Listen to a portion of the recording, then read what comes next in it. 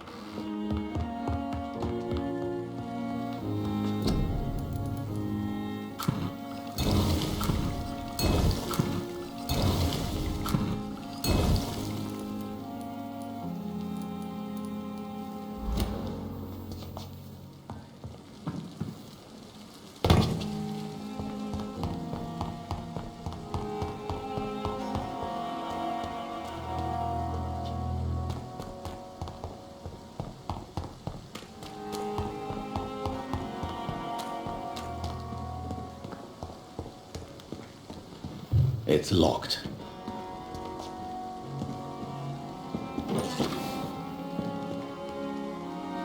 Good evening, Dr. Reed. Such a pleasure to see you again.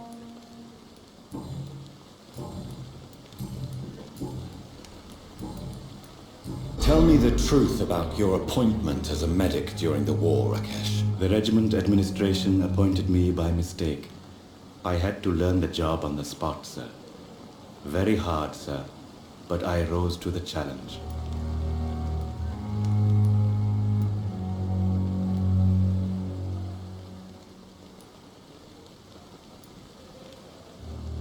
Do you realize how many soldiers died because of that decision? You should have refused. Yes, sir, I swear I did, sir. But no one listened. When the first wounded arrived, I had to do what I could. It is an unbelievable story, Mr. Chidana. It was a time beyond belief, Dr. Reed. But I'm happy not to deal with the wounded. I prefer caring for the dead now.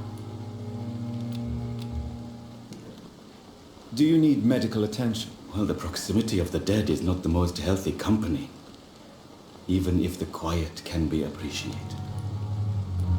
Don't take too many risks with your health, Mr. Chidana. None of us are immune to this disease. And that is a good thing. Death and disease is a constant reminder of our mortality.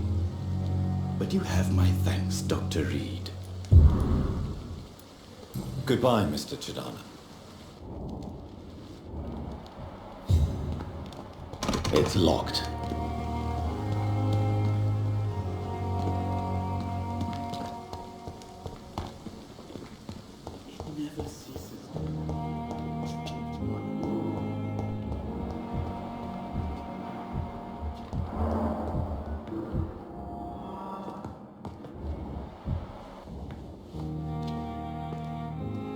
I'm quite busy right now, Dr. Reed.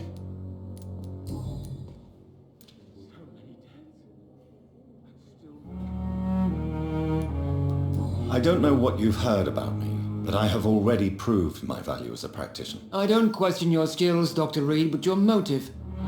Is it money, fame, or are you truly dedicated? And what exactly is that supposed to mean? I served in the war just like you.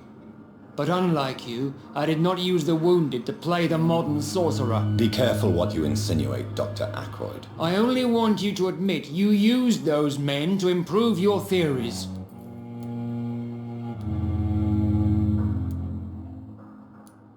This is ridiculous. My blood transfusion technique saved many lives, and you know it. You see? That is exactly what I hate about people like you. You avoid this kind of accusation instead of facing reality.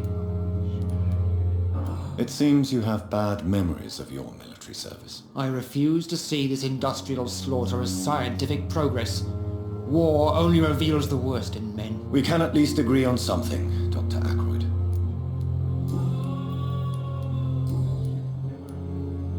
Tell me, Waverly. Strickland is playing with his patients. Are you Harvey Fid... And are you not afraid that your rivalry with Strickland may be blinding you? Rivalry? I guess you could call it that. But I will never be childish enough to let my personal feelings affect my judgment. Do you need my assistance? Don't be ridiculous. I am capable of dealing with this myself. I've just not taken the time to do so. Then you are lucky that I have taken the time to do so. Consider it a gesture of solidarity between professionals. I wish this hospital could have received as much attention from you, Dr. Reed. We do not see you in surgery very often. Thank you for your time.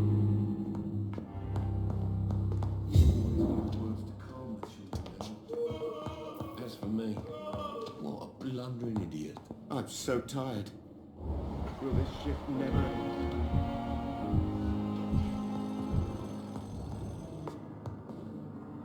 Good evening, Mr. Fiddick. Good evening, Dr. Reed. Any new...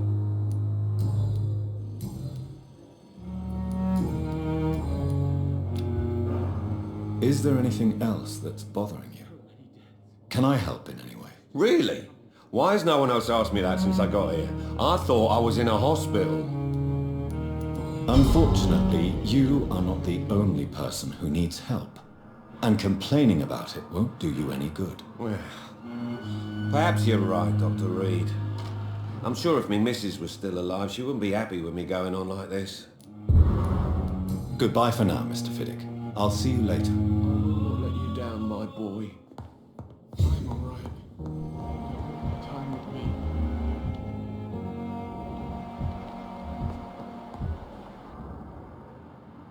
Good evening, Doctor. How is my son doing?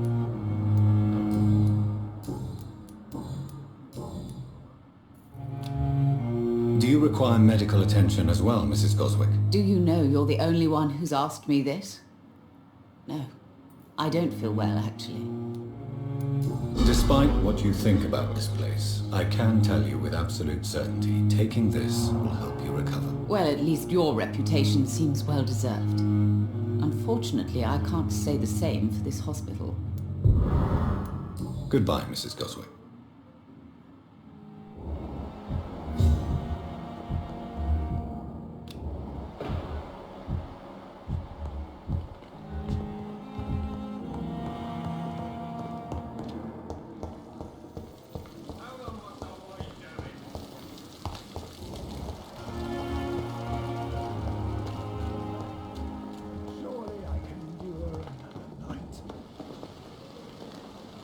Good evening, Nurse Brannigan. Good evening, Doctor. Do you require medical assistance, Nurse? I will be fine as soon as I can get some sleep.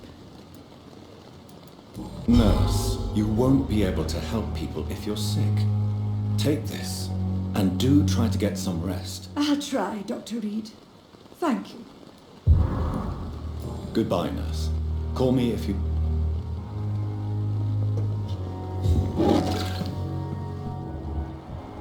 If only I were young again. Just a dozen years or so.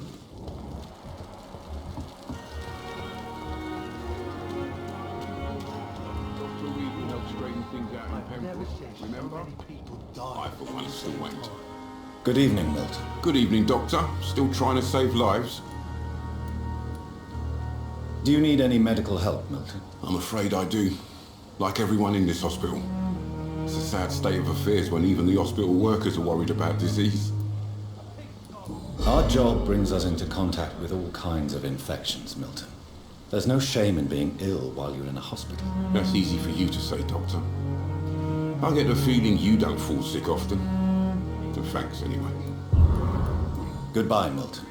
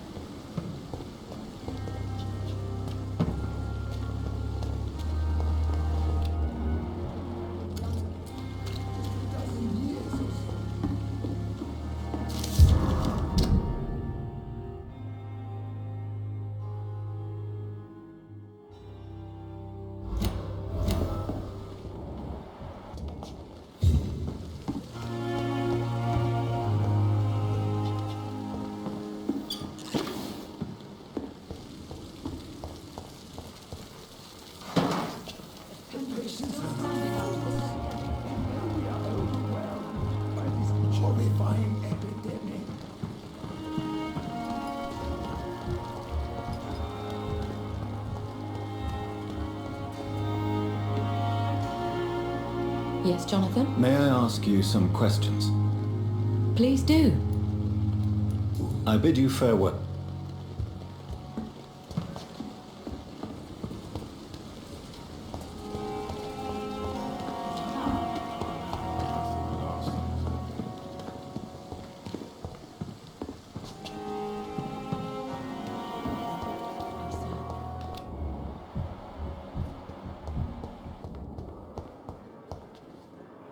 Good evening, Mr. Elwood. Evening, Dr. Reed.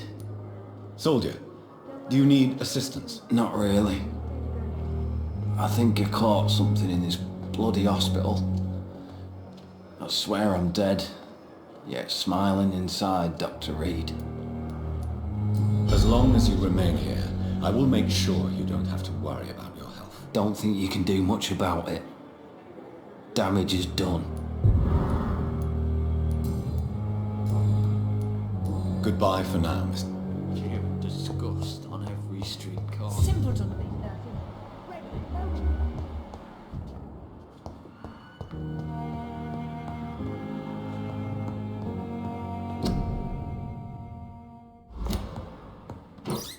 Someone's poached my blanket. Oh, the cold will be my death. The pain. It's here again.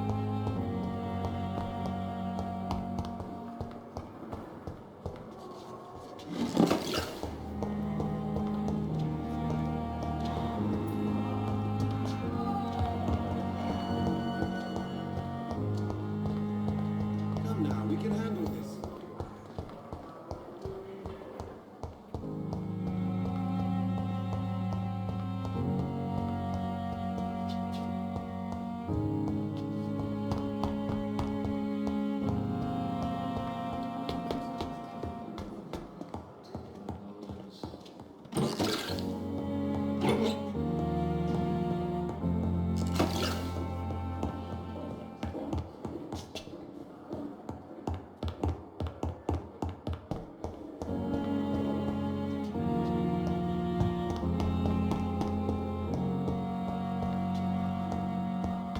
It's locked, all right.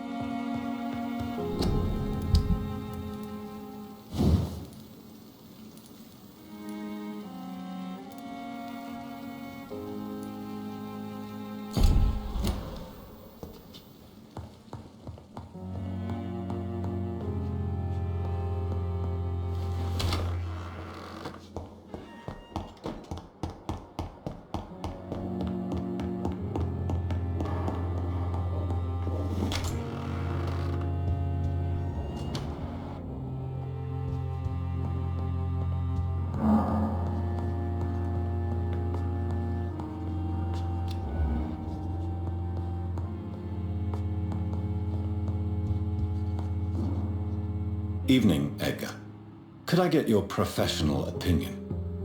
Please speak, but I have something important to tell you. This strain of flu, it's very different from the one I saw in Europe. It's downright peculiar. Really? What makes you say that?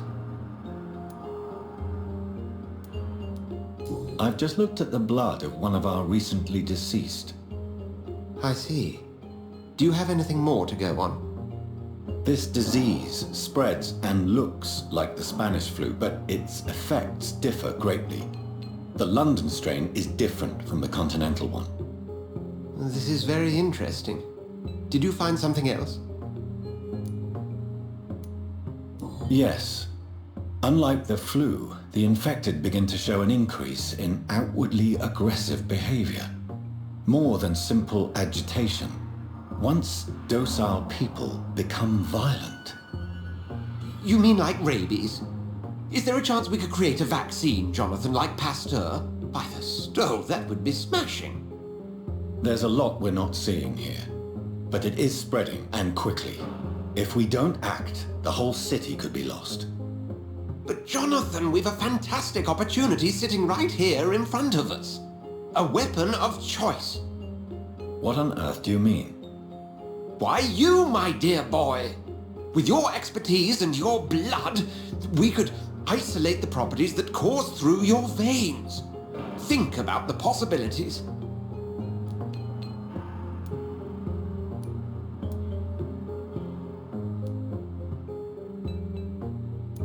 But the risk of infection using vampire blood could compound the situation. I know, but your blood now carries remarkable regenerative properties. With our minds and your blood, there's nothing we couldn't cure. We'll discuss this more later. Thank you for your time. No, thank you, Jonathan.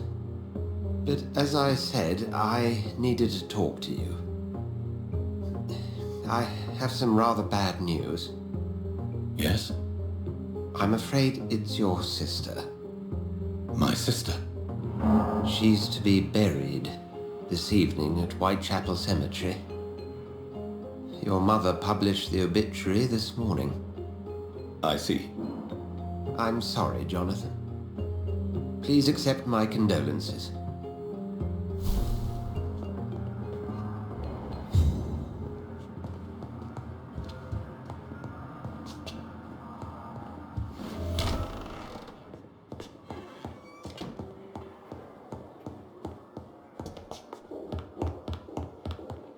I cannot enter.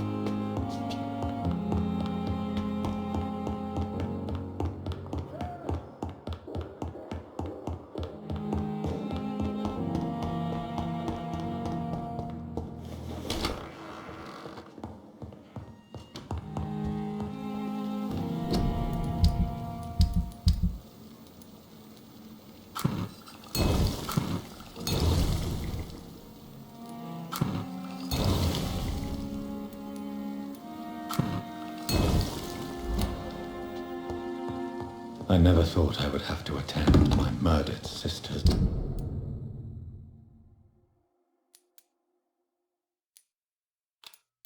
funeral. Mary, I can't forgive myself. I'll find the truth about what happened to us. I swear.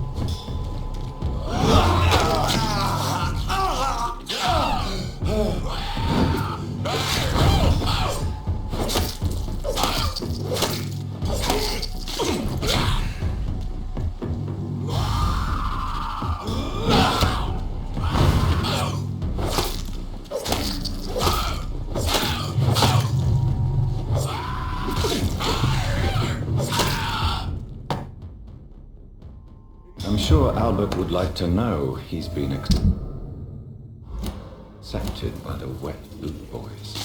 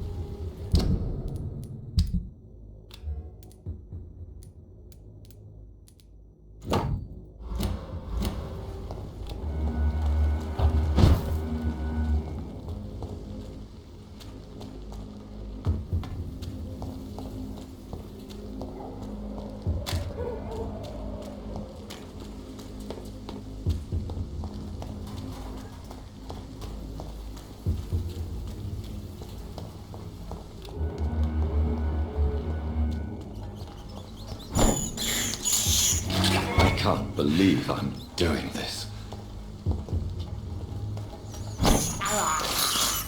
I have this thirst for blood.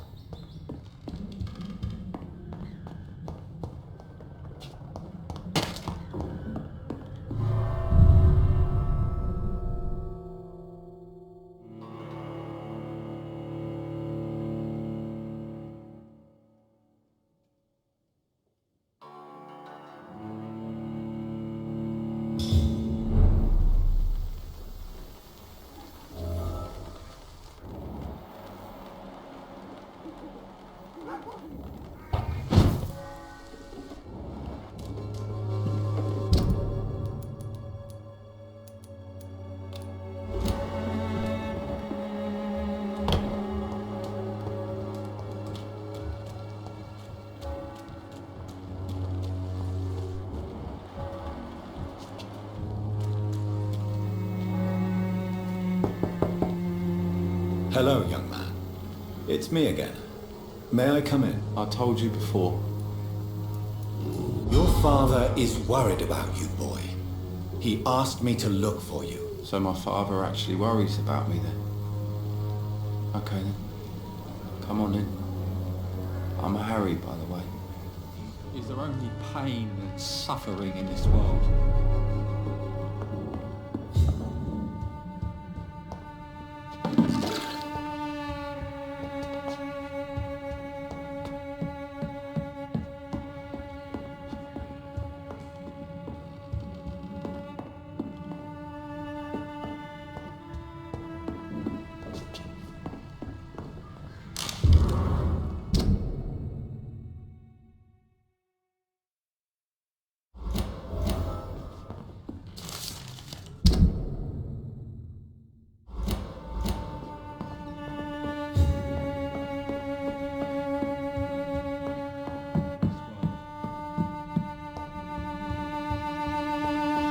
Even my dreams are soaked with gloom. So, may I ask you a few questions? I'm not bothered. What could be worse? How do you feel? I'm fine. I mean, it's not easy every day, but I'm fine. I'm just tired of being sick all the time. If only I could be tough, like... Well, you know. Speaking of which, what can you tell me about your father? My father is an idiot who makes idiot things. That's all I have to say. Forgive my bluntness, young man, but you don't seem happy living in Whitechapel. Why should I? I never wanted to come here in the first place. It was my father's decision. And look around you. Does this look like a nice place to live?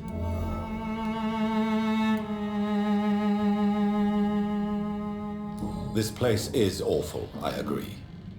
But does that not mean your situation can only improve? That's exactly what my father says. Harry, you should be grateful for what you've got. I wasn't even consulted when we moved here. If life here is so terrible for you, why don't you just leave this place? Have you ever spoken to your father about it? I don't go outside. It terrifies me so. I went outside once without my father noticing and I saw terrible things. Bloody and frightening things. So that's why you stay at home all day? For fear of the epidemic? I'm not afraid of disease or death, Dr. Reed. It's the living I'm afraid of.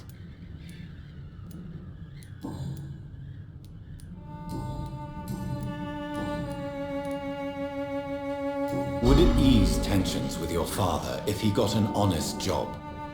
Because he tried, you know. I can't say. I'd be glad if he dropped his thuggish activities, but I'm not sure it would be enough. Why is that? Sometimes I suspect it's me, Dr. Reed. Or it's this life. It's like I can't find my place. Have you any recent news of Nurse Crane and her dispensary? I don't believe in miracles, but it seems the epidemic has been kept at bay for a few days. Goodbye, young man.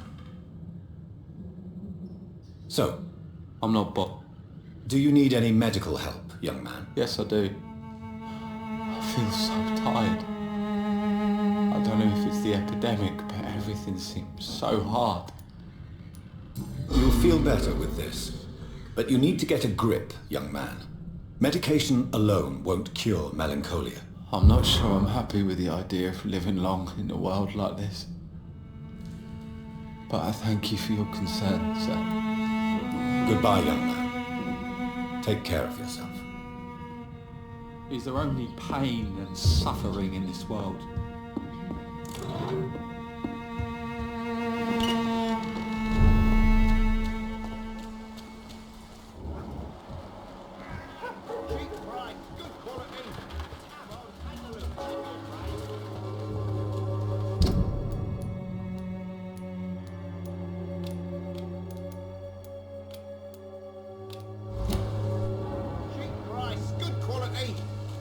Take a look. Don't be afraid. You again? What do you want this time? Can I offer you my medical expertise, Mr. Peterson? The name is Colossus Joe. I don't get sick. How did you become the local bully everyone is afraid of, Joe? There's no pride in roughing up poor bastards. But this is the only job I've found. And it pays well too. A job? So you're racketeering for someone else? I got enlisted by the Wet Boot Boys, a gang from the docks. I'm their muscle for their dirty work.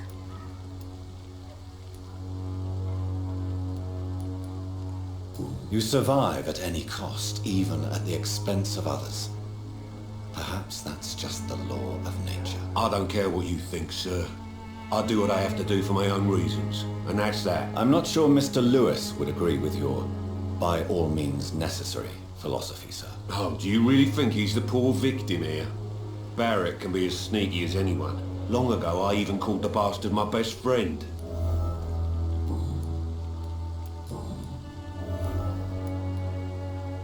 Why do you keep on working for the gang, Joe? You know it doesn't suit you. It's true, I hate this job. And I know I made some bad choices, but I'm a wet boot boy now. People won't forget it. You could leave tomorrow.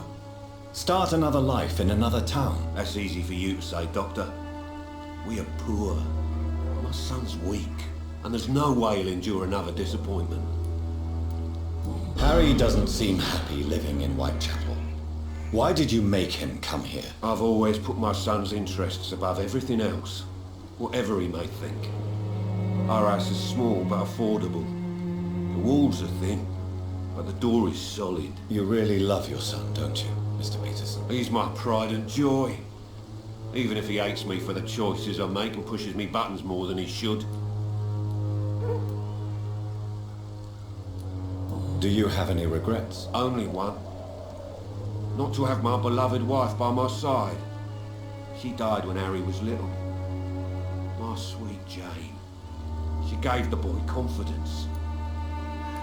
Since the criminal nature of your job means you could be arrested, are you not afraid of what would happen to your boy if you were? No one will ever take my son away from me. If that ever occurred, I'd hunt the bastard down and rip off his head with my bare hands.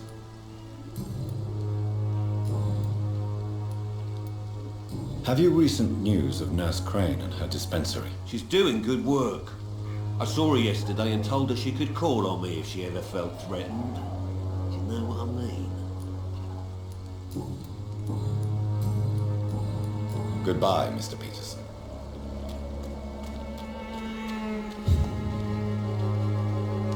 Fancy buying something, sir? You never lose your folk. Do you have... I guess what she does for people makes it all right in the end.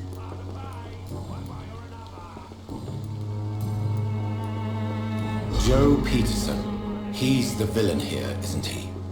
But you seem to know each other. I've known Joe for years. I saw him box once or twice. He was a friend then. But these days, he's just another thug. What can you tell me about Mr. Peterson? Besides his behavior toward you, obviously. Colossus Joe was a decent boxer, good one even.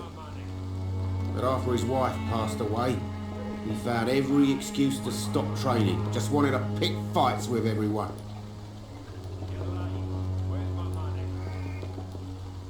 It's never easy to find a new path in life, especially after the loss of a loved one. But crime is certainly not the best option. We've all had some rough times, ain't we?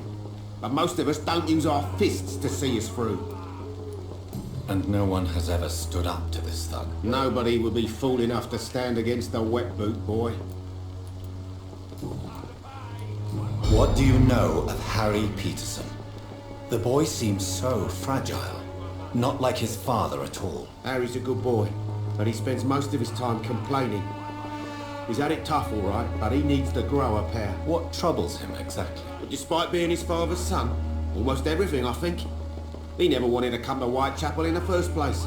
Hates this place more than most of us.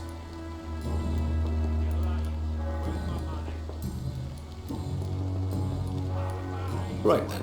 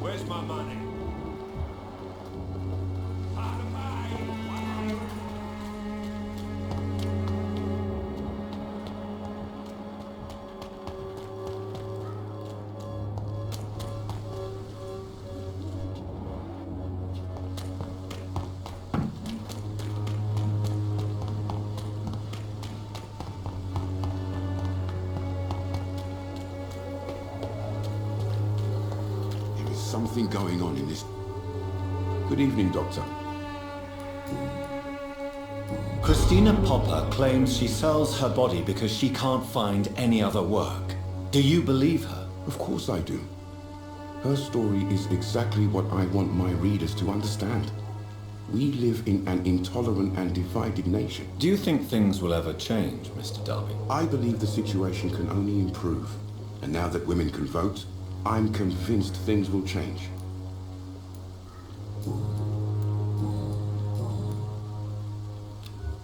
Do you need assistance? That would be nice of you, Doctor.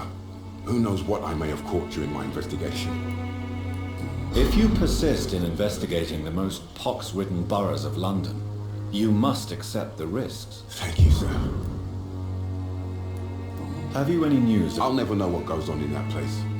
But as long as people are getting better, I'll stop investigating her. Goodbye, Mr.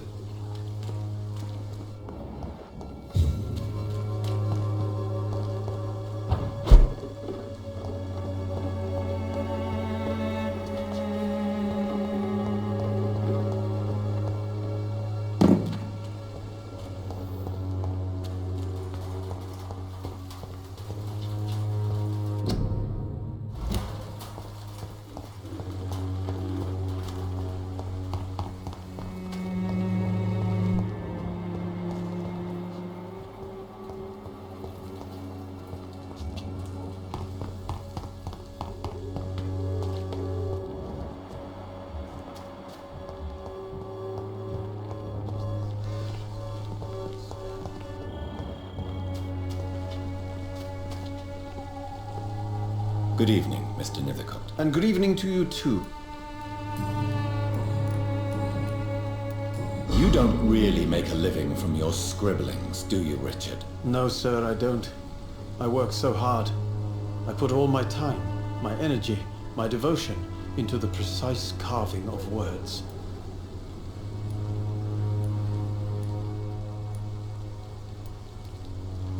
Still, you don't seem to suffer from poverty. With thanks to my parents, actually.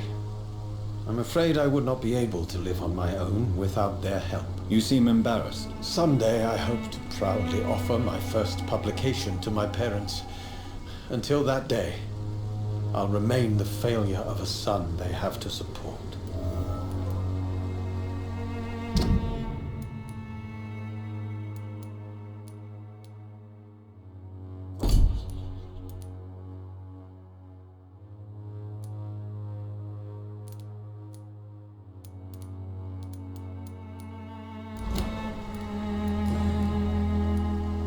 Have you I don't know much about... Do you need medical attention, sir? It may be wise to let you prescribe me something. I don't feel like I should. I understand your appetite for words and macabre beauty, sir. But you should be more careful. The nutrition of my mind is more important than my physical health. But I appreciate your concern, sir. I'll leave you alone, sir.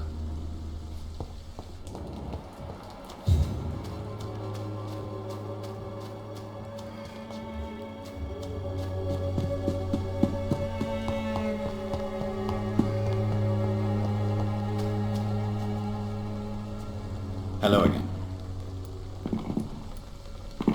Hello, Camellia. How are you, partner? Come on, girl. Smile. Don't you know Dorothy and I have an agreement? We're on the same side. No? All right then, as you wish. Very well. Goodbye then.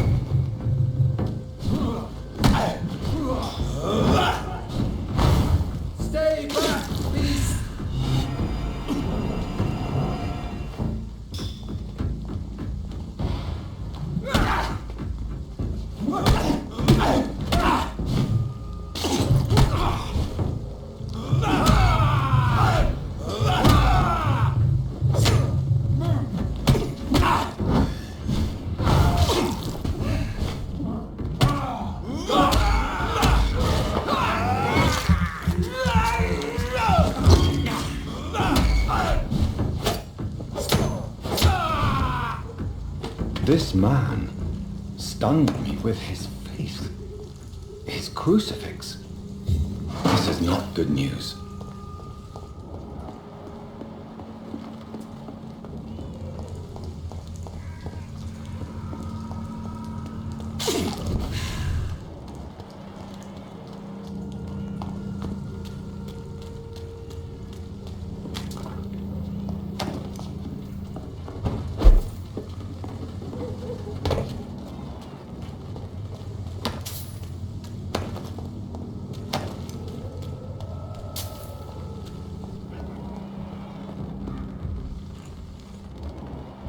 Ain't safe here for a gentleman. Lock me!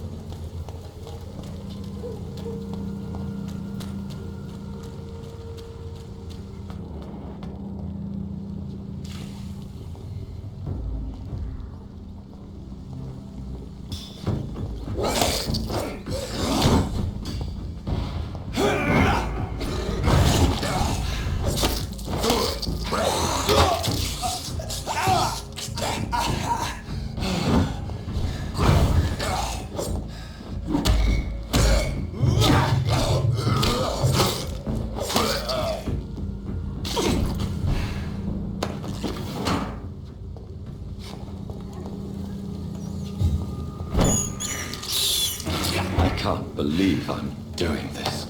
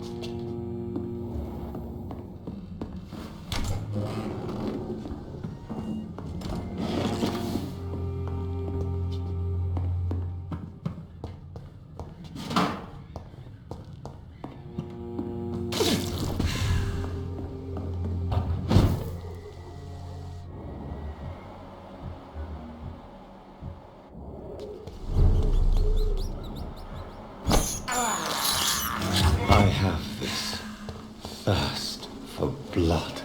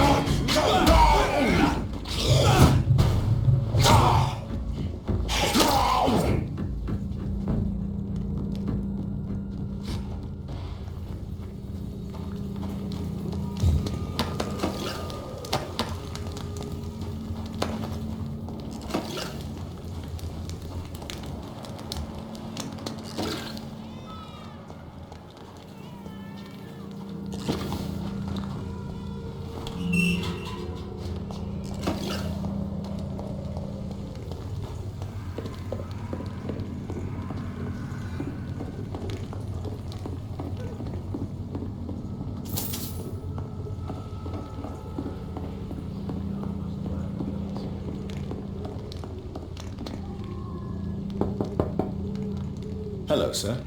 Sorry to disturb you at this hour. I'm a doctor inquiring about the epidemic.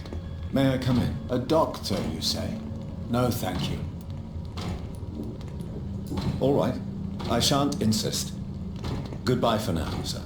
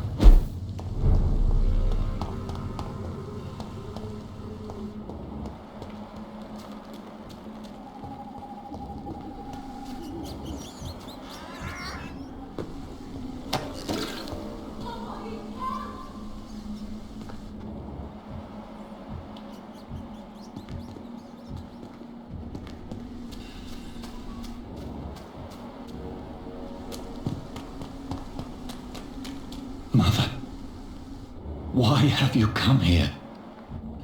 This is proving far worse than I imagined.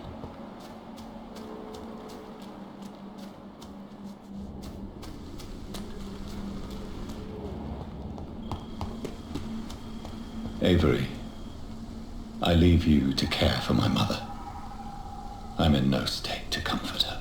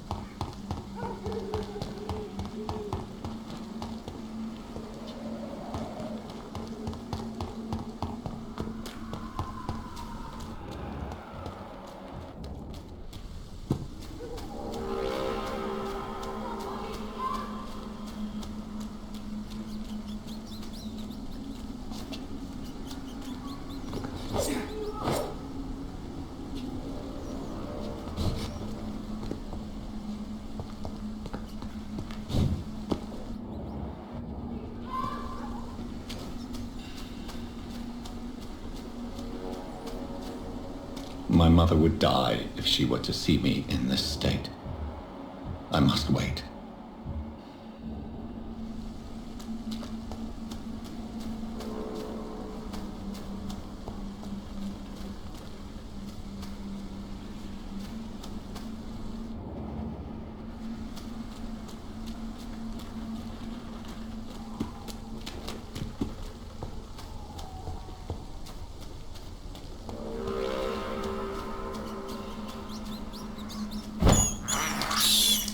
I can't believe I'm doing this.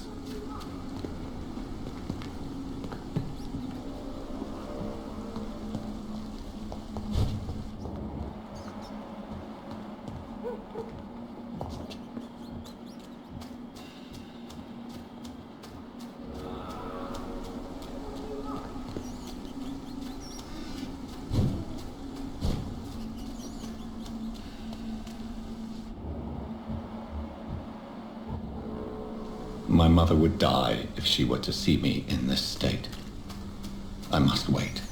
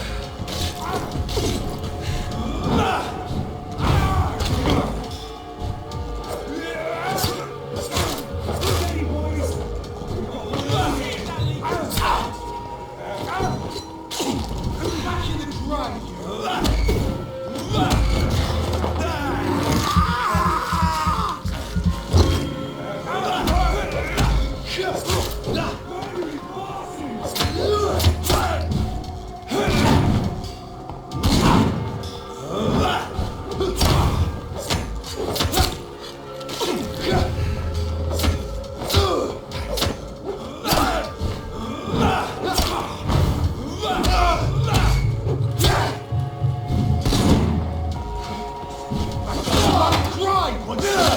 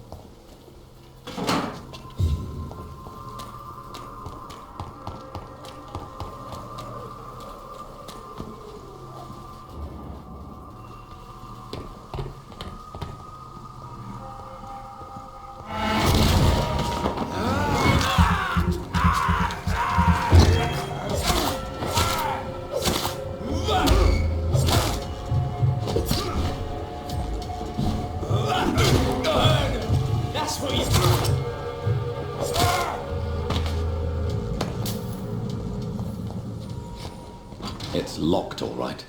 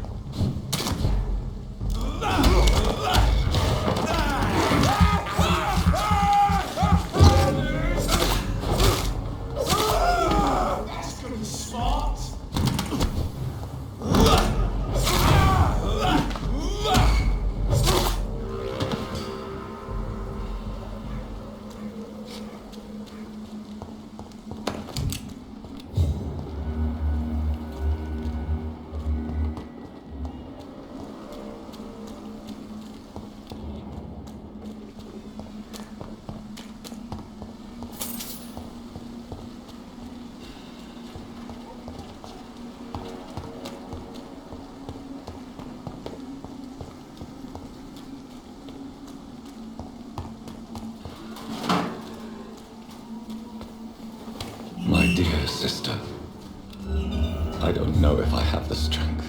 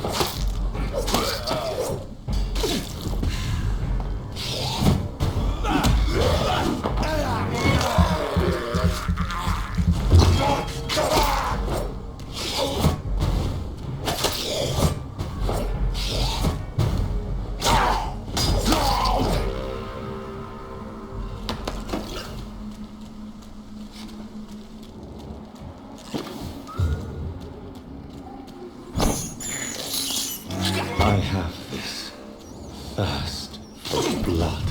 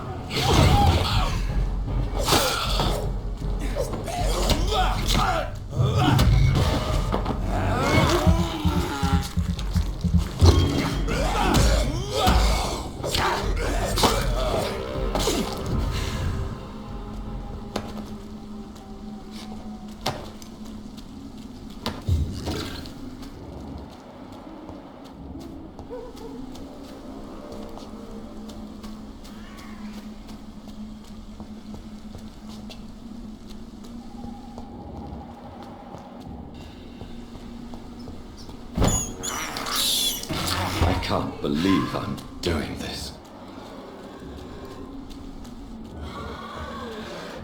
Who are you?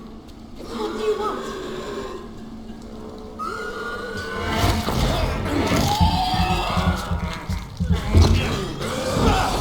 Somebody help!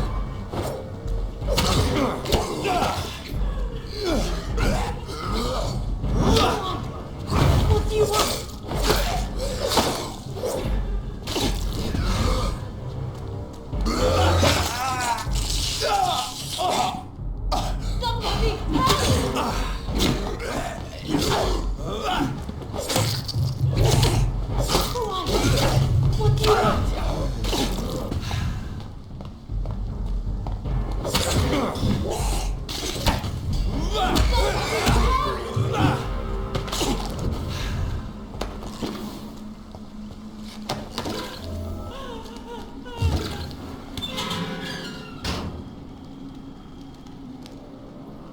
Are you all right, miss?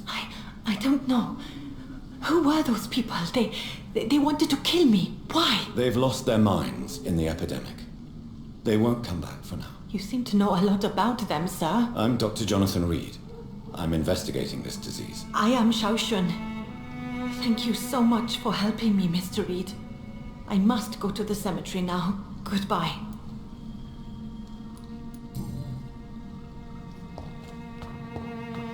Carnage. This man's far too old to be Samuel. No. By the look of his clothes, this man's a docker. Samuel isn't here. I had better follow the blood trail.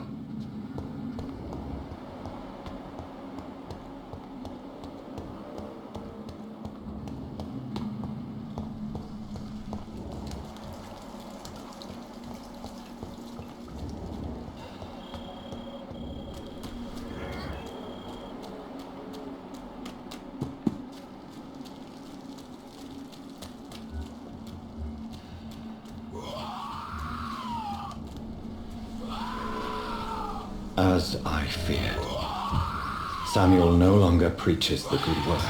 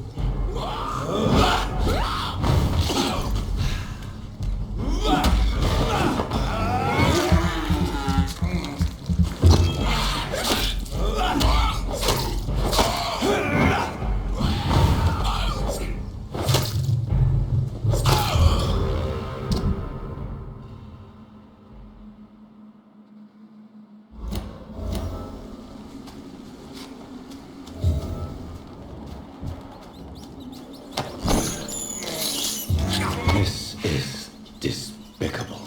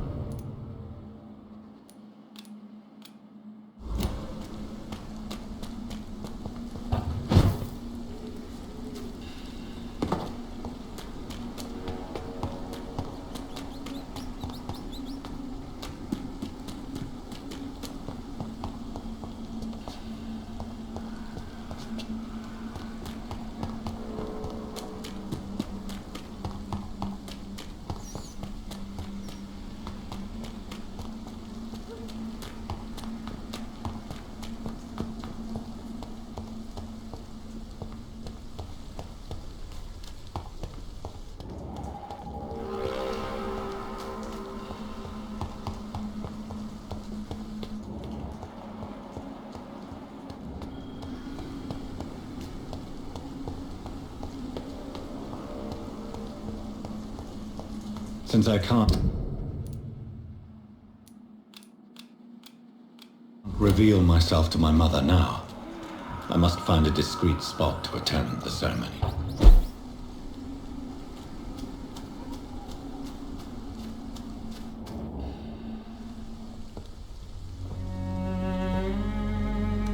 I am the resurrection and the life.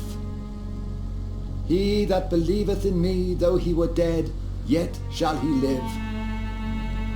And whosoever liveth and believeth in me shall never die. We commend unto thy hands of mercy, most merciful Father, the soul of our sister departed, and we commit her body to the ground. Earth to earth, ashes to ashes, dust to dust.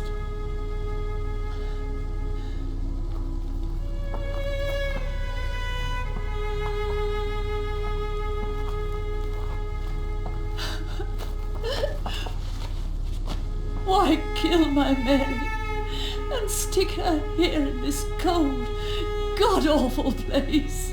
These are the legal requirements for the epidemic, madam. Oh, Avery, I feel so tired. Please take me home. Yes, madam.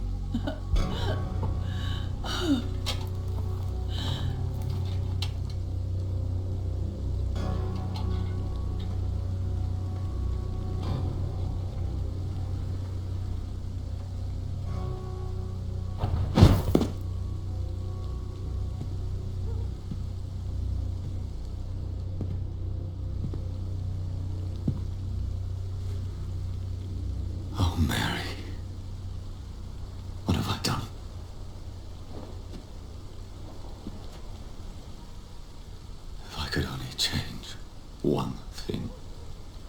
One thing. This is a nightmare. Jonathan, there is nothing you can do but accept it.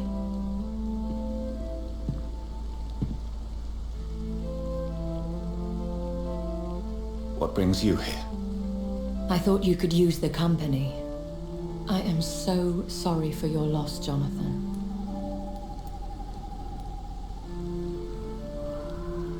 She was a good person. Vibrant, full of life. She was kindness incarnate, my Mary. You're a good person, Jonathan. And a young Ekon.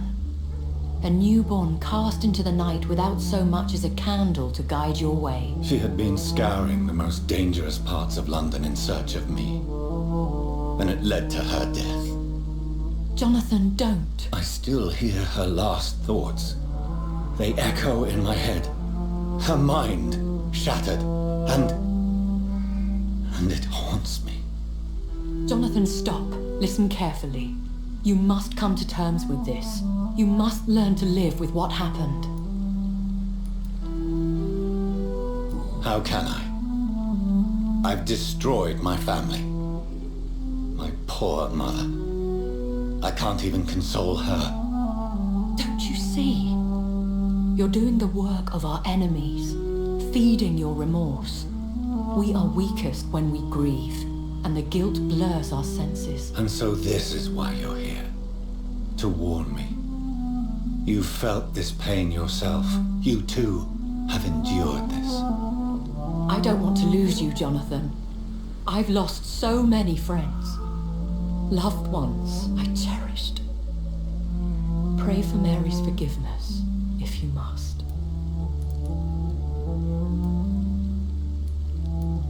Thank you, my lady. I will. Good. But be careful. If I found you here, others may too. What should I do then? St. Mary's Church is not far from here. Go there and make your peace. Find the solace you need. My lady wants me to confess. No, Jonathan. It's you who wants to confess, I think.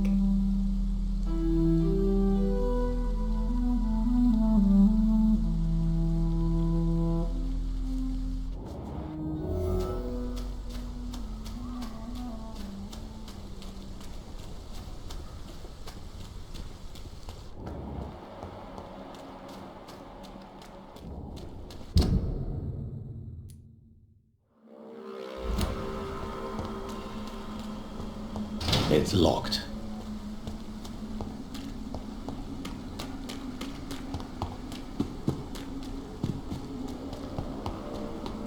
I cannot enter.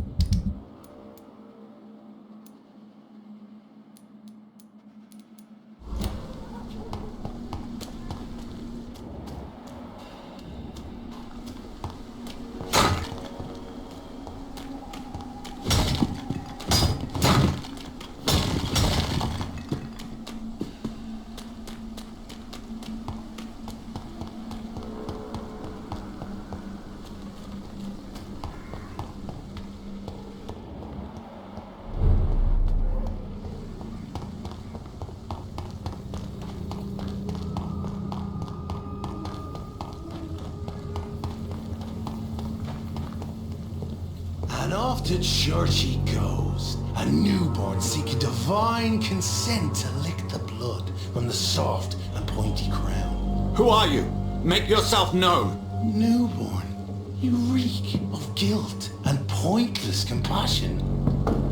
Shed your skin, forget your old weaker self. What do you want from me?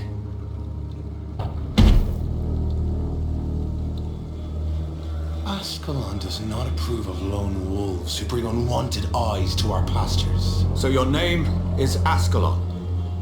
Ascalon's will is vampire law. Learn them, abide by them, or I shall return as your judge and jury.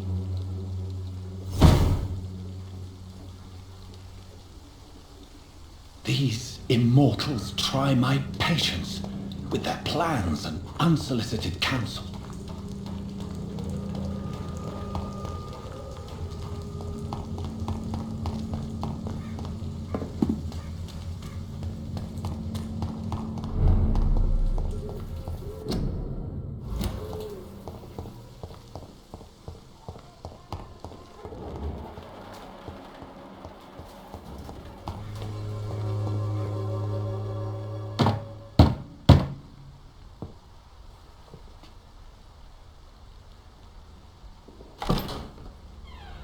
Yes?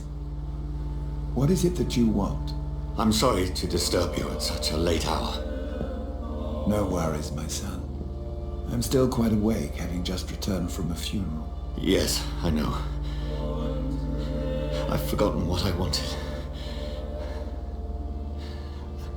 I don't know.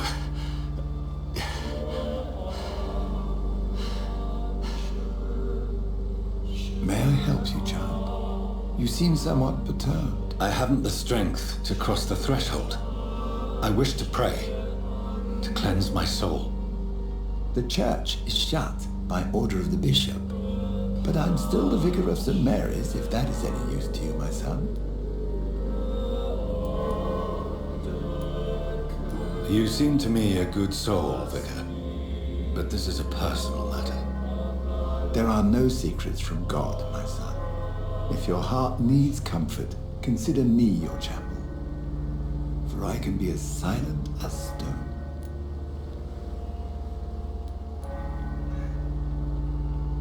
I've words for one departed. They're not for living ears to hear. Your eyes burn with rage, yet I see the pain that lies beyond. I am here to lighten the burden of all God's creatures.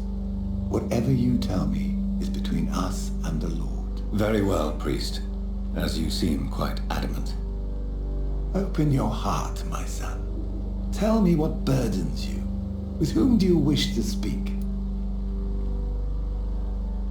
She was my sister. You seem so troubled by the loss of this girl. What happened to her?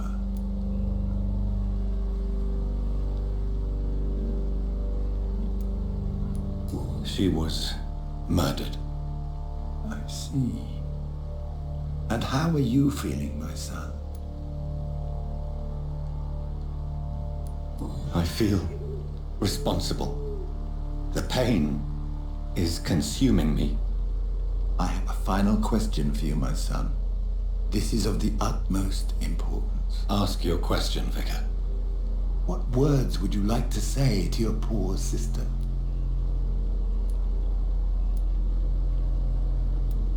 I killed you. There's no excuse.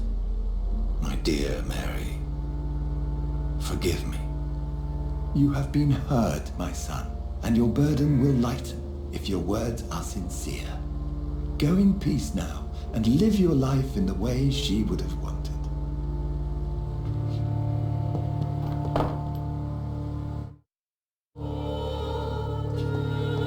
There. I confessed to that vicar. Do I feel better? Good evening, Doctor. Goodbye, Mr. Darby. Farewell.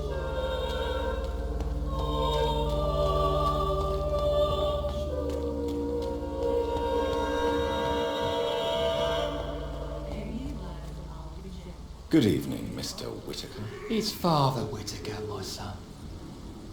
So, are you still locked? Why did you send Samuel to the cemetery, Tobias? What did you see there? I sent him on a vision. A dream of a dreadful and laughing queen covered with blood, sleeping with the dead and feeding on the fear of the dying. A laughing queen dressed in blood. Tell me more. This epidemic is her feast, the announcement of her return.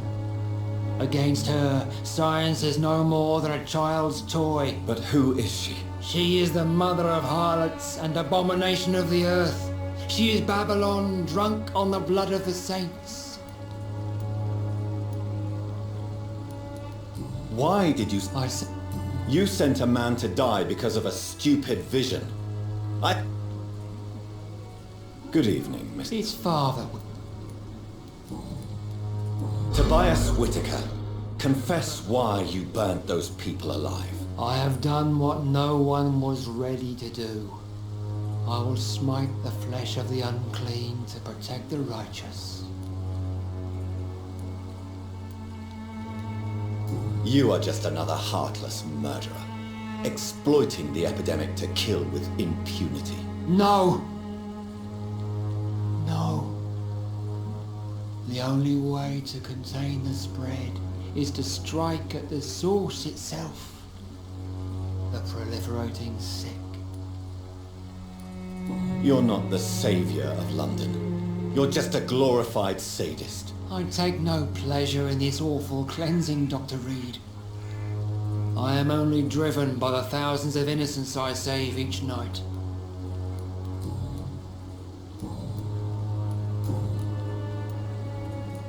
What do you mean when you say that I am more lost than you thought? All scientists are entangled in a world of causes and consequences, and most of them can't see the plain truth. Quite a judgmental opinion, if you ask me.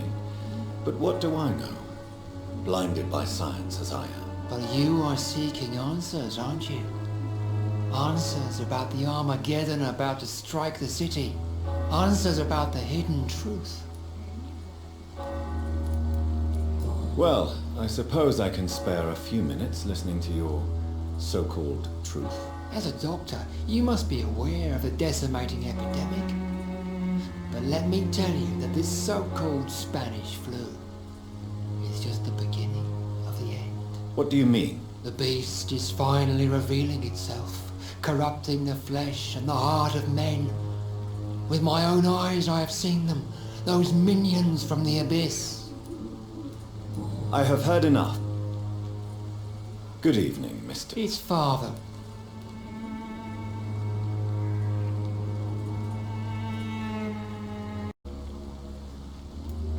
Have you recent news of Nurse Crane and her dispensary? That woman is as depraved as Jezebel, and she deserves the same fate. Really? Why is that? This woman runs no medical facility, but a temple to the false prophets of science and debauchery. And she has many accomplices, I heard. I have found Samuel, your disciple. I am afraid I have bad news. I already expected the worst. He should already have come back. He is dead, isn't he? Yes, he is now. The epidemic took him. Samuel steadily made donations to our cause. He would have rewarded you himself if you'd found me in that awful cemetery. Please accept this money. I have heard enough for tonight. Goodbye.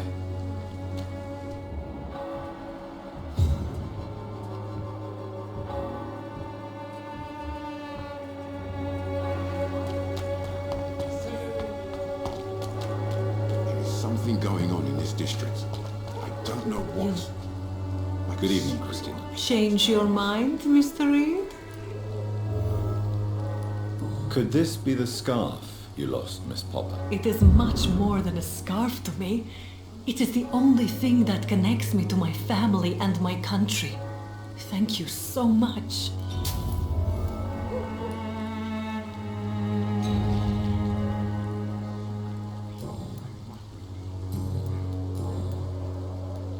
Christina, have you been examined?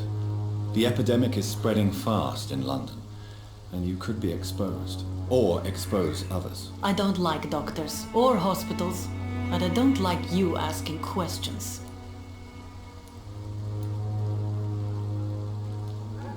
Considering your line of work, I assure you it is only a matter of time before you have health issues. If it is going to happen, it will happen.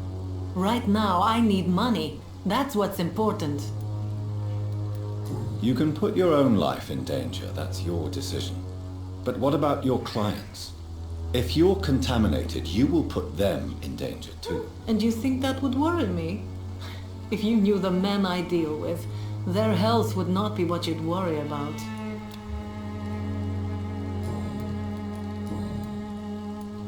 Goodbye, miss. Take care of yourself as best you can.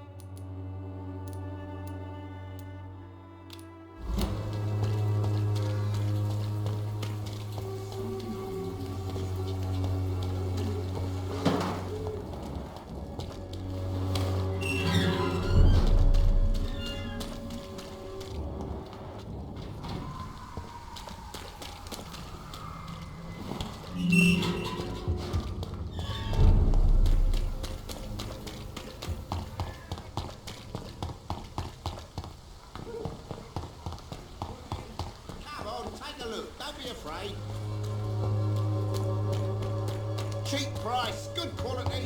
A lot of people are talking about this. Good evening, sir. Do you remember me? If you're here for a reward, you'll be sorely disappointed. But I'll gladly shake the hand of a fellow countryman. I'm not here for a bounty. I'm a doctor. Dr. Reed from the Pembroke. A doctor? In Whitechapel? What an opportunity. My name's Bates. Cadogan Bates. Do you require assistance, Mr. Bates? Not me, but your skills could help a lot of people round here. That would help my business, because I say, a live tenant's a paying tenant. It's unusual to see someone so happy around here, especially considering the current situation. Why should I be sad now? There've always been wars, disease, tragedy. There always will be. That's an unusual way of seeing things in these trying times. I don't see why I should shed a tear for another man's woes. I'm healthy, and I intend to stay so. What is your business, exactly? I offer fair lodgings for a modest price to the poor and weary of Whitechapel. I see. And what about those who cannot pay? Well, deals can be done, if you know what I mean. Money's not the only currency. After all, I'm not immune to a pretty face.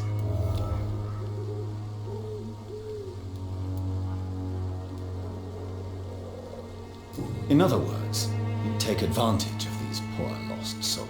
Begging your pardon, I thought you was a man who could appreciate the complexity of the modern world. Things ain't just black and white, you know. What help could I possibly be to your business? That's simple. I already get good money from all those fleeing the war. Can you imagine what they'd be willing to pay if I could offer medical assistance too? Mr. Bates, do not make me regret saving your life in this quarantine zone. I understand, Dr. Reed, you're from a good family. Don't want to get your hands dirty. That's fine. I'll be happy to act as your middleman.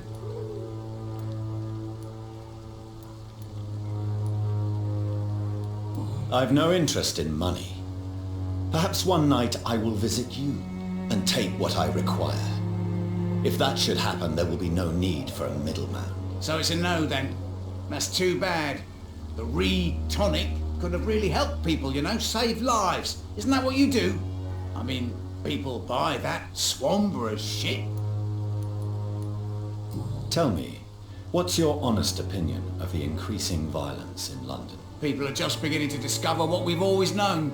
This city's rotten to the core.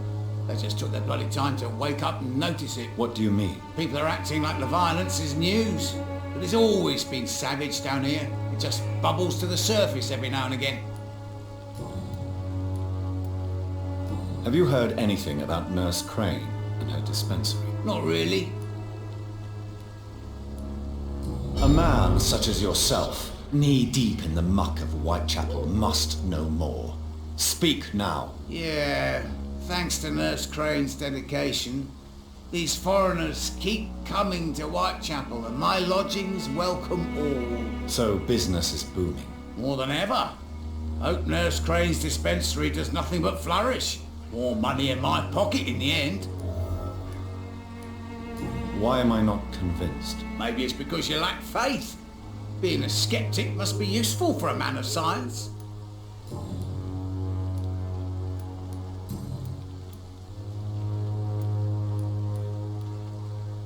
You seem to have recovered well since your attack. Do you ever think about what happened to you? Not much. It was a fucking nightmare. Savages, absolute bloody savages. Their appearance. Jesus. Made me want to puke. You'd better not come back here. I won't be around next time to save you. I want to know everything about the recent violence, Cadigan.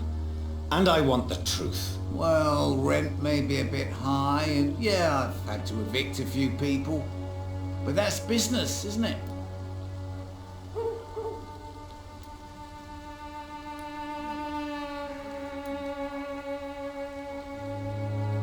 I don't believe even you deserve such a cruel fate, though you have tested my patience beyond its limit. Glad to hear. Nice to know there's another civilized individual in these parts. Not like those bloody savages. Since I took an oath to help people, can I be of assistance? Well, seen better days, that's for sure. But it was bound to happen with all these refugees about. Infecting you is probably the last thing on these people's minds. Take this, in any case. What? You give me this for free? Don't have a clue about this place, do you? Goodbye, Mr. Bates.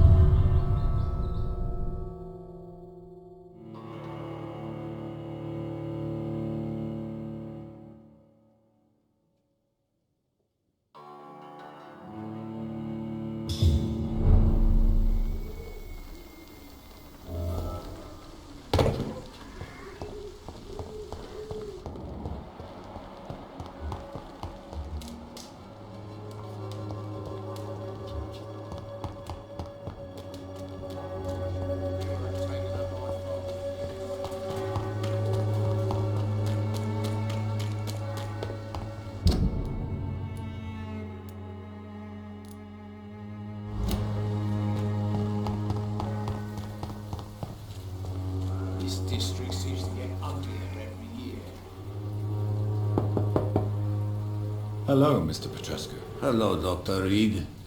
Come on in.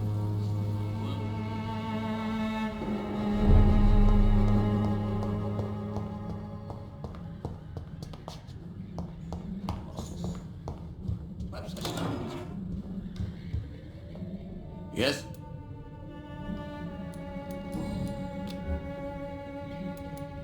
How is Nurse Crane these days? I don't know what you told her, what kind of deal you made, but Dorothea seems less anxious recently.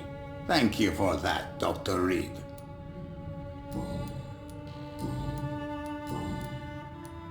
Tell me... I do not... Goodbye, Mr. Petrescu.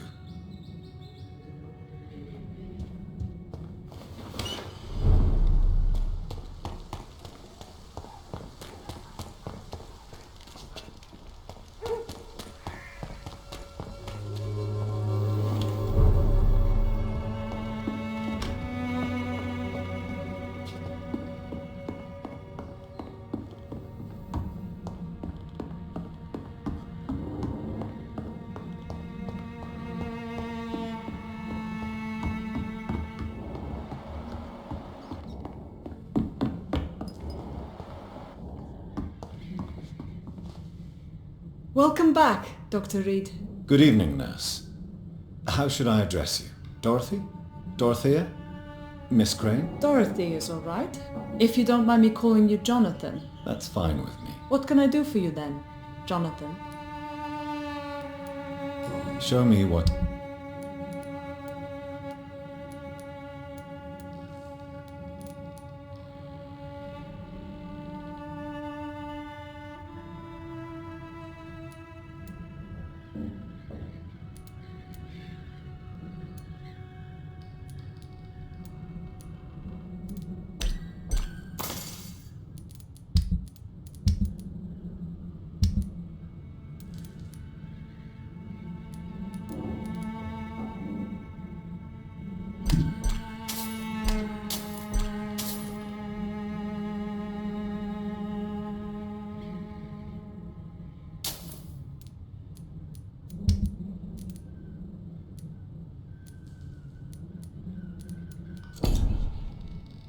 Welcome back.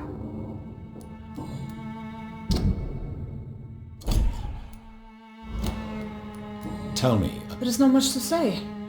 My real name is Dorothea Crasciunescu. I was born in Romania, and I may have been the best nurse Pembroke ever had, before you fired me. Do you think about going back to Romania? Once the war is over and the epidemic here has been contained? Jonathan, this war will be over long before you will see any improvement in Whitechapel's sanitary situation. Do you regret your time at Pembroke? I miss the energy.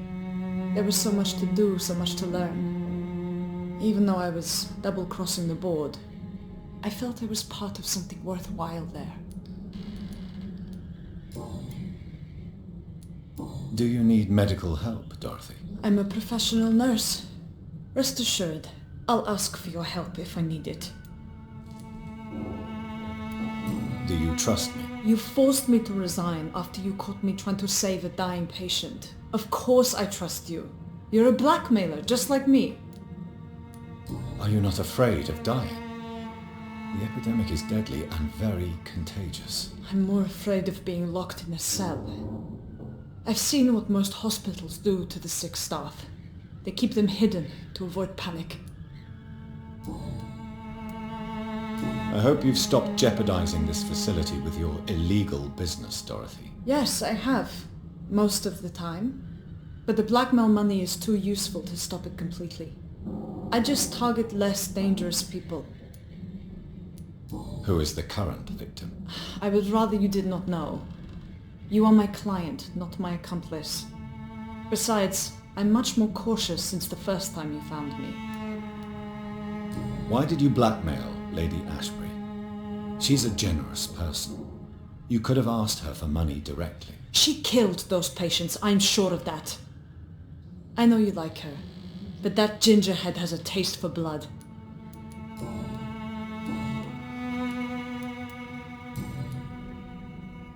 How are things going in the dispensary? Things are going fine since we made our arrangement. Do you have many patients? A few, but most of them just pass through and go back home, especially since those vigilantes stormed the building on the night you were here. Have there been any more attacks by the uniformed men? No. It looks like they have found another business to extort. Goodbye for now, Dorothy. Keep up the good work.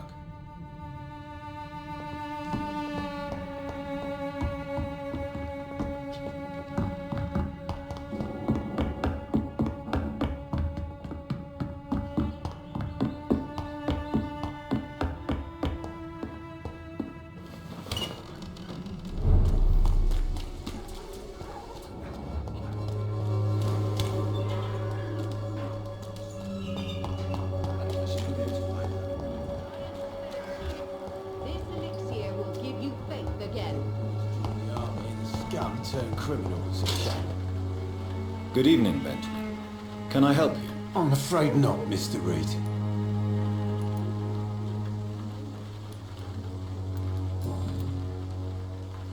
What is it, Benjamin? It was the war, wasn't it? Your nerves are shot, aren't they? I need some answers, Private. From one soldier to another. The doctors called me a liar. A coward. Put me in a straitjacket, locked me up. Finally, they sent me back to the front lines with a handful of tablets. It's a pity that doctors still practice such barbaric methods. It's a dishonor to our profession. Now only the pills stop me thinking about this shit. To not hear the explosions. I'm even scared of the dark these days.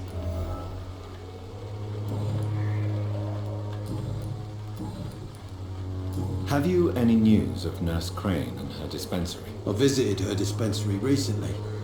If I'd heard about it sooner, it would have made life easier.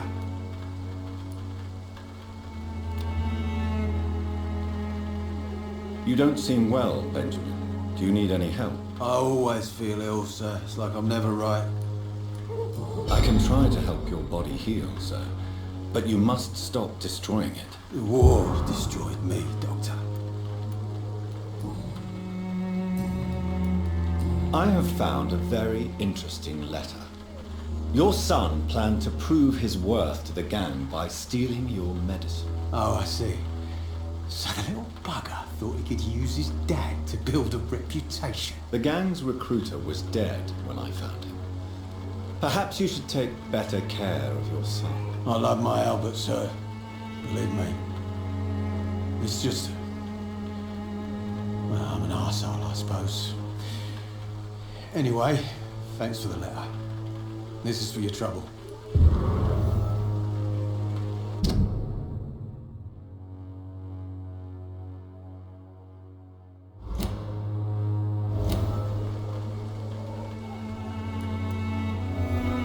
A gun, alcohol, and a bad temper make a terrible cocktail, sir.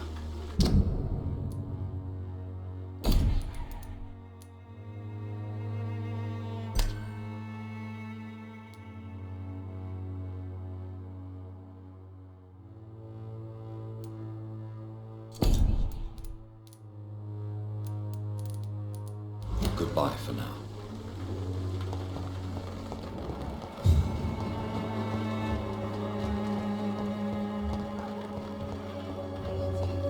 This elixir will give you faith again.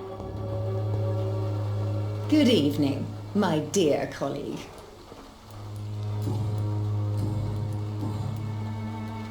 Loretta, your miraculous formula wouldn't even cure a common cold, and you know it.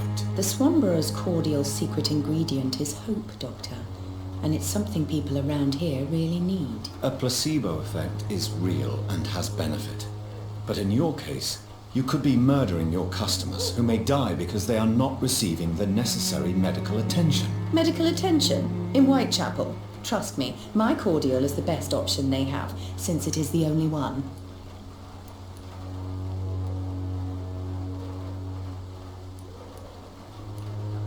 If your true purpose was to help, you wouldn't take money from the poor for your snake oil. Oh, but to pay for it is part of the process, Doctor. If it were free, they wouldn't believe in it.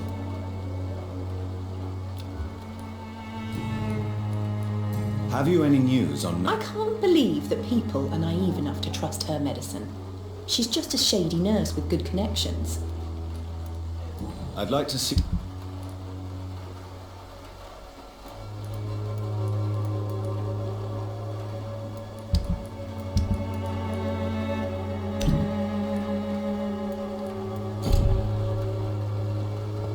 When science fails you, this elixir will give you faith again. All the good boys join the army and the scum turn criminals. It's a shame.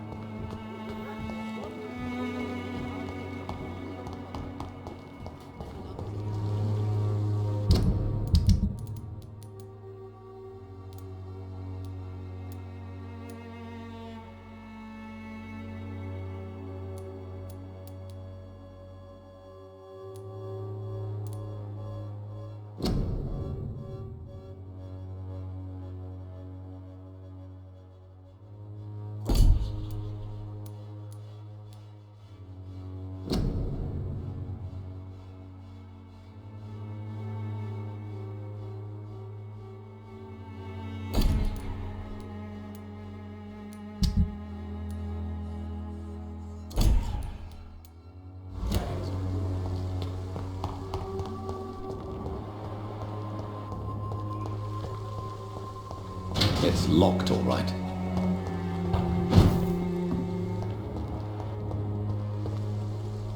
How are you, boy? I'm not your boy, all right? Now piss off.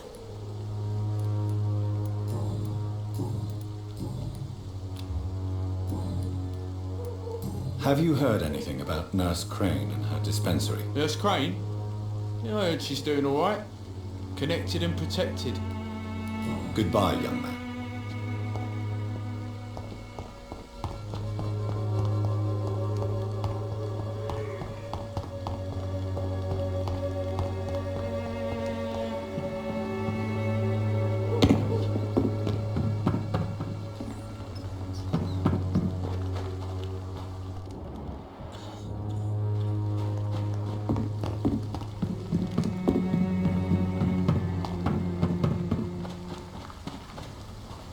I cannot enter.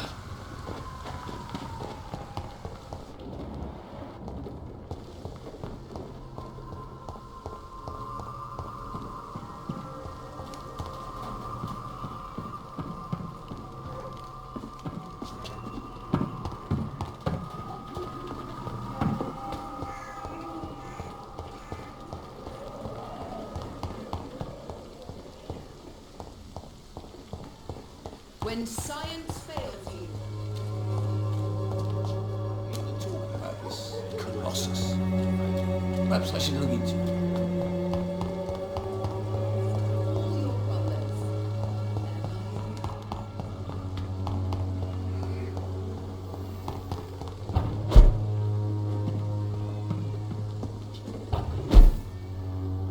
It's locked.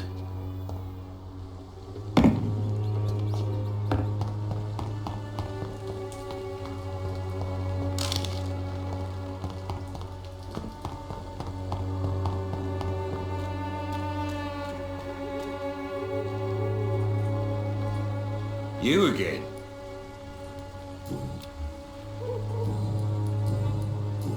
Goodbye, Mr. Peterson.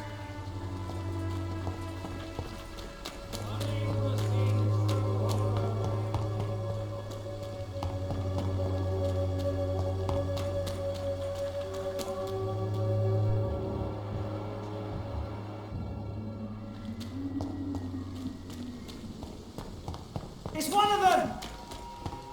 I'll send you to hell.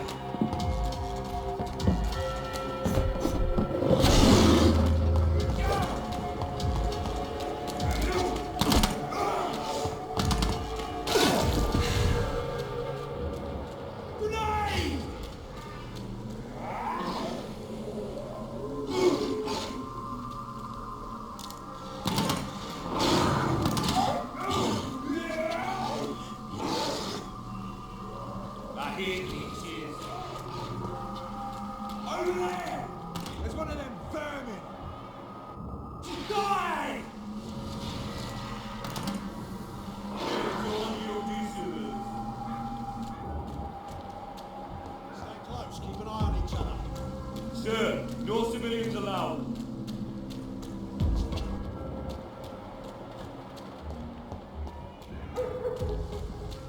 Out! Talking to you, you twat! Want some of this?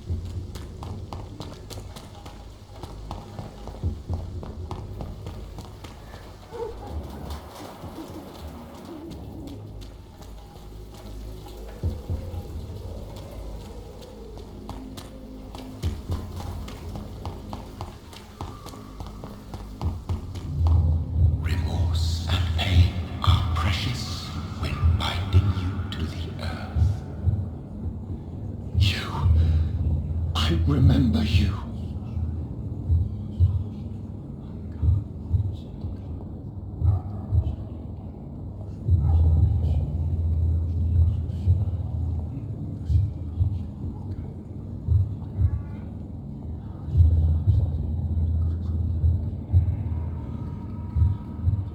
Fear, be gone. I would harm no child of my making. This is your doing. You made me this creature. What are you? I am the land. You are our champion.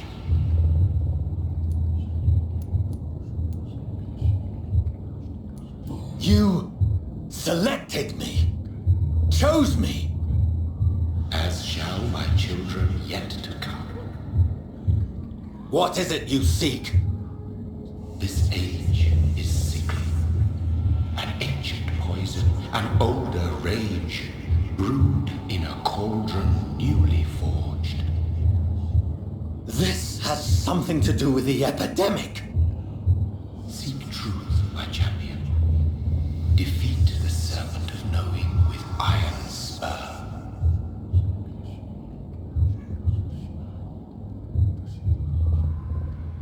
I've had enough of others making decisions for me, pretending to know how I should feel or behave.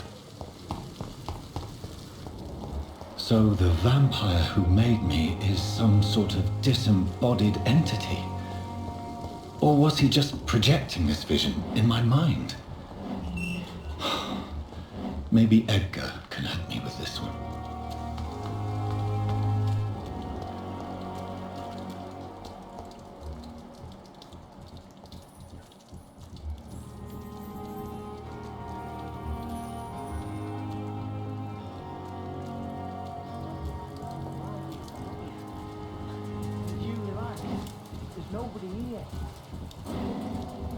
It's locked, all right.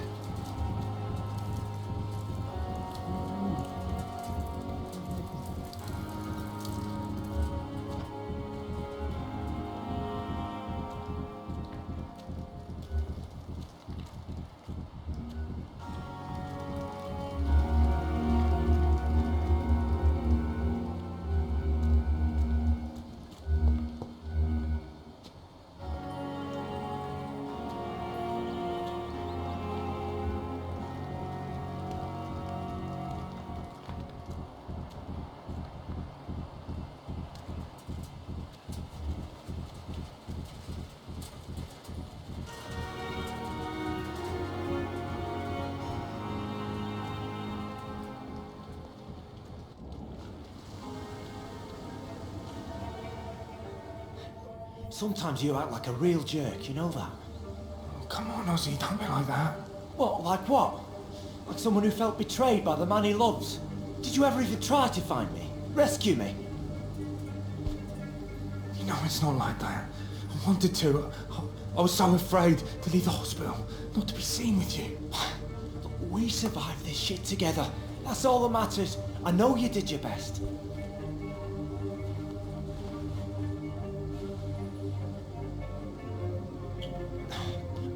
Fuck the war, right?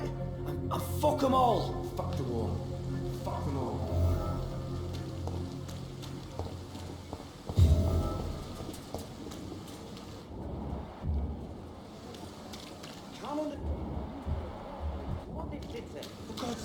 It's locked. We're still alive and healthy. Can't you be satisfied with that? We have no reason to be here. I have not survived being buried in a mass grave for these trivialities. I cannot enter.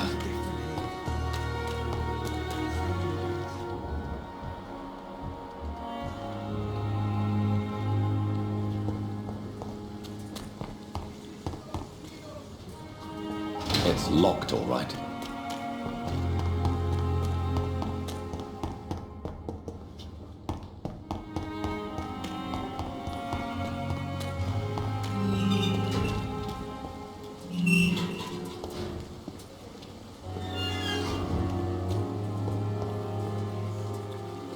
Good evening. Evening, Dr. Reed. Tell me about your true feelings for Newton. I love him. I'm not ashamed to say it.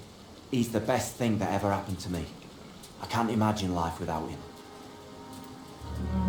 I admire your honesty. It takes courage to stand up to society. The world needs people like you to create change. Courage is what we needed in the trenches, looking death in the face every day. I speak plain. I speak my mind. Have you always been this straightforward? All I know is, before you saved me by the sewer, my only regret was I wouldn't be able to hold or kiss Newton again. I love him, that's all. Why should you be ashamed? I'm not, I said. Newton sees it differently.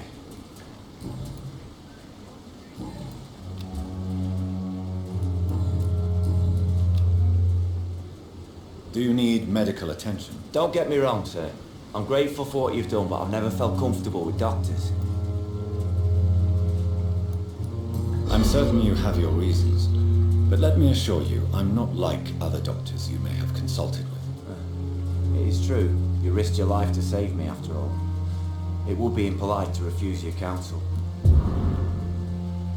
Goodbye, Mr. Thatcher. Try to take care of yourself.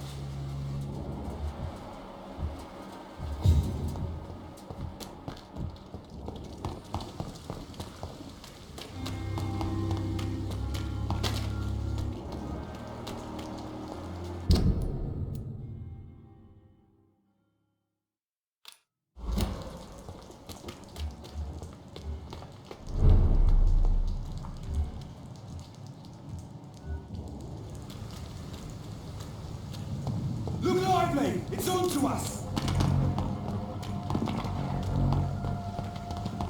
Watch out, boys! It ain't human! Try it!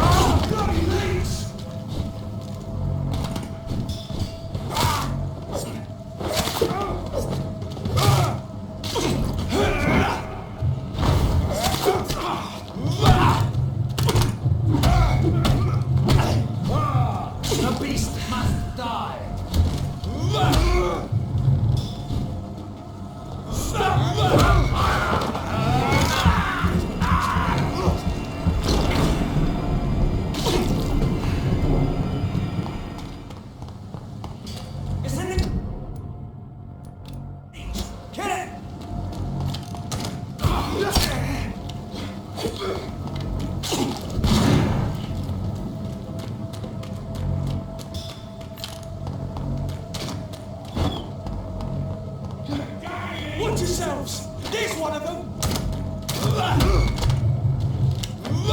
Watch out for them teeth!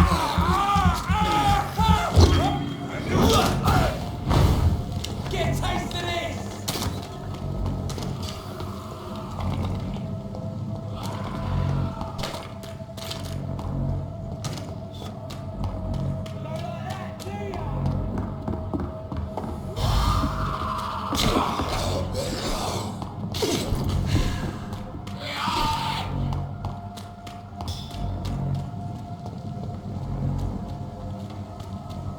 Cross the leads, boys!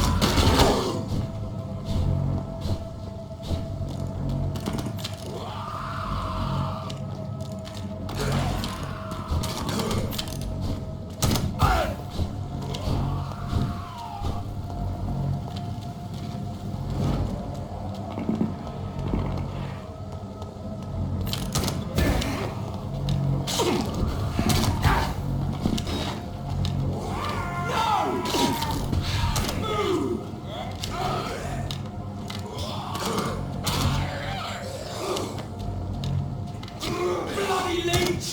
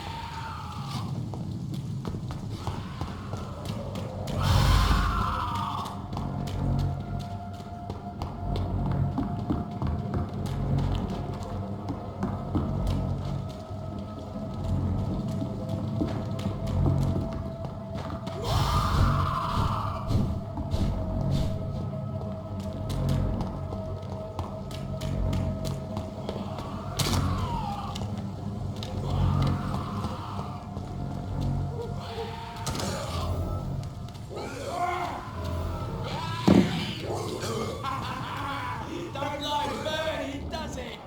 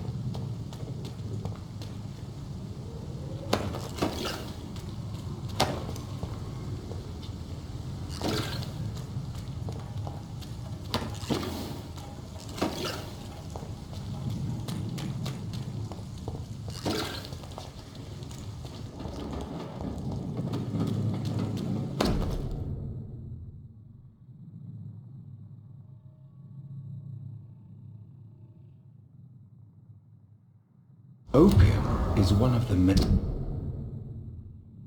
ingredients of Strickland's medication. Never a good move.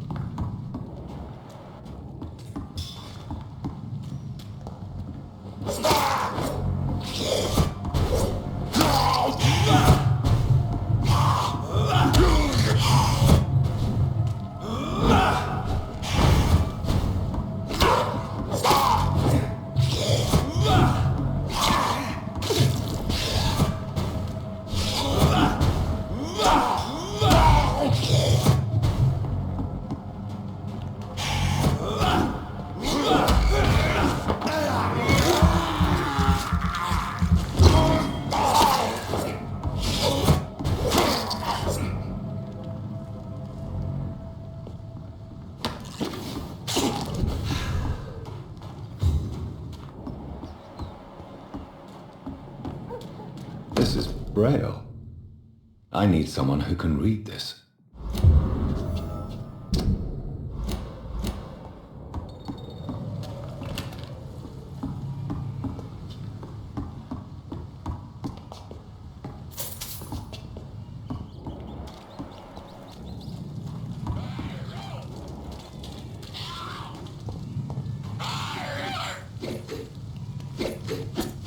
Yeah!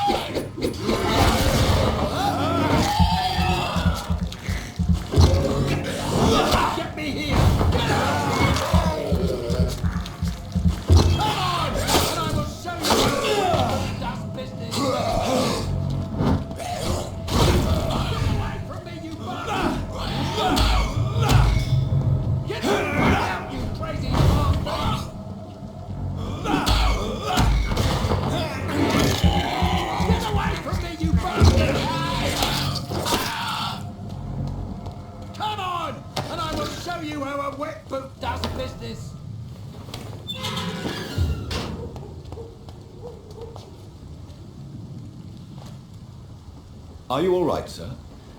What are you doing in a place like this? I'm not sure that's any of your business. I hope you realize that staying here will put your life at great risk. Pah!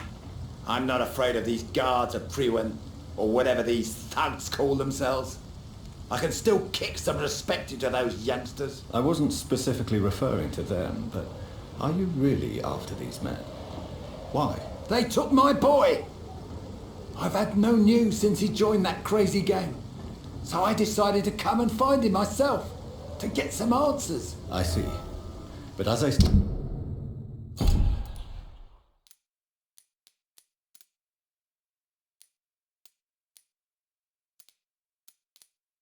said, your life is at risk if you stay here. And I'm not referring to the gangs either. You should leave, sir. Well, this part of town used to be nicer, let's say. Perhaps you're right. This isn't the best way to save Andrew.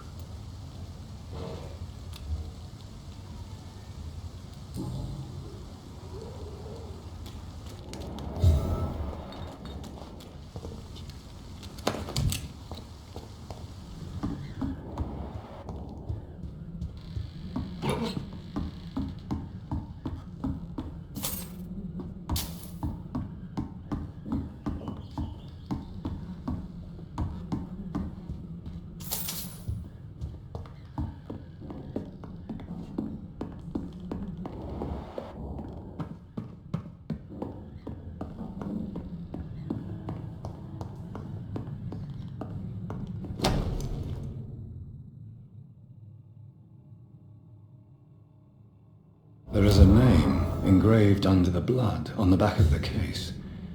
Jack Gillingham. Maybe I should return this watch to his family.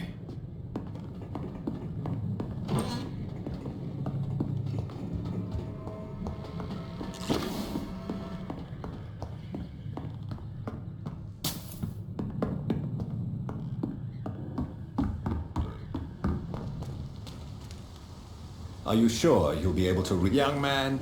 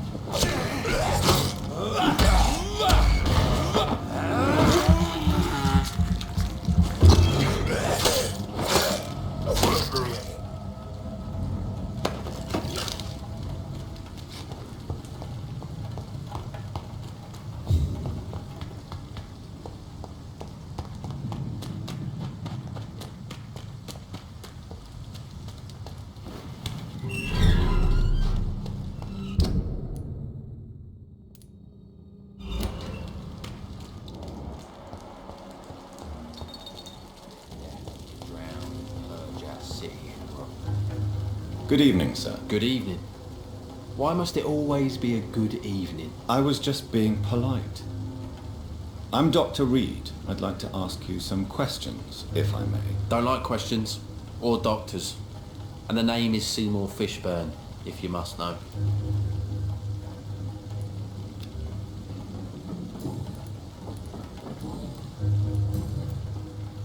What can you tell me about this part of town? A shithole filled with maggots. Liars and thieves, all of them. Are you thinking about someone in particular? No. Hate them all. Especially these petty, whining little shitbag beggars. Is there no one who deserves your leniency then? Well, Tom from my local is somewhat of a decent bloke. At least, unlike most maggots, he knows how to listen without opening his trap. Do you require medical assistance? That's something I didn't expect to hear again. A doctor concerned with the health of his patients. Yeah. I could use some help. On several matters, in fact. I don't know which kind of doctor you're used to dealing with, but it's a doctor's purpose to heal people. And is it your purpose as well, Mr. Reed? I would say it's a convenient way for gaining people's trust.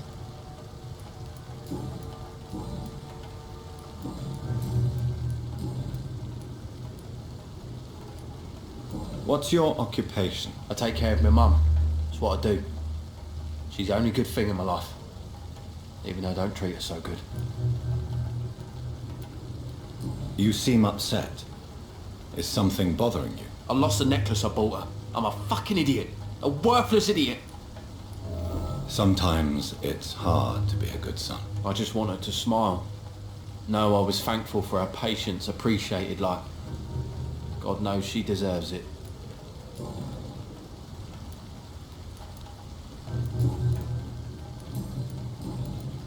Goodbye, Mr. Fishburne.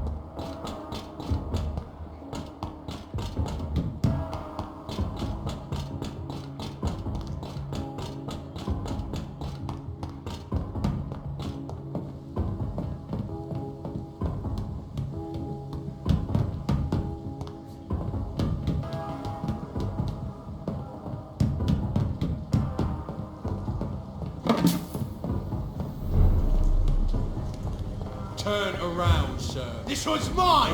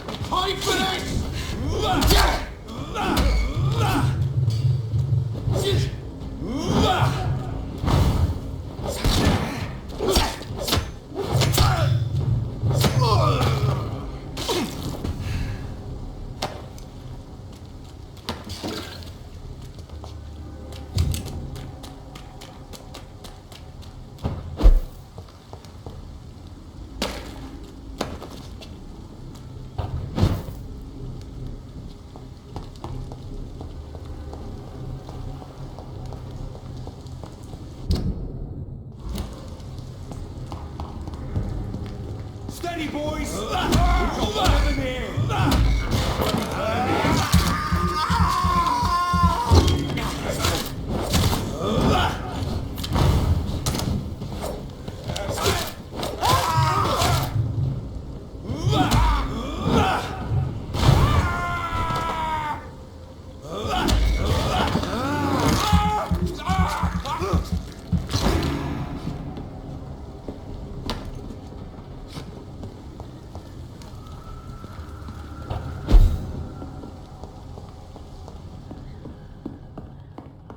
It's locked.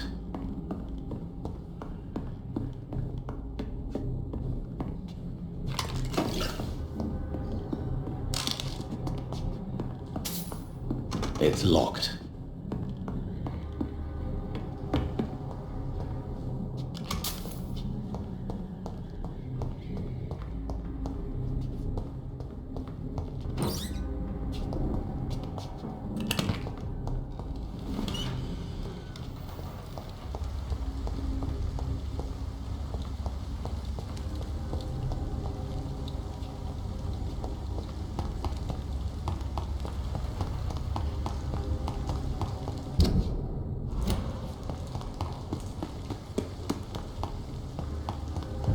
Safer place. Easy does it. Steady, boy. You've one of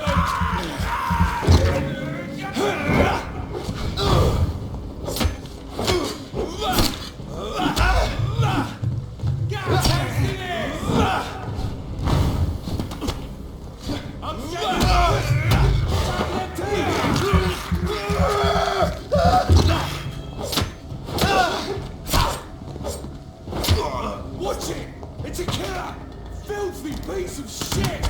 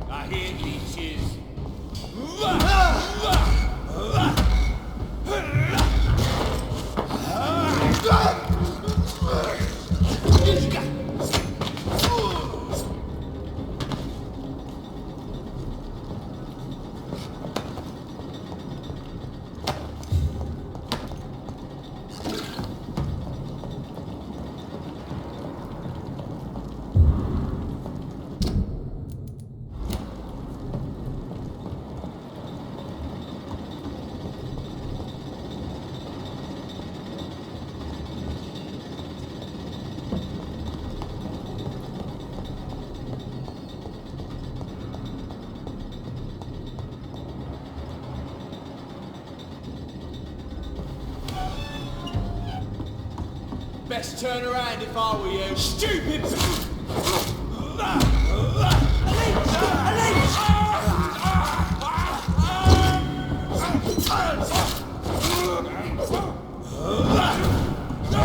Christ! He's dead!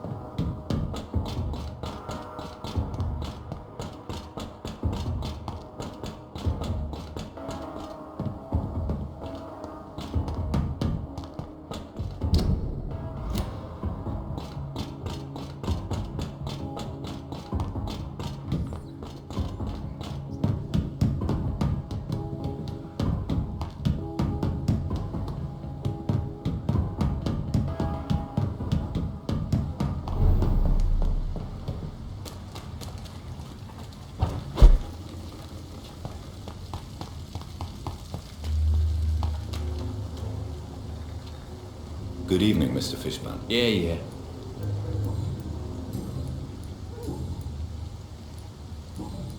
Goodbye, Mr. Fishburne.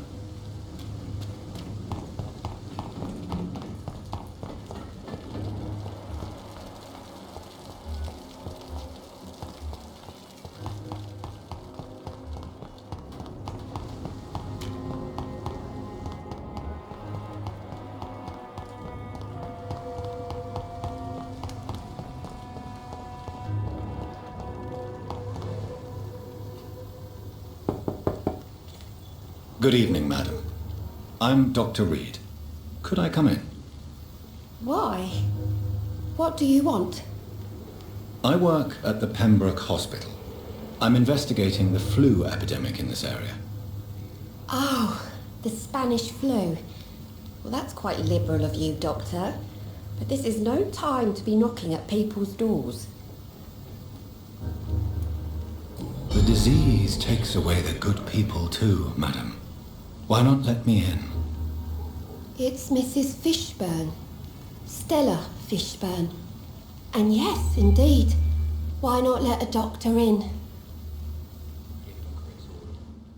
I can't remember the last time I had a good sleep. Nothing but worry. It's locked, all right.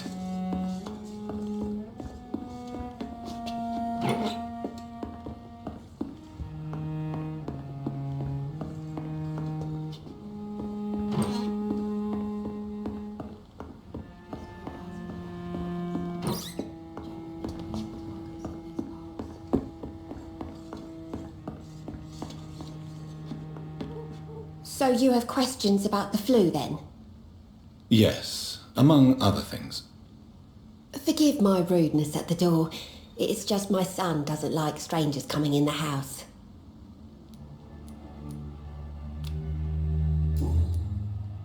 How is life around here? Life has always been hard in the East End. But it's everywhere nowadays, isn't it? Violence has always fed on poverty, don't you think? It's a cruel law of the human condition. And selfishness is their rotten fruit. These days, you can just die in the gutter and no one will bat an eye. Do you think the increase in violence has anything to do with the epidemic? Don't know, but it's most likely linked to the gangs if you ask me. Recently, it's like everyone has had to pick a side. May I ask what you do for a living, Mrs. Fishburne? Since my husband died, I worked at the Dawson Rope factory, but it closed before the war. I occasionally help at the night asylum, in exchange for food. Did your husband die in the war? Oh no, my Jack was a docker. He died when my Seymour was just a lad. The poor boy saw his dad slip and fall from that scaffolding. How do you pay the rent then? My Seymour works at the docks, just like his dad. He's very attached to the house he grew up in. It's not always easy, but we get by all right.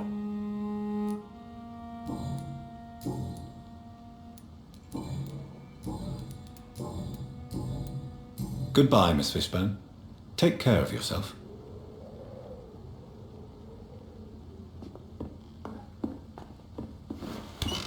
Please don't stay too long, sir. All these whispers of monsters got folk gossiping and scared. It's people they should fear. Flesh and blood. Hello, boy. Hello. Good evening. Did I scare you? You have nothing to fear from me. No, it's just that people prefer to avoid me. Well, I won't. I'm a doctor. My name is Rufus, sir. Rufus Kingsbury.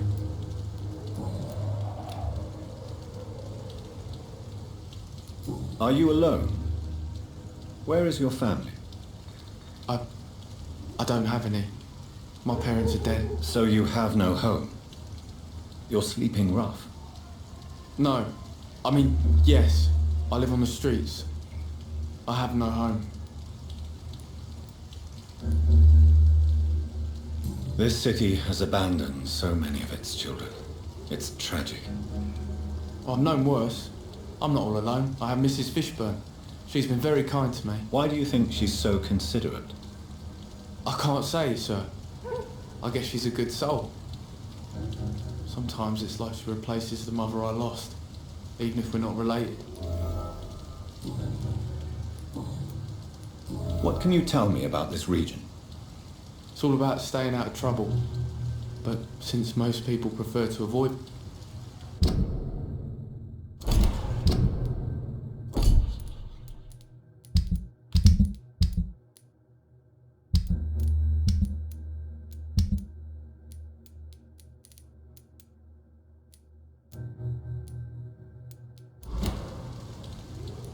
Have you ever thought about... Where else would I go?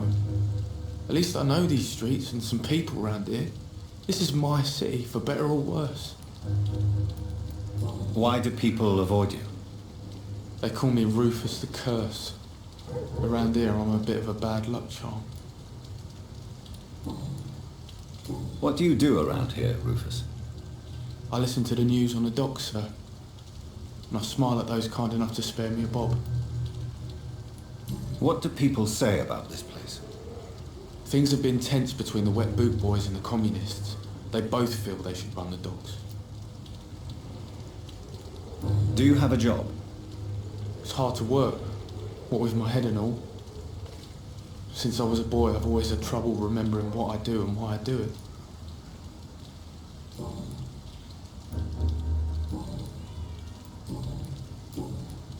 Do you need help? A real doctor caring about me. That's a first. I feel like a real person. A real doctor treats everyone the same, Rufus. I don't know what to say. Thank you, sir. Thank you. So long, Rufus. Be careful. Take care. Some call this the bad part of town. But I've lived in worse.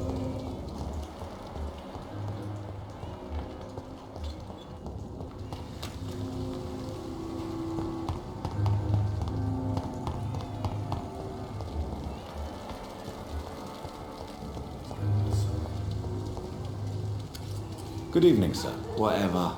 Don't you recognize me? We met a few nights ago. Don't take it personally. I spent a lot of energy forgetting what I did the night before. Yes, you had definitely drunk too much then as well. I'm Dr. Jonathan Reed. I'm Dyson Delaney. I'll try to remember you. This time. What do you do for a living, Mr. Delaney? I drink. I drink in the morning and at noon. I drink at night. And then I drink some more. Why do you drink so much? Maybe it's because I prefer dying slowly. Death can be so abrupt. Personally, I like to see mine coming at my own pace. You sound very sad, sir. That's because I am Doc. Don't you work at all? I'd love to, but I don't have the time. Didn't I tell you? Drink in the morning and at noon. I'll drink at night. Inebriation aside, do you need medical help? Yes. I feel sicker than usual these days. Take this, then. And perhaps you could try to slow down the alcohol intake, too. Hey, Doc, you don't really want me to stop the only remedy I can afford. Surely you must have had dreams and expectations when you were young, like everybody else. Sure. I wanted things to change. To really change, and to change for good. The bigger the dream, the harder the fall. Do you really think the world is that bad? No, I believe we all can choose to make it better. But most of us are too weak, too corrupt and too guilty. I failed for sure, but others will come. Sounds like you were an idealist, which is honorable. No, sir. I was an anarchist and I believe that exclusive property is a robbery in nature. I wanted a new world to rise from the ashes, Dr. Reed. I want to know more about your past as an anarchist, Dyson. I'm still an anarchist, Doctor. Make no mistake. I just reject violence as a tool to change the world, unlike my comrades. Do you still see your comrades, then? Even if you don't agree with their methods anymore, I mean. No. I hope they'll come to share my point of view one day. I'll raise my glass to that splendid idea. Do you believe in a bloodless revolution, then? I do not believe in much anymore, Doctor. But I'll admit I like your idea of peaceful change. I like it a lot.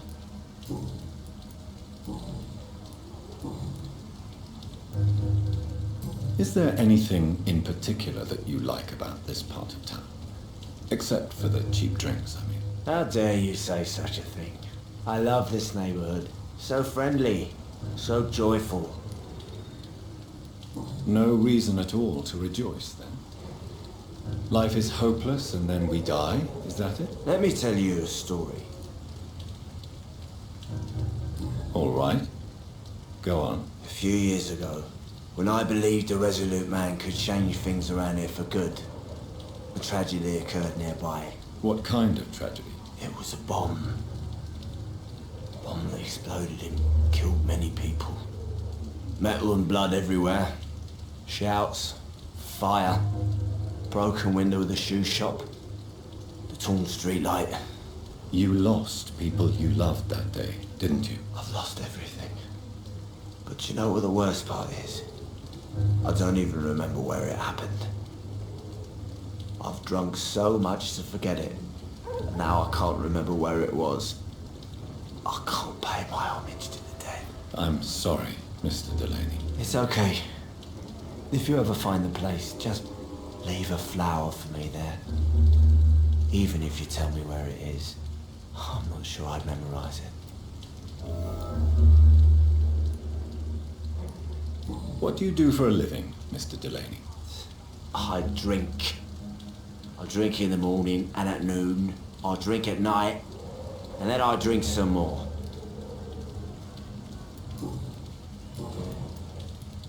Goodbye, Mr. Delaney.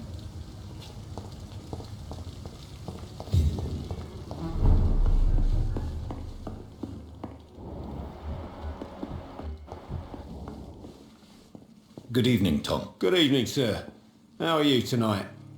Back to the docks, are we? You remember me, then? Of course I do. You're that man who seemed so lost when he entered my bar a few nights ago. Thank you for your hospitality.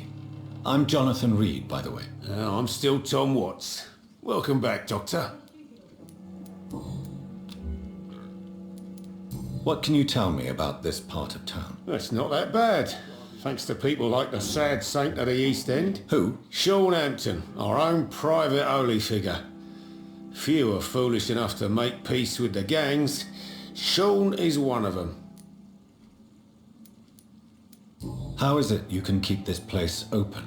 This part of town doesn't seem particularly safe. Well, since everybody needs a drink, my pub is considered neutral ground by most groups. You're something of a figurehead around here. I'm only pouring alcohol for everyone to forget their troubles. Sean Hampton is the one giving them long-term hope. I see. So you get pressure from all sides about how this place should be run, do you? Well, something like that. Nothing that a few wise words and a bottle of gin can't solve. Since I'm here, is there anything I can do? Well, perhaps, Doctor. Peace partly depends on my stock of gin. With the epidemic, my supplies are running low. How could a physician help you in this matter? I have a small warehouse just past the quarantine line. Perhaps, with you being a doctor, you could go there and come back? Doctors aren't immune to disease, you know. Very well. Show me where it is. I'll see what I can do. Oh, thank you, sir. Here's the key to get in. You're about to save many dry throats.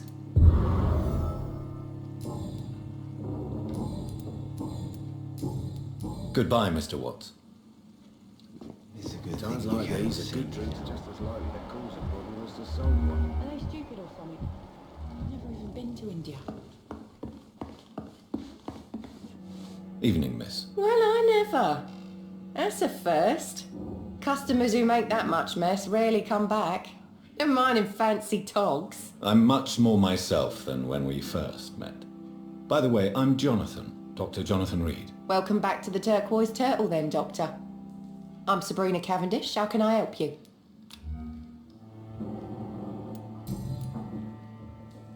What can you tell me about this area? People don't appreciate that line of questioning round here. You best be more careful with what you say, sir. You look concerned, Miss Cavendish. This is a bad borough. Most people I know are afraid. Most locals will rob you blind, or worse. You best mind your step.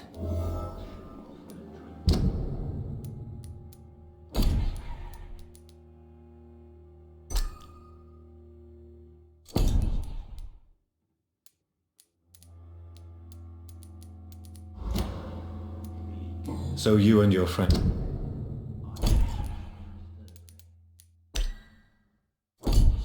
all feel in danger? No exceptions? Tom's the only exception I've come across until now. But he's not like everybody else. This place seems, how shall I put it, very colourful. I'm sure it has plenty of stories to tell. We get people of all sorts here. It's that rare place in the docks where you can have a drink without being murdered. At least it's not happened yet. Your boss must be quite the negotiator to force such an agreement. Yeah. Tom's a great bloke.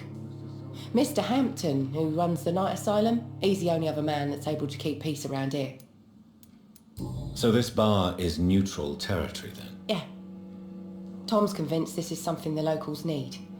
No one ever draws a weapon here. That's one of the reasons I accepted the job.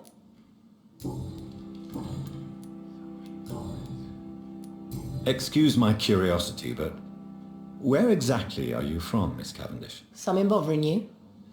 What, my name? Or my complexion?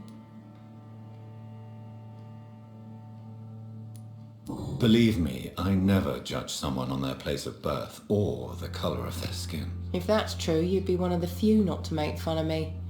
Just you, Tom, Dyson, Miss Fishburne, and of course Mr. Hampton. I'm sorry if I worried you. I was just curious to find out if you know this part of town well. Nosy. My dad was a sailor from Bombay, and my mum was a maid born up in Glasgow. They got married in London, and here I am. Goodbye, Miss Cavendish.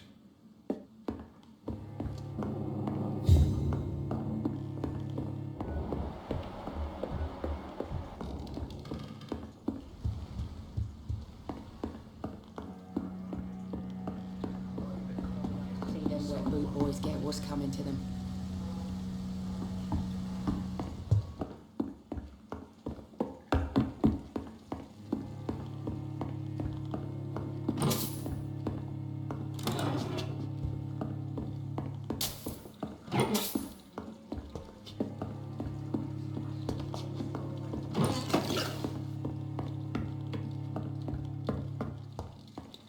I cannot enter.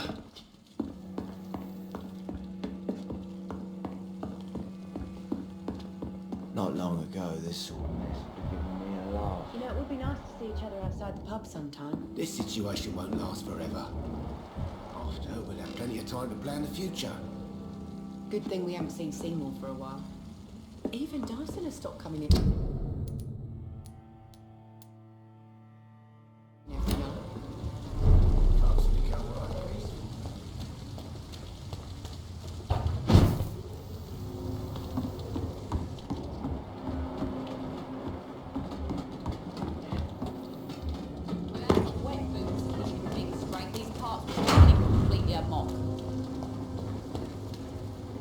Good evening, miss. I am Dr. Reed. May I ask you a few questions? Who are you? What do you want? As I just told you, I'm a doctor. From the Pembroke Hospital, actually. The Pembroke Hospital, you say? I ain't paying any bill left by Clay. I'm not here to collect payment, Miss... Miss Edwina Cox. So what do you want then? Fancy buying something from me, maybe?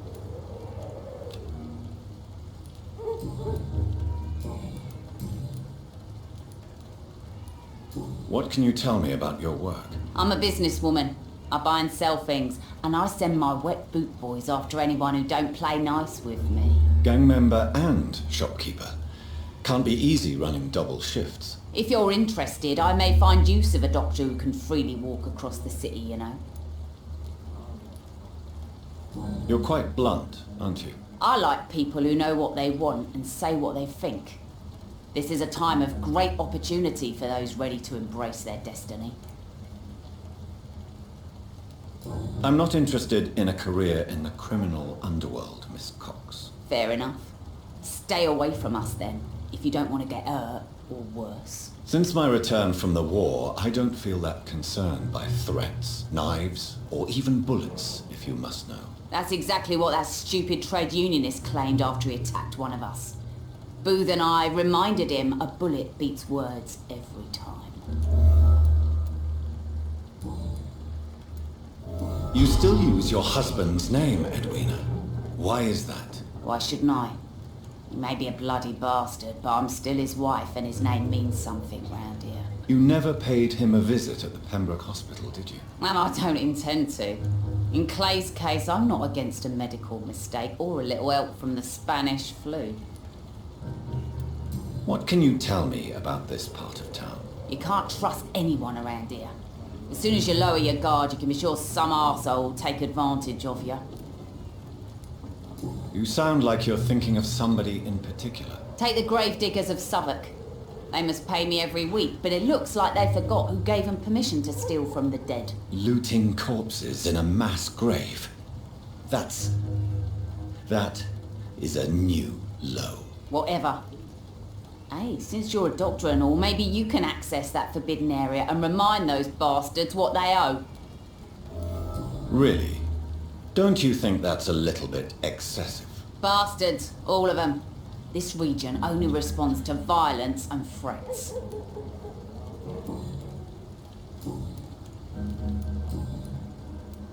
Tell me about the man you and Booth killed, Edwina. The bastard killed one of us and received retribution. There's nothing else to say. What happened exactly? I don't know and I don't care. One of ours was killed by that communist bastard, but he didn't brag for long. So you have no idea what really happened, but you executed him anyway. No one messes with the wet boot boys, Doctor. This is our territory and this is our law. And your conscience is clear. You kill without hesitation. Violence is an efficient tool, Dr. Reed, when used properly. So you decide who lives and who dies, just like that? Yes, Doctor. Just like that. I'm not saying it's fair. I'm saying it's my way of dealing with troublemakers. Can I see what... As long as you have...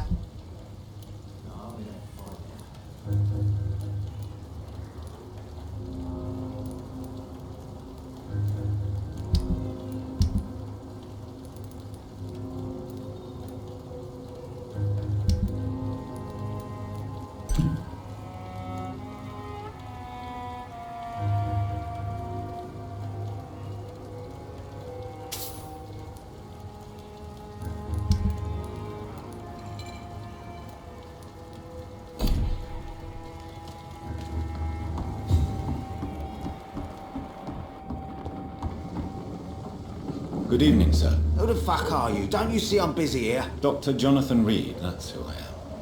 And who are you? Ah, some fancy gentleman we've got here. Clear off. We don't want strangers on our streets. So you won't tell me your name, then? The name is Booth Digby. Maybe I'll ask my boys to break one or two of your bones, just so you remember it. Tell me about the man you killed, Booth.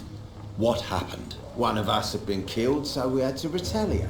That's the whole story. There has to be more to it than that. No, really. One of us got killed, so the killer had to die. That's how things have always been done round here. No one gives a shit. Are you so heartless that you could pull the trigger and kill someone without even blinking? Have you looked around recently? Do you really think one more body will make a difference? Are you some kind of vigilante patrolling these streets at night? Something like that, but the police aren't in charge here. We are, see? So, tell me about your gang, then. What? Have you got a death wish? You really want me to answer that? Well, yes. You seem so proud of your status. Why not tell me who you're working for? Oi! I'm the boss, all right? The wet boot boys work for me. All of them. Situation round here is better than other districts because of us. Because of me.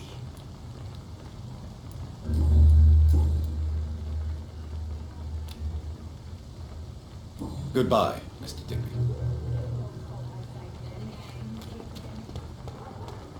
It's locked, all right.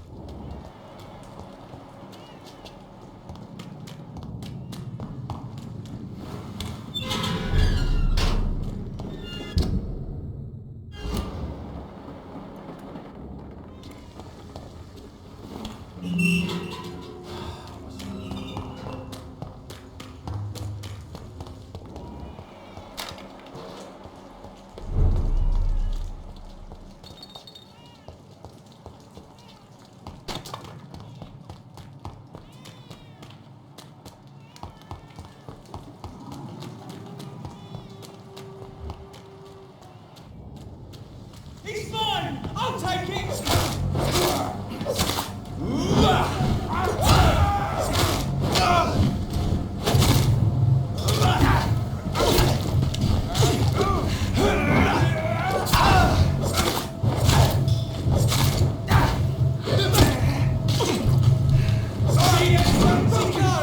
This one's a top!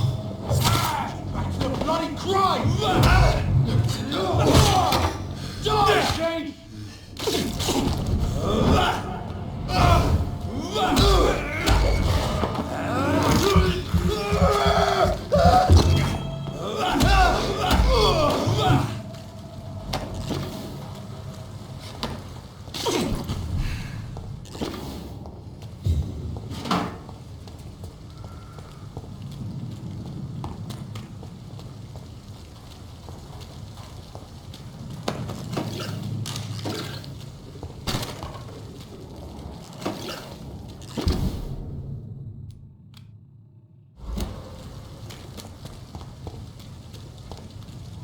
On and back. Look lively! It's...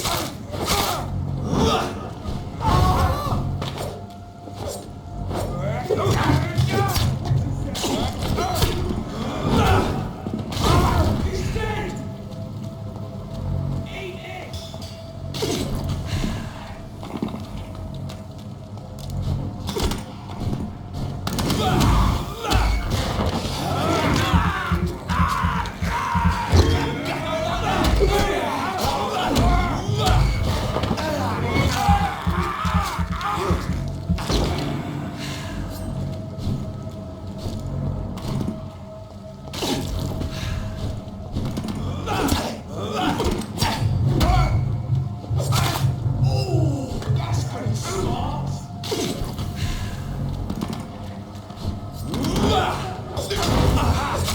Doesn't like burning, does it?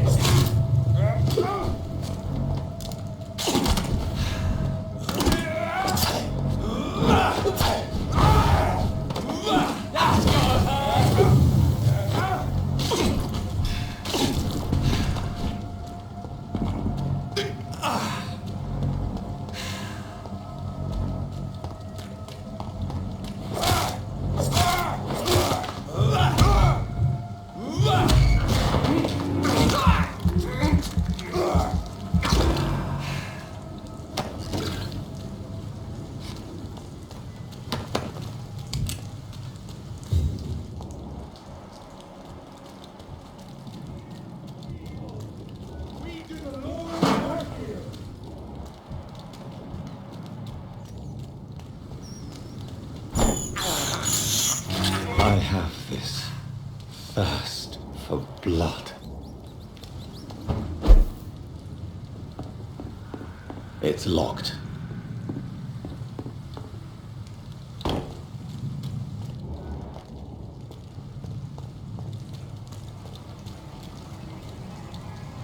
Please, sir. I can't let you through.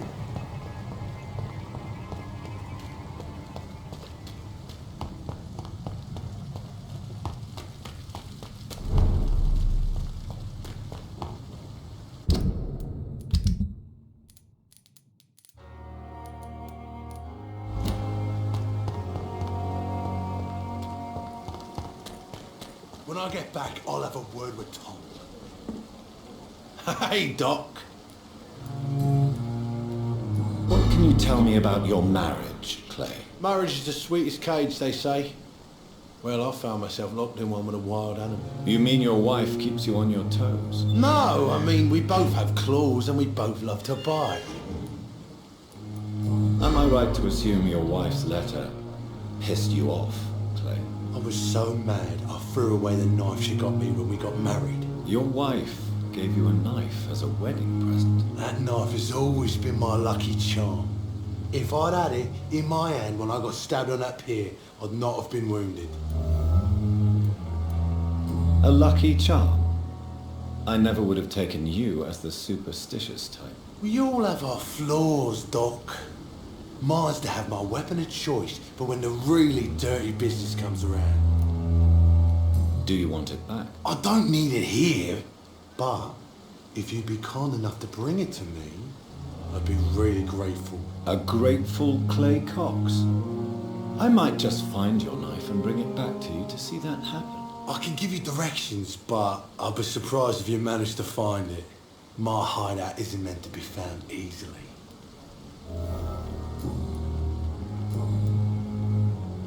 I'll leave you for now, Mr. Cox. Please, I feel sick.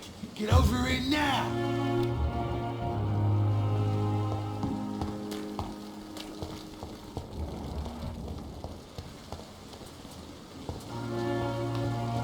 It's safer reading anywhere else in the Jonathan, my sincere condolences for your loss. Your kindness is much appreciated, my lady. Is there anything you require?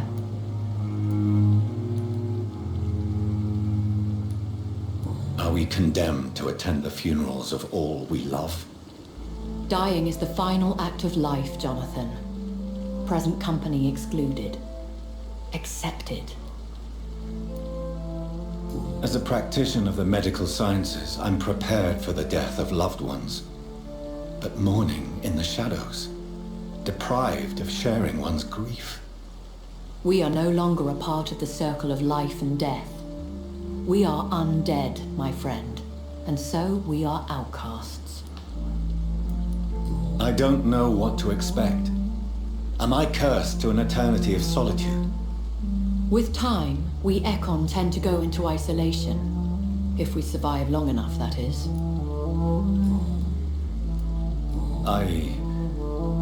I spied my mother at the funeral. Have you ever revealed yourself to a member of your family? No, Jonathan. And I'd advise you even from thinking about it. But what if I was close to someone and wished to tell them the truth? fear, loathing, disgust. And then they will plead to be turned. They will see it as salvation. Then there's the risk of gaining the attention of vampire hunters. Are we then condemned to lie to those we love? We are creatures of deception, my friend. But this is more for their sake than ours. Goodbye, my lady. Until we meet again.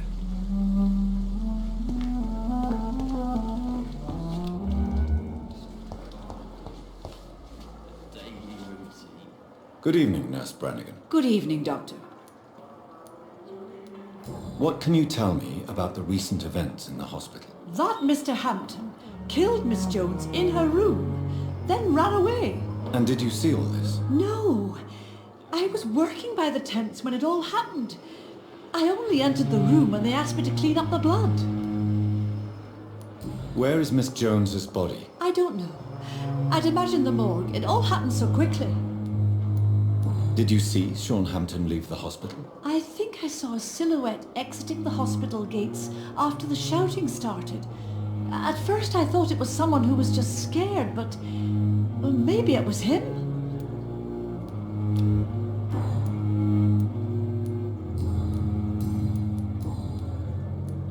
Tell me what Dr. Tippett did.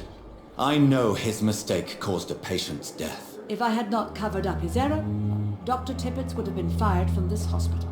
I could not let that happen. You can't allow your emotions to dictate your conduct concerning patients, Nurse Brannigan. Look around you, Dr. Reed. Do you really think we can afford to lose a brilliant practitioner like Dr. Tippett in our situation?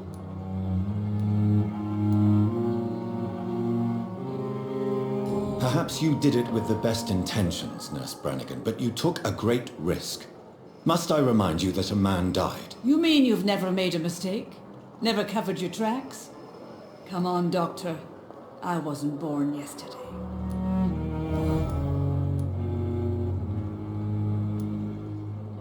I've decided that I won't reveal Dr. Tippett's, shall we say, misdemeanor. I'm so glad you share my point of view. Dr. Tippett is a brilliant practitioner.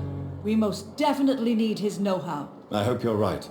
This is a huge risk we're taking. Dr. Tippett must regain his confidence. Please, keep this decision between you and me. He doesn't need to know you've found out. Goodbye, nurse. Call me if you need.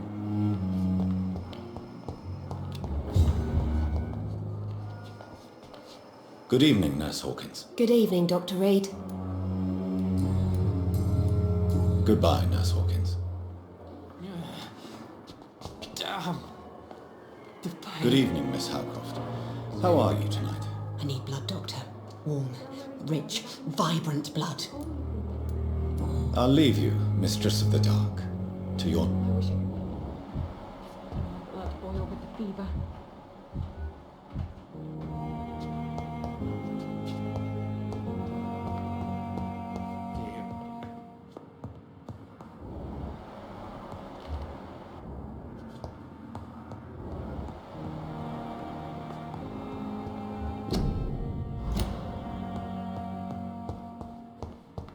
I wonder what your last thoughts would be, sir.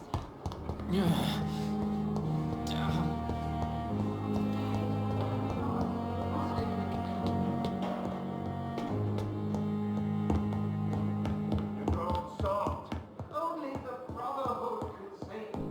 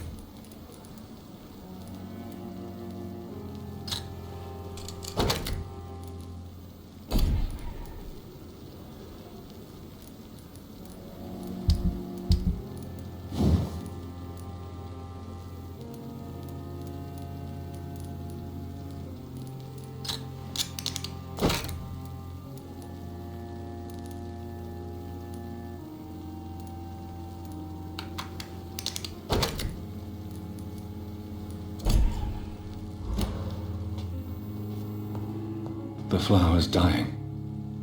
It needs water.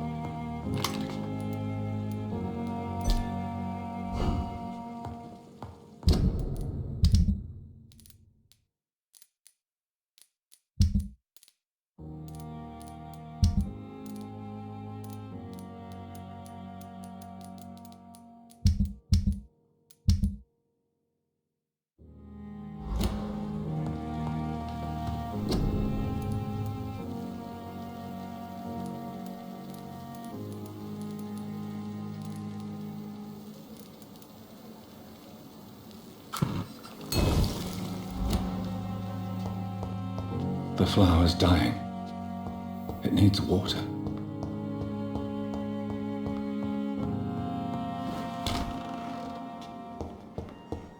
It's locked, all right. It's locked.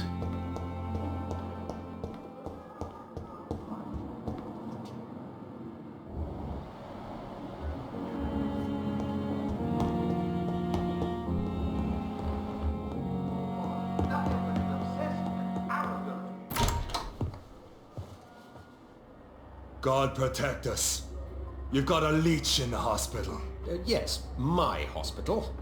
My mission is to heal while you go about warring. You've set the table for a snake. I wonder why there's venom in your food. I'm growing tired of your song. You're a woodsman, McCallum, not a doctor. Return to your hunt. Remember, I've a good nose for machinations. I can flare the scent at a mile. You can't hide from the guard. Leave him, Jonathan. This is sacred ground. Neutral territory.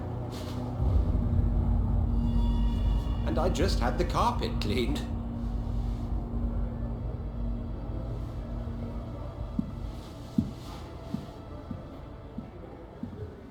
By the sacred stole, this is very bad news.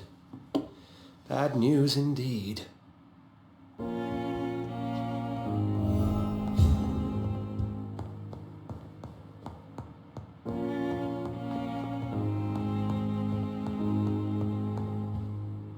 What happened? The hospital has been attacked. We have injured patients, at least one dead and several missing. This has spiraled out of control. Even the most infirm are asking to be allowed to return home. We cannot have the people lose faith in this institution. This hospital is their only hope. Of course, you're right. But we cannot afford a public scandal. It would ruin us.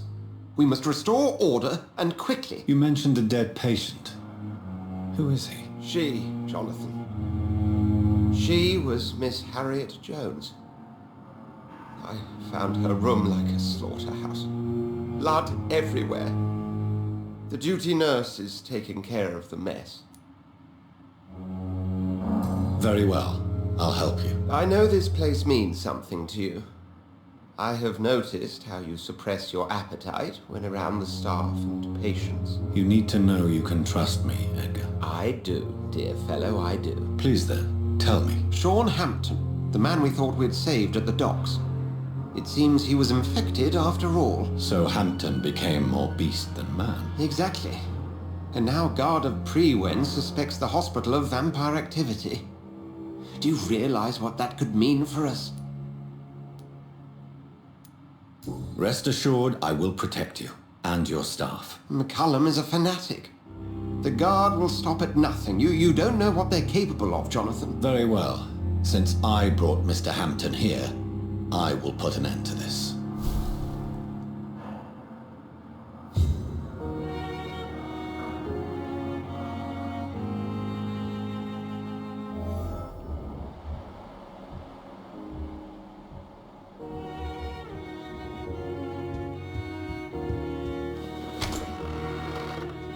Sean Hampton lives and breathes for the well-being of his flock. There's no other place he would go but the docks.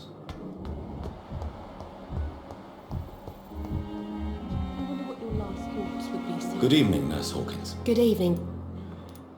What can you tell me about the recent commotion in the hospital? Everybody's afraid. Death has always been a frequent visitor. But murder? How can we cope with that? As a nurse at this hospital, it is your duty to deal with these things as best you can. Yeah. Until it's my turn to have blood spread all over the walls. I entered the room first, Dr. Reed. I've seen what that monster did to the woman. Do you need medical help yourself, nurse? I'm afraid I've contracted some illness, Dr. Reed. Not under my watch, nurse. Take this.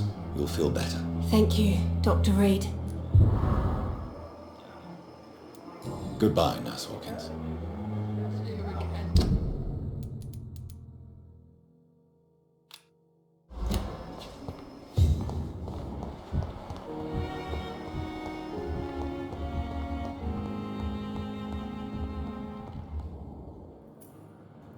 Good evening, Doctor. And good evening to you, Dr. Reed. Can I be of any help? I located the shop, but it was vandalized, and the owner is missing. All I found was your order. I was afraid of such bad news. People are so desperate they're ready to burgle a shop for drugs. That's quite a list you ordered. Opium, sodium hypochlorite. It can't be just headaches you're trying to cure. This dreadful influenza, of course. I already ran some tests on hopeless cases. Without success, I must admit. Do you realize you could create a lethal...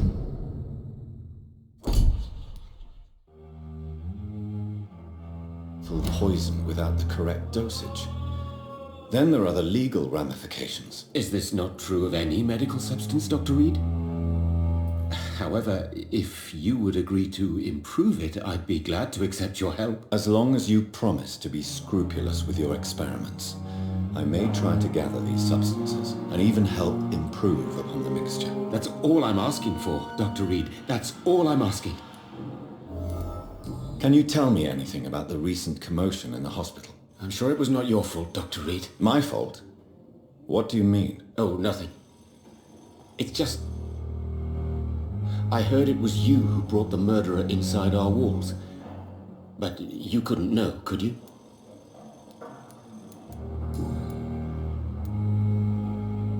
Tell me, Thoreau, what's the real cause of your dislike for Dr. Ackroyd? He refuses to admit that your blood transfusion technique is the only way to save Mr. Fiddick. I'm convinced we must use it. What Dr. Ackroyd really said is that you lack the skill to perform this operation efficiently. Is there anything you have to say about this? It's a false conceit. Dr. Ackroyd secretly envies your reputation. His jealousy blinds him. I'm not the real target here. I want to know about these secret tests you run, and if they can save people from this epidemic. Speak to me now, Thoreau. I know I may sound presumptuous, but I'm just following your steps, Dr. Reed. I'm casting away the shadows of ignorance by daring to face them. Self-confidence is essential in our line of work, my young colleague, but only if tempered with the correct amount of cynicism. But you never doubt yourself, Dr. Reed. I've read all your articles and books. You performed the most daring research during the war.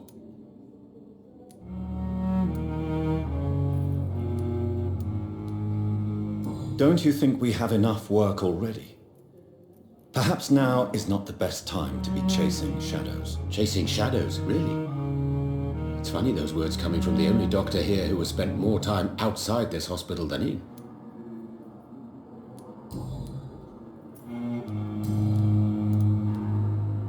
What do you think of Dr. Ackroyd's aversion to modern medical methods? It's a shame he's so narrow-minded. Dr. Swansea taught me that science is about exploring uncharted territory. I'm convinced that's true. With the influenza and all that's going on, you should put your differences aside, don't you think? Why is it so difficult to work together? I believe that if Dr. Ackroyd had been the one to discover the transfusion process, he would be the first to recommend its use. So you believe it's just a question of jealousy and pride? Dr. Ackroyd is as proud as he is blinded by his obsolete concept of medical science. Goodbye, Dr. Strickland. I can't let Strickland put his patients at risk with opium. Perhaps an adjusted formula will deliver more of a placebo effect. This hospital seems to be falling apart. But in the circumstances, I'm willing to give them the doubt. Blaming me will not further your agenda, sir. How long's it going to take to fix me properly? A month? A year? You have the right to Good evening, Dr. Strickland. And good evening. Goodbye, Dr. Strickland. You always knew the words to college. I'm quite busy right now, Do you think Dr. Strickland has any chance of curing the Spanish flu by himself? His wish to cure the sick is not driven by pride, but by an idealistic view about our mission here. Honestly, I don't know which is worse. You consider him a good practitioner, yet you will not report his methods. Strickland may be a rival, but I will not use dirty tricks or regulations to prove him wrong. We are doctors, not politicians.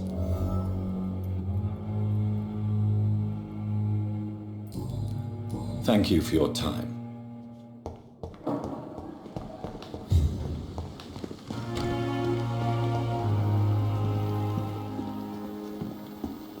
Good evening, Dr. Reed. Such a pleasure to see you again. Tell me the truth about your appointment as a medic during the war, Rakesh. The regiment administration appointed me by mistake. I had to learn the job on the spot, sir. Very hard, sir, but I rose to the challenge. You can't impersonate a doctor. You can't improvise a medical education. People could die at your hands. You're absolutely right, sir. But as a field surgeon, it was more like being a butcher. Do you believe you have really helped these people? My ratings were within the averages of the regiment. I saved lives, Dr. Reed. Does that not say enough about triage and war surgery?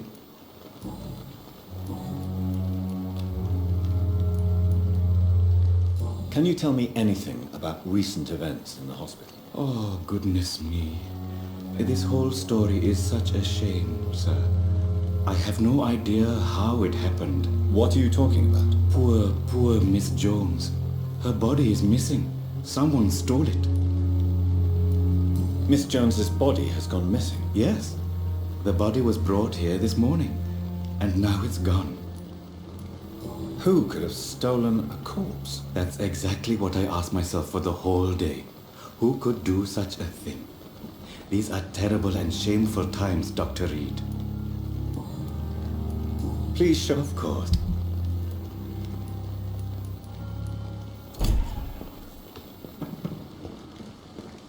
I cannot enter.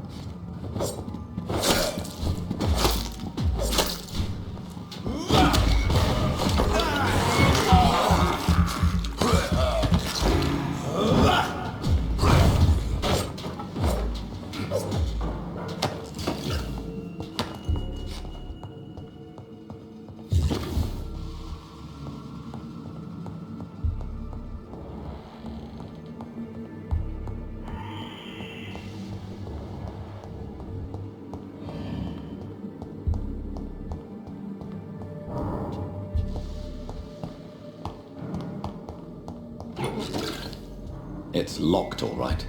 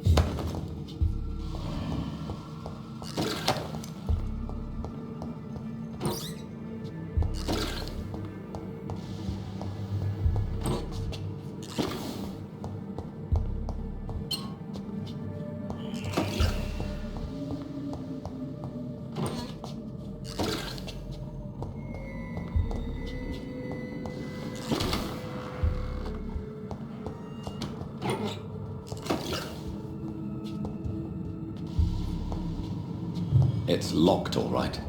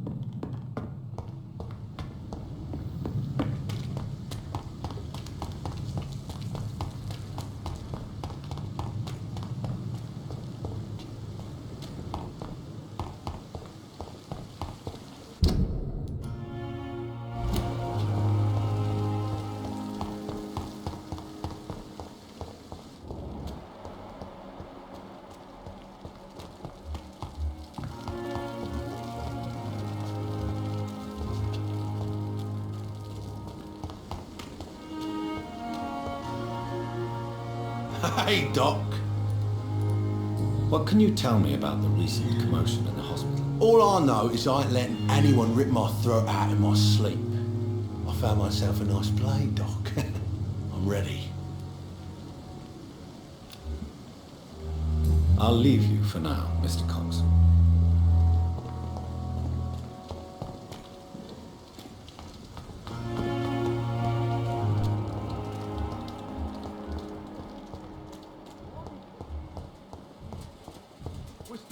I cannot enter. We have no reason to be here. I have not survived being buried in a mass grave for these trivialities. It's locked, all right.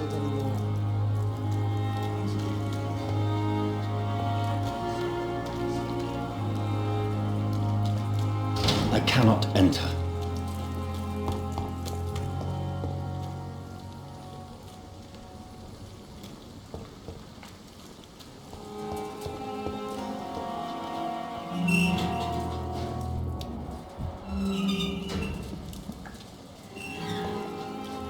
Hello again, Mr. Blight. Good evening, Dr. Reed.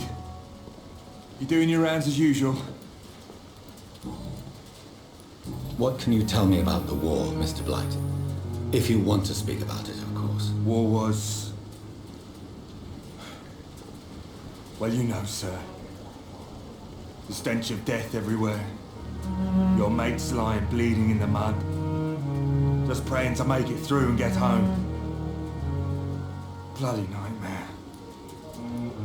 Did you know Oswald Thatcher before the war? No. We met in the battlefield. I think we're in the same boat to France. We've stuck together ever since. I fought in France, too. I served as a field surgeon, but it was not uncommon to repel an assault, especially at night. Yeah. The first time I was wounded, I had to protect the infirmary from hostiles. Twice.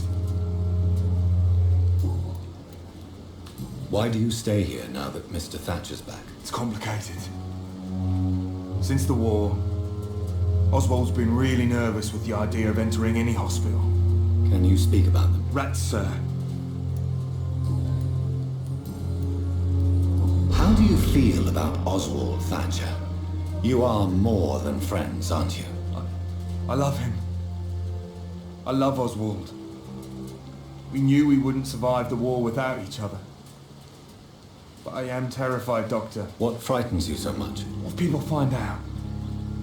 Oswald says I'm ashamed, but it ain't that. It's more, well, you know, never thought I'd love a man.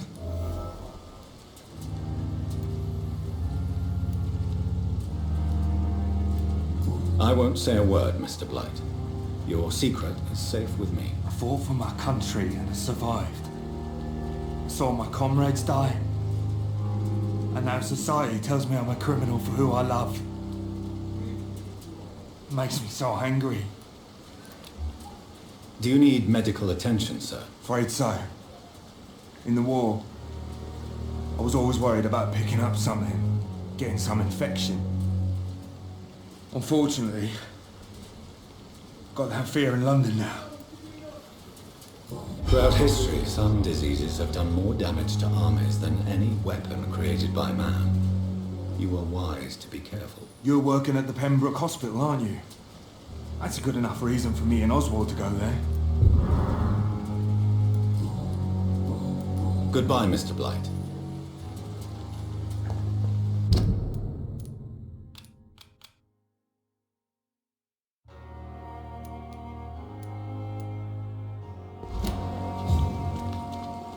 I am not responsible. This city is more peaceful without the bombs, but no less dangerous.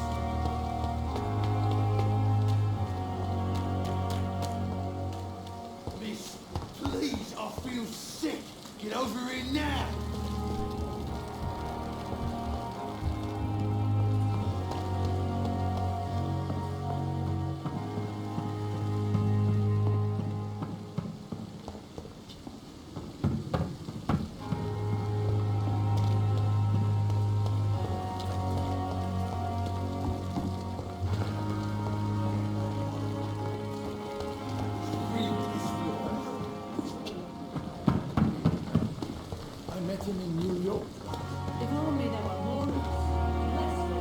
Oh, Jonathan, I cannot believe my eyes. Poor woman, butchered by some savage scowl. Yes, and I'm afraid I'm at least partially responsible. The man, the scowl, I brought him here. Jonathan, how could you say such a thing? Forgive me if I feel despondent, for there seems to be no end to the suffering and death that surrounds us. I'm always here for you, Jonathan. What do you know of Ascalon? I was threatened by a creature, a vampire in Whitechapel, stating I had to obey the law of conduct. What more can you tell me about him? He was bigger than a man. Huge, in fact. He seemed to radiate violence. I thought he was going to tear me apart. Then he vanished. Fergal, the executioner of Ascalon. You were fortunate he was not after you, but rather out doing his master's bidding. What is Ascalon? The Ascalon Club are the most powerful vampires in Britain and exert tremendous influence. Take my advice and stay well away. I have experienced a certain difficulty when faced with holy symbols or trying to enter religious buildings. Have you? Now that's quite a question. I don't know why, but yes, it has happened to me. Is this a sign? The hand of God in action?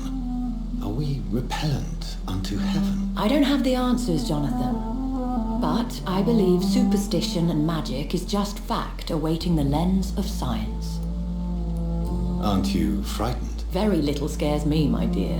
To be compelled to avoid symbols of faith does not concern me. Have you embraced this woman, like the other patient, this Mr. Renfield? Her name was Amelia. And no, I did not kill her. I vowed a very long time ago that I would never take another life, unless they ask.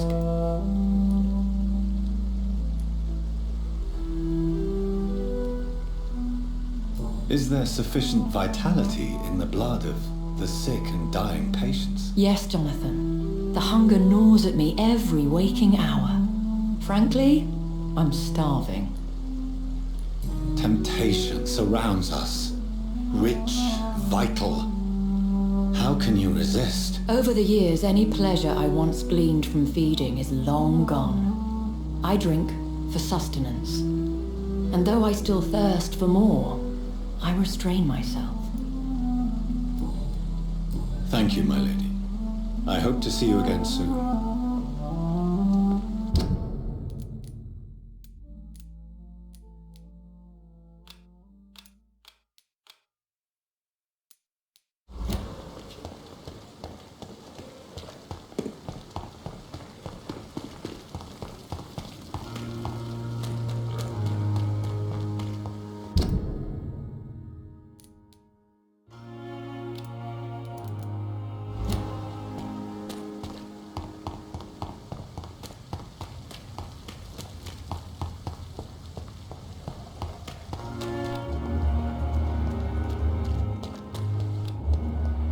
It seems the Priwen are redoubling their patrols in the district.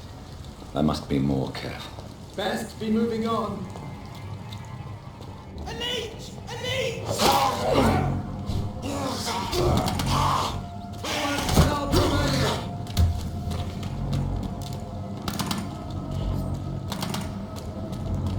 It's a leech!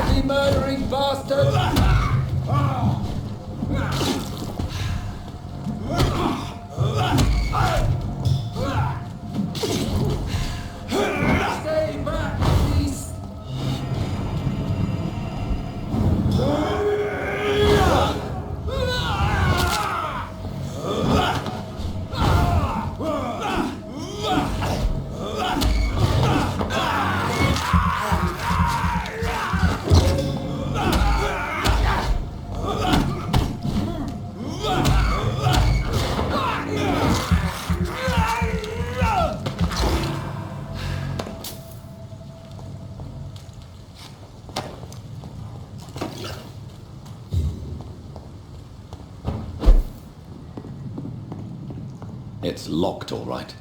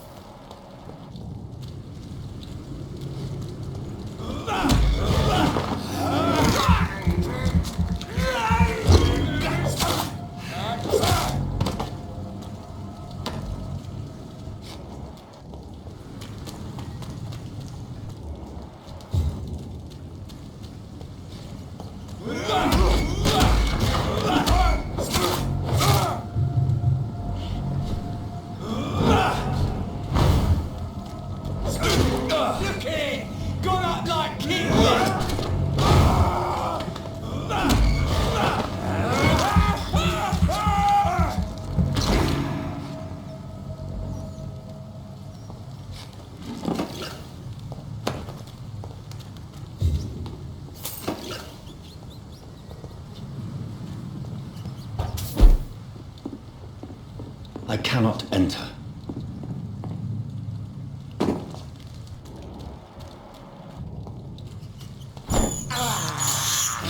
This is despicable.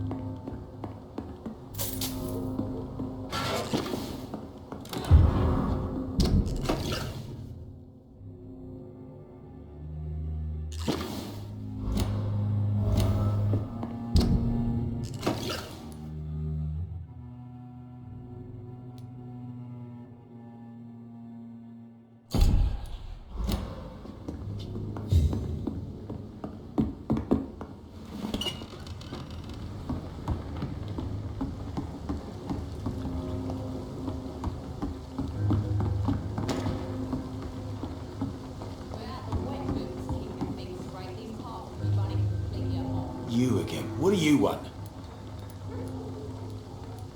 Do you know where I can find Sean Hampton? I need to talk to him. The sad saint. Why on earth do you want to talk to him? He was one of my patients at the Pembroke Hospital. Oh, yeah. I heard the poor bastard had been abducted by some cunt. You better ask Tom Watts. He knows Sean Hampton well.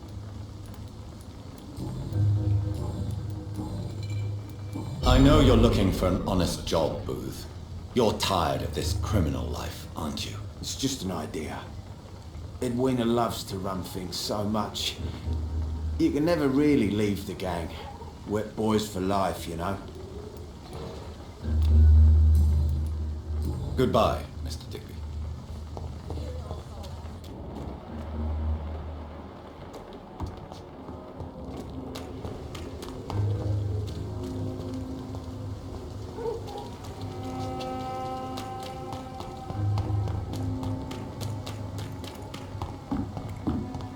Foolish girl and her pretty principles.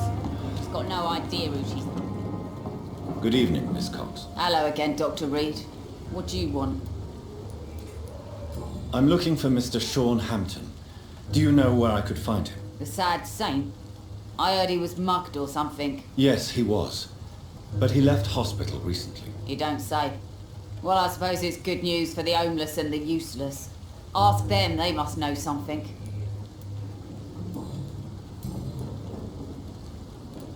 Can I... As long as you...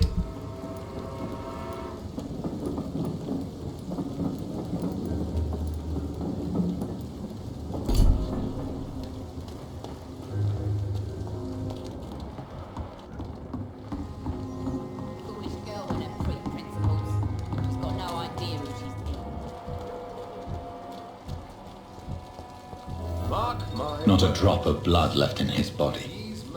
This is the work of a vampire. A vampire? Whatever do you mean? I'm a tracker of these creatures. A vampire hunter. You best be off to your hunting then. For if the sewer dog is back and hunting all these poor folk, he needs a catching. A sewer dog? What's it look like? It's an old story. A monster with daggers for teeth and icy claws. He comes of a sudden, nighttime, claiming innocence, then vanishes. Teeth, claws, murders by night?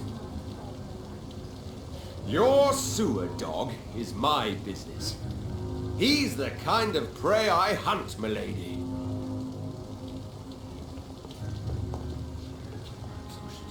Good evening, Mr. Delaney. What? Ah, you're that doctor.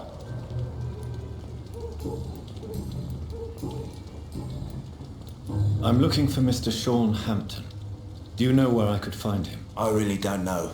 I heard he'd been abducted and I don't know if he's back. Who could tell me then? About the sad saint. I'll try asking Tom Watts about him. Goodbye, Mr. Delaney. He didn't deserve this. Good evening, sir. Have you witnessed any suspicious activity or strange events recently? And what do you define as a strange event? More to the point, who are you?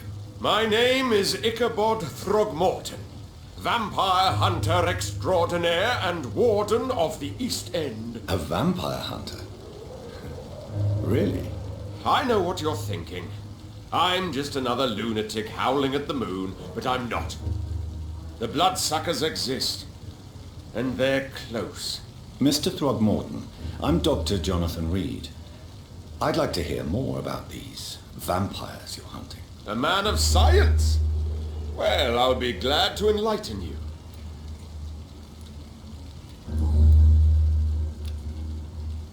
What can you tell me about this neighborhood? Did you hear about what happened to Jack Gillingham? Oh boy. It's a shame I wasn't around to protect him. It's impossible to protect everyone. The violence seems endemic in this part of town. But it's my duty. I am convinced Jack Gillingham was killed by a vampire. These evil rodents are spreading like a plague.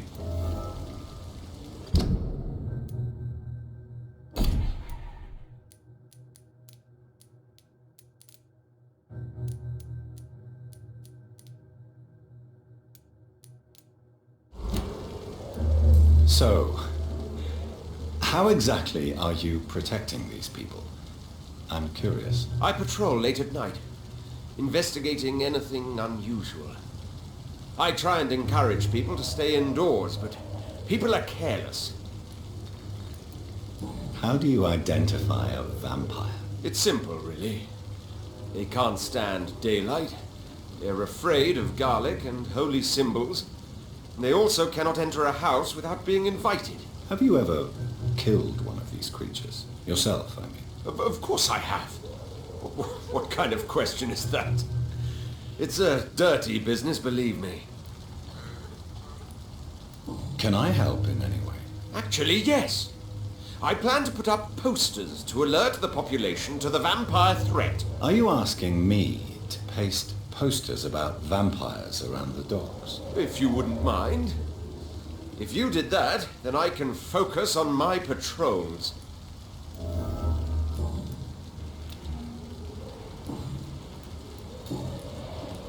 Have you heard of the Guard of Priwen? Of course.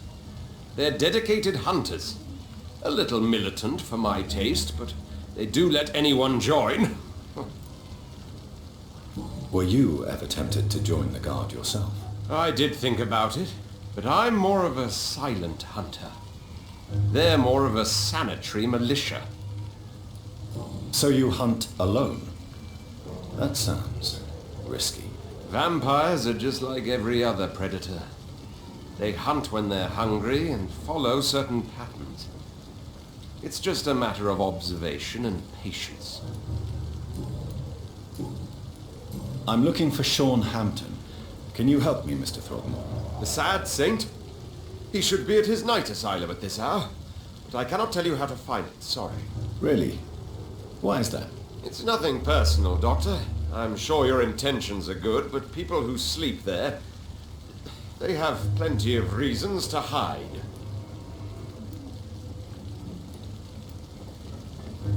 I could make you tell me, but I respect your refusal. You really believe Sean is a saint, don't you? All I will say is this. Gossip has it that when he was a child, he was molested. By a priest of all people. Funny thing is, though, it only strengthened his faith.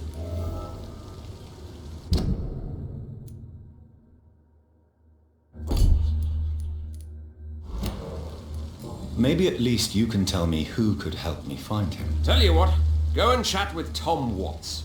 He's a bartender and good judge of character. If he talks to you, then it's fine by me.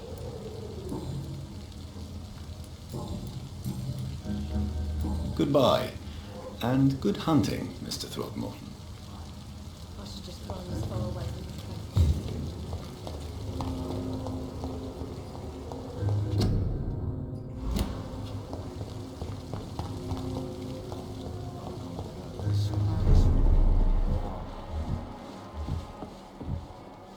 Jack. He didn't deserve this. Welcome back, Doctor. What can I do for you? Why does your waitress feel in danger working on the docks? This part of town is dangerous for all, but for women it's worse, as always. Sabrina is a brave girl, but she can't help feeling in danger. Do you think she has good reason to feel this way? Are you not worried about her safety? Of course I am. The truth is, she's tougher than me deep inside. She just has to learn to control it.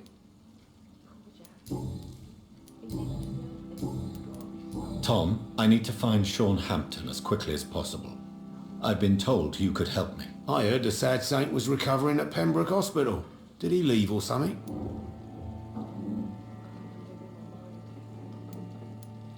I believe he returned to his flock. Can you confirm that? Oh, I bet you're right. Sean can't help but worry about the poor and sick. Oh, I guess it has something to do with what happened to him as a baby. Please, tell me. Well, I don't like to gossip, but I heard that the sad saint was abandoned as a baby in front of a Catholic orphanage in Dublin. That would explain his faith and need to help everyone. The important thing is I find him, quickly. Why not try his night asylum? He takes care of those who need a meal or a roof there. Where is it? It's in an old warehouse, northwest of here.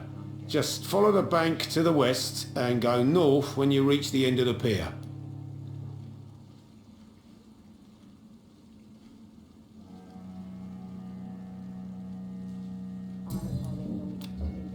Goodbye, Mr. Watts.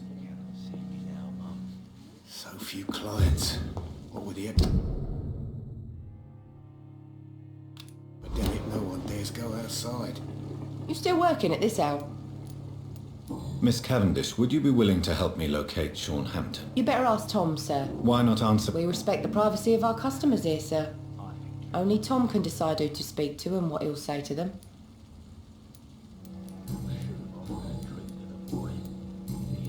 Goodbye, Miss Cavendish.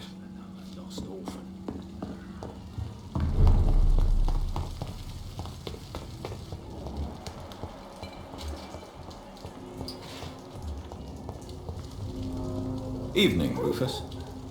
Evening, Mr. Reed. Do you know a man who lives in this part of town? A man named Sean Hampton. I'm looking for him. Sorry, sir. I don't know a lot of folks around here. Most prefer to avoid me. Well, I don't think you should talk to him. He may be very sick. Thanks for the tip. You might want to check the Turquoise Turtle. It's a pub not far. So long, Rufus. Be careful. Take care.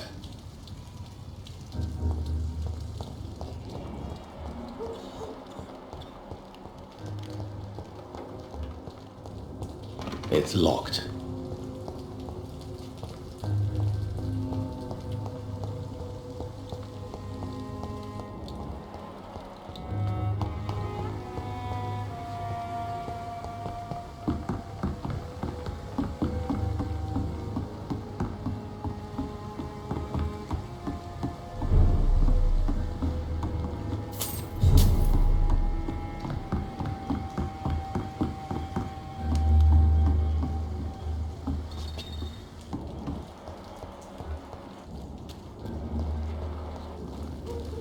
Maggots and liars.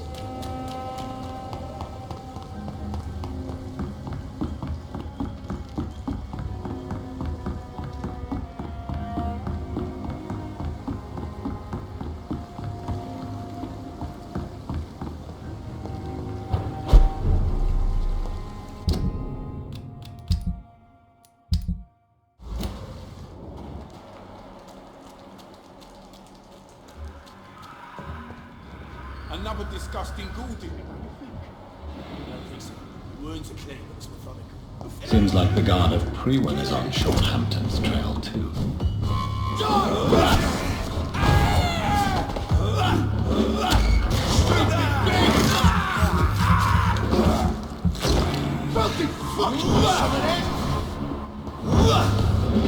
Crush the leaves, boys!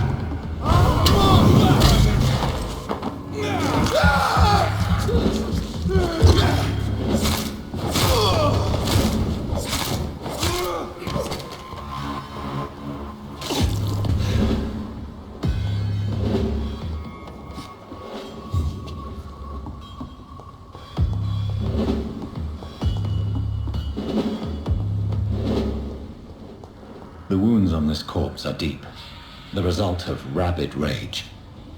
If this is Sean's doing, he's become a murderous beast.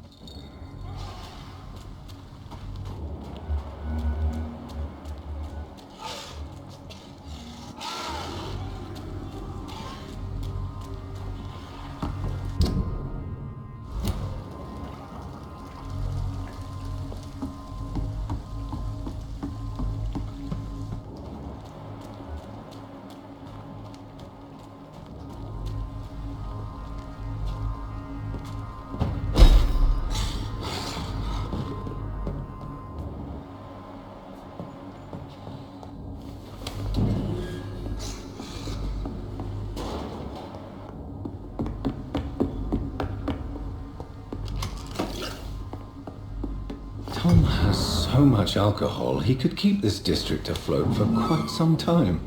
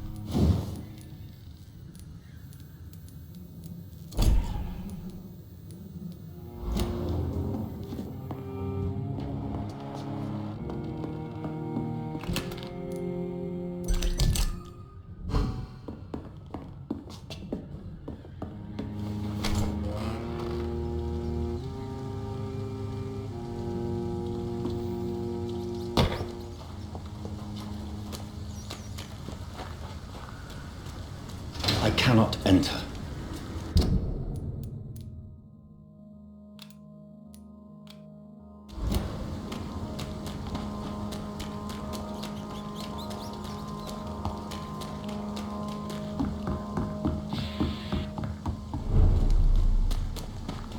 It's locked, all right.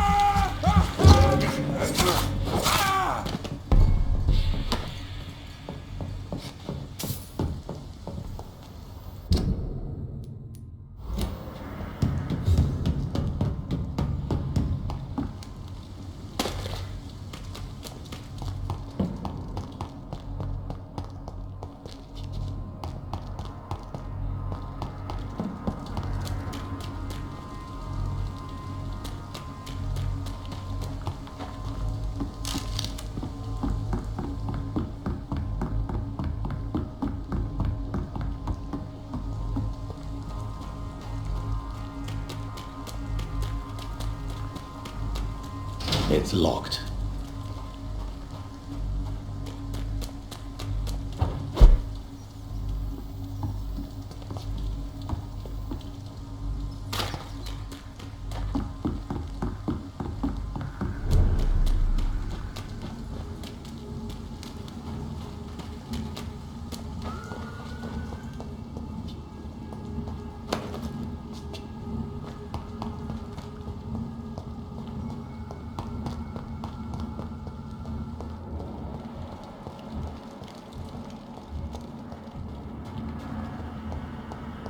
I cannot enter. Sir, no Leech civilians allowed. Watch out!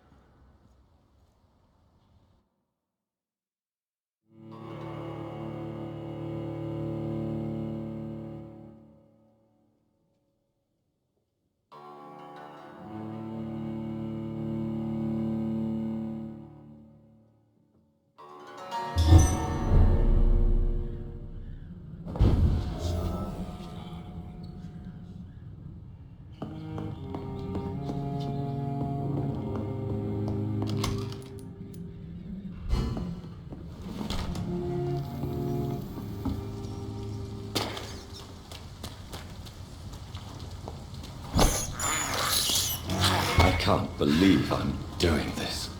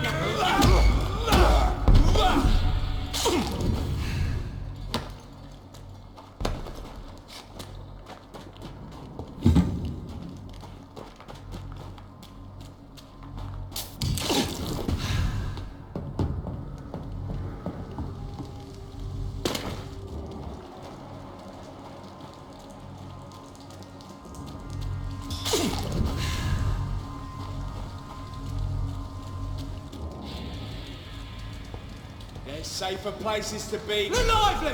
It's on to us! One of them vermin!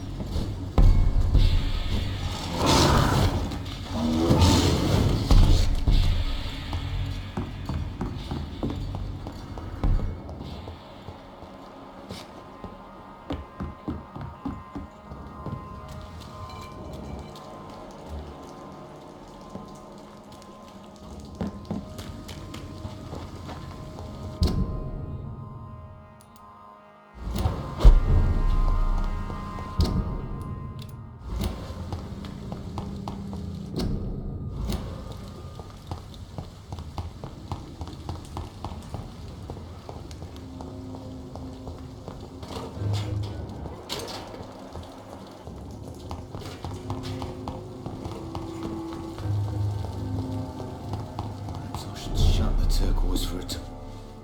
Welcome back, Doctor. What can I do for you? You lied to me, Tom. Your warehouse wasn't empty. It was inhabited with armed vigilantes. I'm sorry, Dr. Reed, but I thought those Prewen guards would be willing to let someone like you pass without trouble. That was devious of you, Tom. Next time you can bloody well go yourself. I apologise, Doctor, but it's just that I prefer to avoid the law, its enforcers, and all manner of thugs in uniform. There was nothing left in the warehouse. The new owners must have helped themselves to the supply. Fair enough. I guess it was a long shot. I just hope those drunk bastards didn't give you a hard time.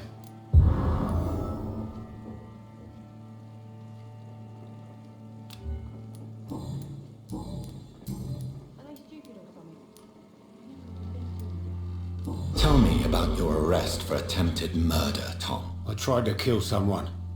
I got arrested. I paid my debt and I have nothing to hide. So you mean your customers know about your sordid past? Yeah, why do you think this is the last pub open? I have nothing to hide and I don't judge. That's a relief for many round here. Do you think prison changed you? Made you a better man? Oh, I don't know about that. All I brought back is bad memories, scars, and an ugly tattoo of a blue turtle. But do you feel cleansed of your sins? All I know is that I'm at peace. I did what I did, but I wouldn't do it again. Does that make me a better man? I don't know. Why not leave town and start a new life after you got out of jail? I grew up in the East End. This is where my roots are. This is where I want to help others and die, eventually.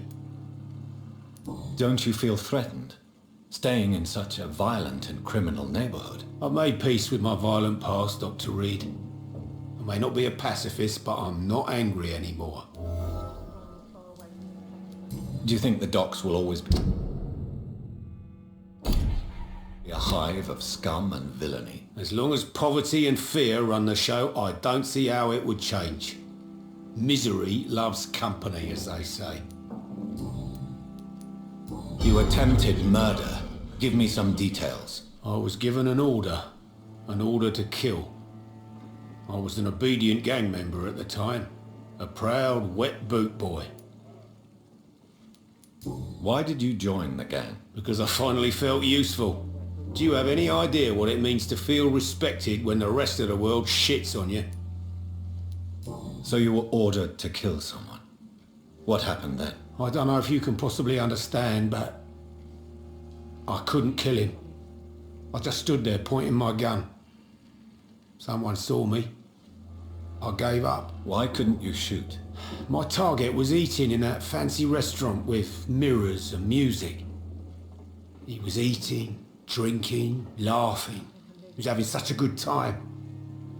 I hated him for his bottomless appetite and easy life of easy pickings. And then something happened. You refused to kill him because you wanted to feel some of that happiness yourself. You empathized with him. Exactly. The man was a bloody landlord who rented overpriced flats. A selfish bastard. But he made me smile. And I was no different from him.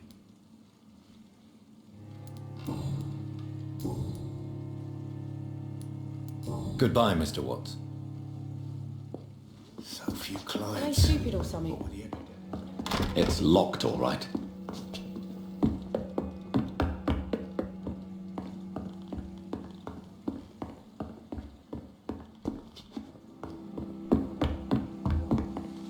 Perhaps I should shut the turquoise for a time. I hope I live long enough to see them wet boot boys get what's coming to them.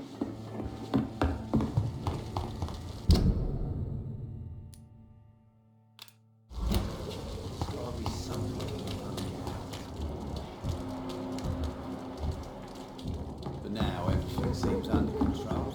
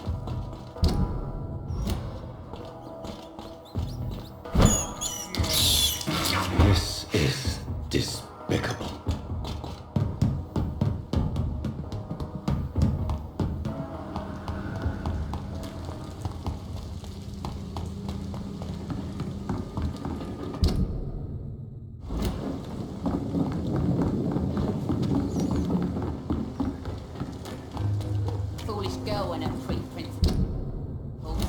She's got no idea. Moron had me laughing at first.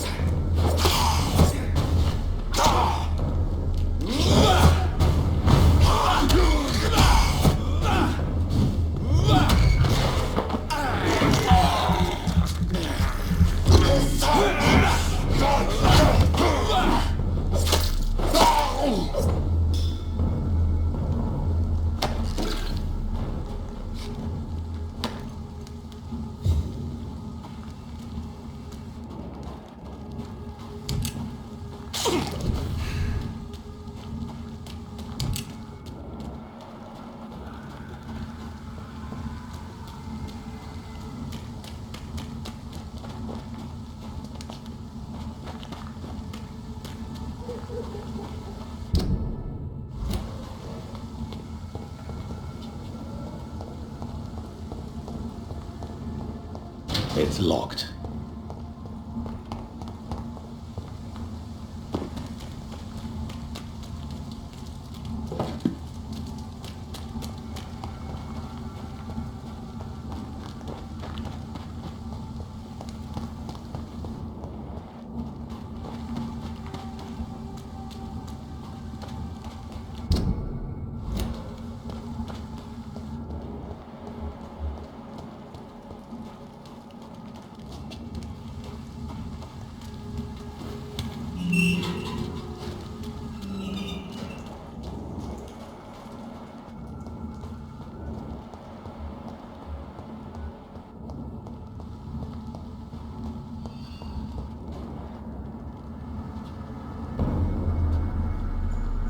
No civilians allowed.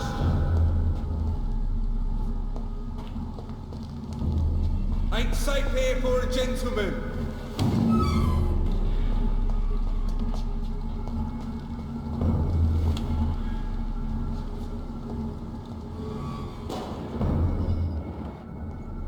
Are you steady, boys?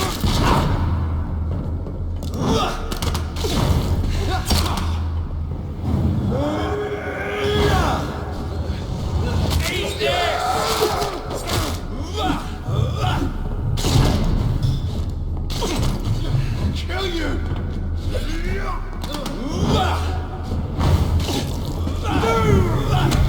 Stupid thing! I'll kill it!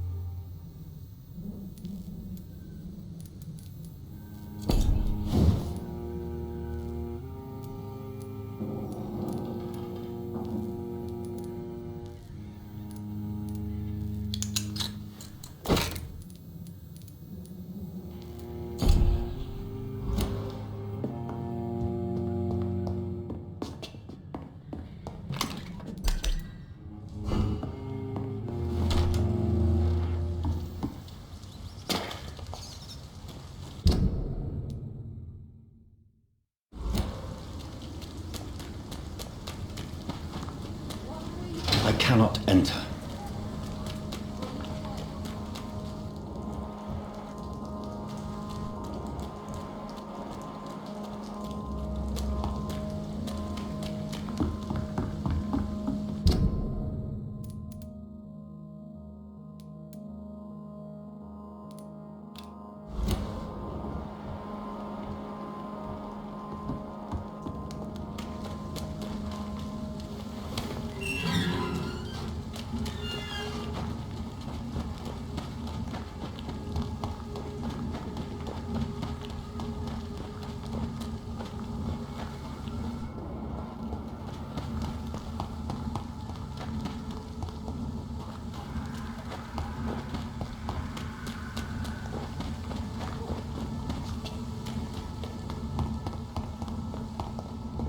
It's locked, all right.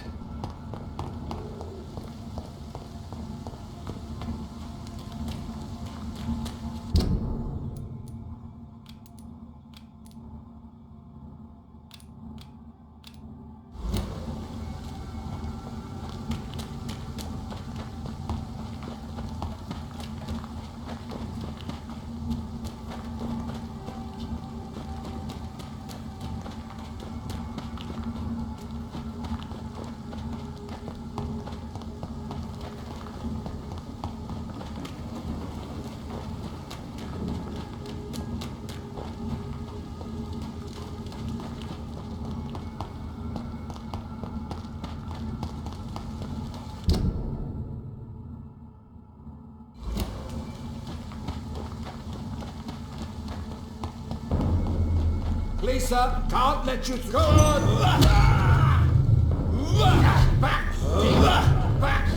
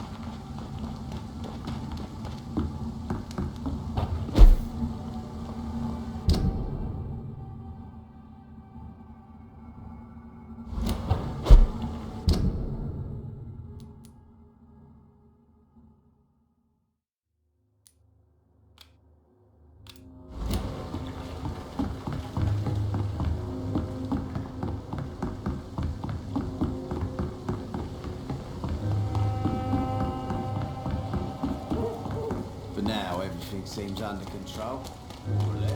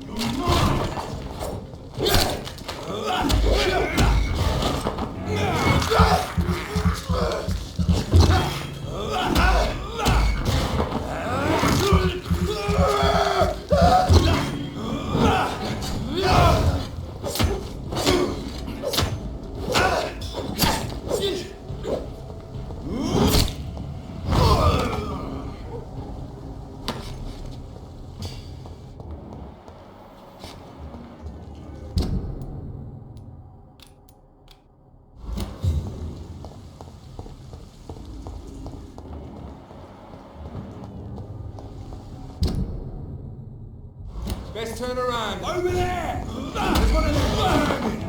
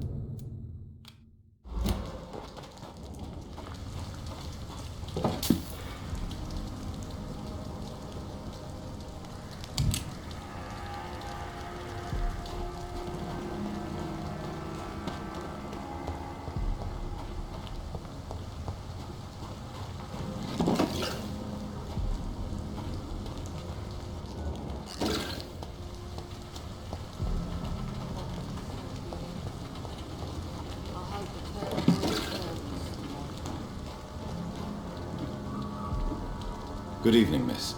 I'm Dr. Jonathan Reed. May I have your attention for a minute? Good evening, sir. My name is Giselle Paxton, but I don't have time for men like you. Have we met before? No, but I just need to look at your fancy clothes to know that you must be desperate to visit the docks at night. That's quite judgmental of you. Sir, I've led enough strikes when I had a job to identify you as an enemy of the working class.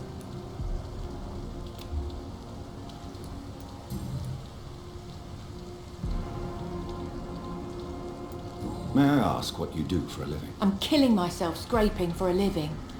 And you? Have you ever had to struggle in your entire life? As I told you, I'm a doctor.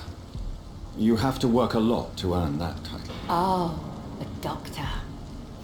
Born with money in a nice house, were we? Was Daddy a banker or a doctor himself? Why such hatred? Are you judging me by my clothes and my job? Of course I am. Fuck, you're so blind. You don't even see your privilege. Lazy people like you disgust me. What can you tell me about this vicinity? Tell you what, just spend a few weeks here and then ask me that question again. If you're still alive, I mean. If you have something to say, say it. I'm getting tired of all this. Oh. You want information instead? Well, here's some for you. Giselle Paxton does not like you at all, Doctor. You don't know me, Miss Paxton, and yet you see me as an enemy. Your manners, your clothes, your words tell me everything about you, sir. I know your kind, and you don't belong here. Oh no, Miss Paxton, you really don't know my kind. You have no idea who I am. All right, okay. No need to get all worked up.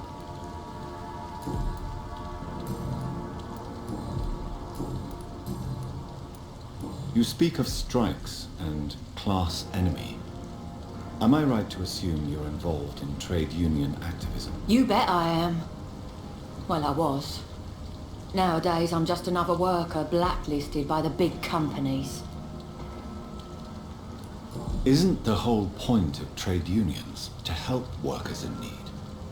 Why don't they support you? A few nights back, I lost the money my companions had asked me to hide. With me and my sister being penniless, they thought I stole it. What really happened? I drank too much that night. Strange men saw me count the money in that bar. Some sort of militia in uniform. I'm sure they robbed me. You lost your job because of your beliefs. Those bastards really hate a worker who refuses slave wages and unsafe conditions, especially when it's a woman. I'm looking for Sean Hampton. Can you help me? What is it you want? Does he owe you money? Has he displeased your Royal Highness? I'm no snitch, Mr. Fancy Pants. Well, I'll leave you for now. Goodbye, Miss Paxton.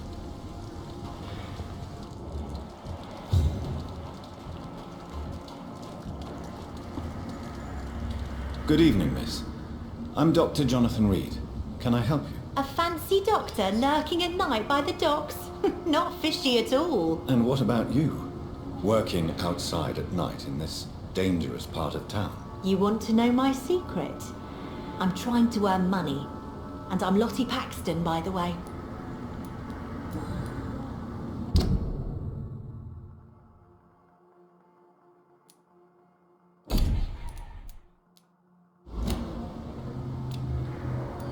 What can you tell me about this place? How are things here? It may be okay for a strong girl like me, but a dandy doctor from the city like yourself, you better watch your back, Mr. Reed. You really think I should go back to a safer place, miss? No, I think you had better stay and help as many people as you can. Just avoid the wet boot boys. Those bastards are worse than the epidemic. Which local dangers must I avoid? Well, the gangs, the thieves, the drunks, the jobless. A man with your fancy clothes will attract a lot of attention. Well, I am not someone so easily intimidated. Glad to hear that. And if you get into trouble, you can always seek help at Sean Hampton's shelter. No one would dare to be violent there. Is it not dangerous to work here at night? As long as I have good legs, I can run away from trouble. The sad saint now provides me and my sister a bed and a roof. I don't want to lose that.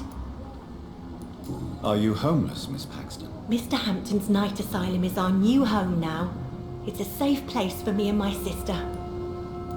What can you tell me about the sad saint? It's just the nickname of Sean Hampton, the sad saint of the East End.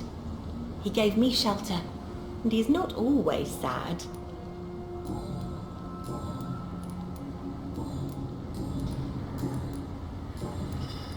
I'm looking for Sean Hampton. Can you help me? Mr. Hampton must be in his office at the night asylum he manages, I suppose. Why do you want to see him? He was a patient of mine at the Pembroke Hospital, but he left abruptly. I see. Well, Mr. Hampton is a discreet and dedicated man. I'm sure you'll find him soon enough. Goodbye, Miss Paxton.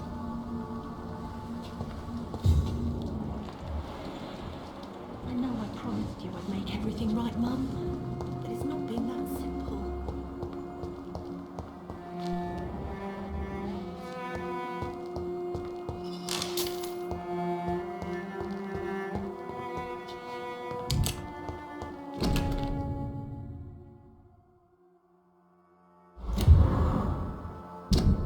This must be a picture of the bomb explosion Dyson Delaney spoke of. It's locked.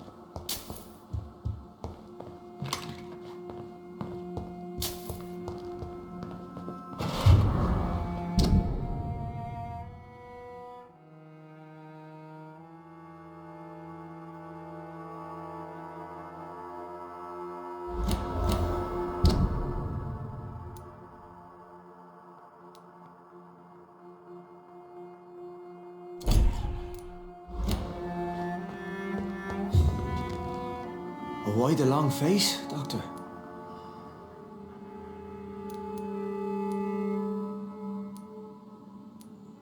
Is it all that worries you, Sean?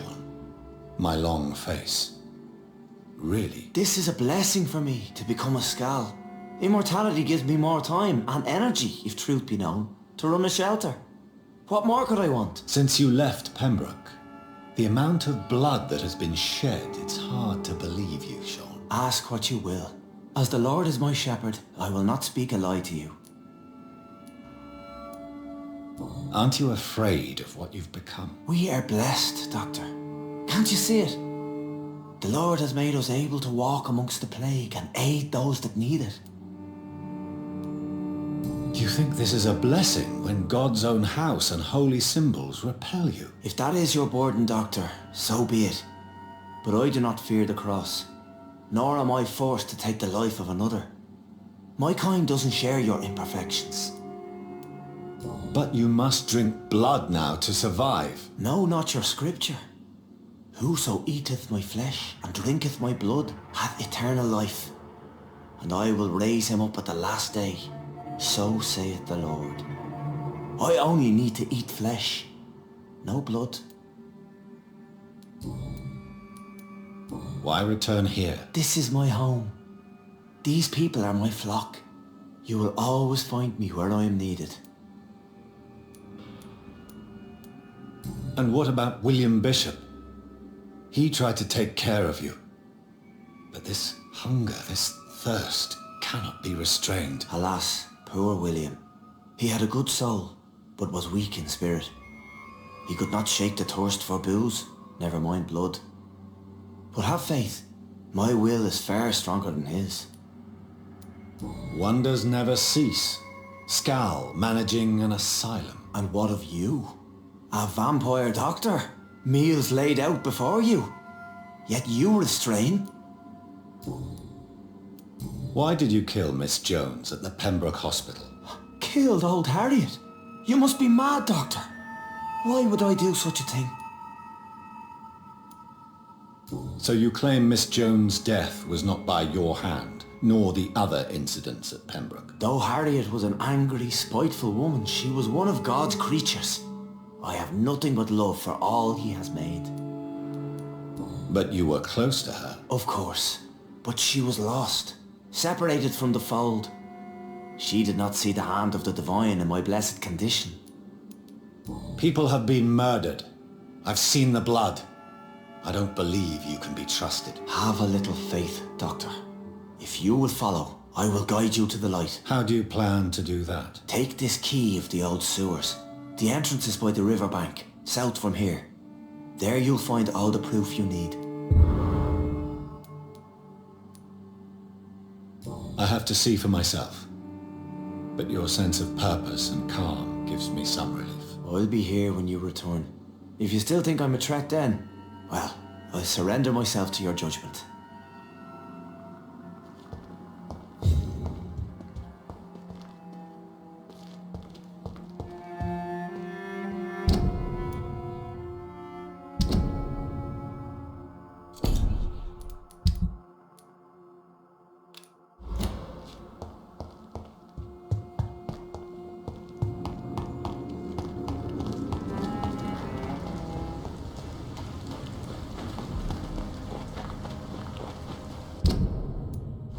Yeah, people are still working at this time.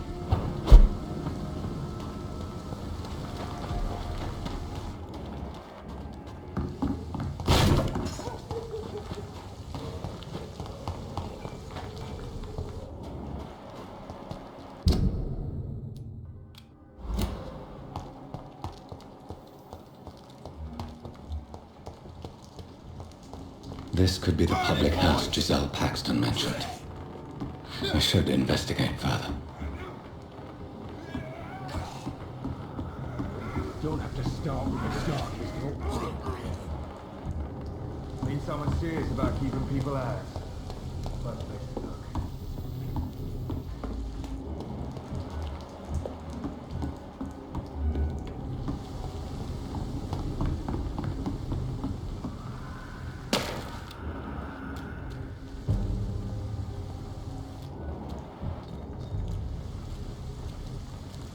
The call for reinforcement.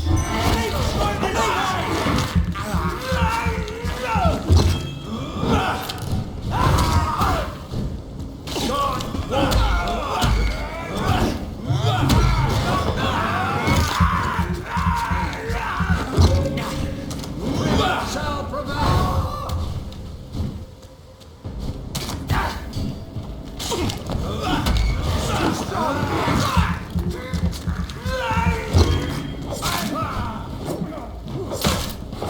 Oh my God! Have no fear, brothers. The power of the Lord commands you.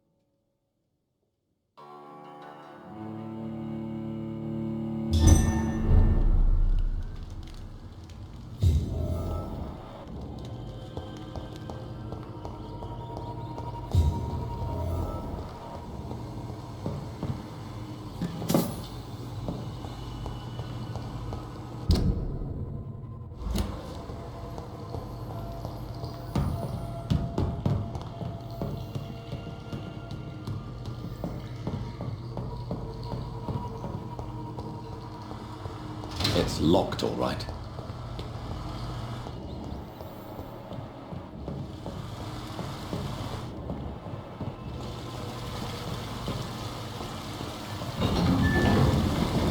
So that's it. These wheels control the water level.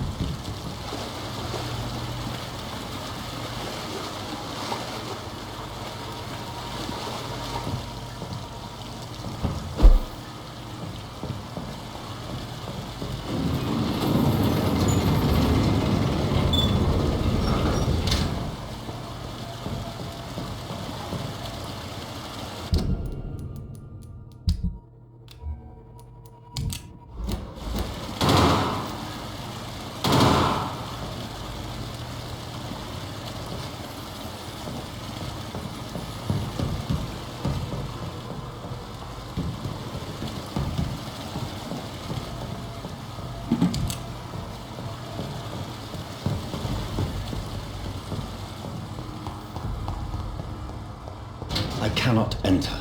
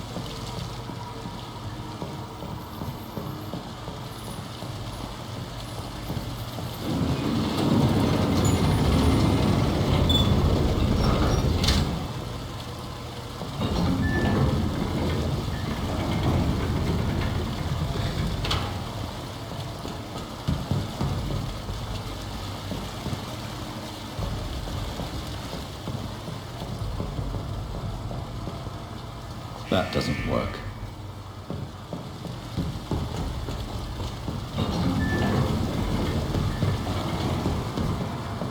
That doesn't work. That doesn't work.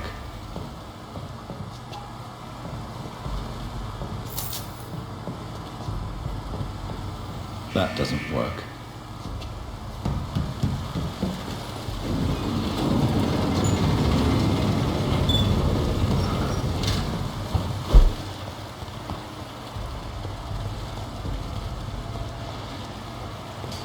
That gate should shut properly now.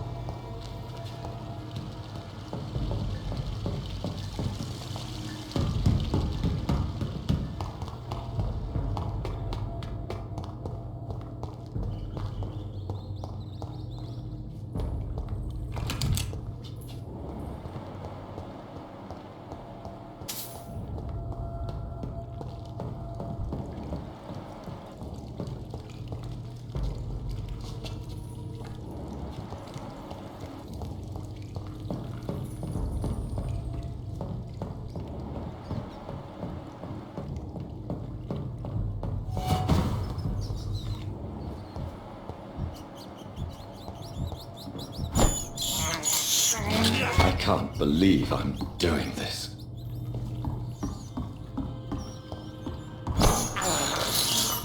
This is despicable.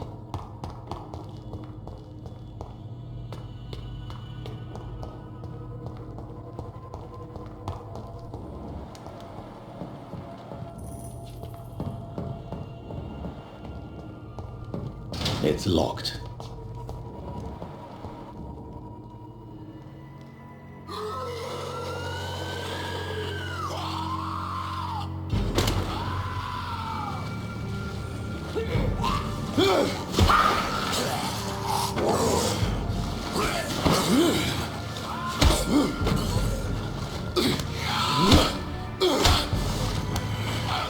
These maggots have escaped the wrath of Ascalon for too long. It is time to purge the sewers of their filth. You again! The one they call the sewer dog. Hold your tongue, newborn, or I'll crush you like a maggot. You've let the beast consume you. Finally! A touch of lucidity. So learn to respect the laws of Ascalon!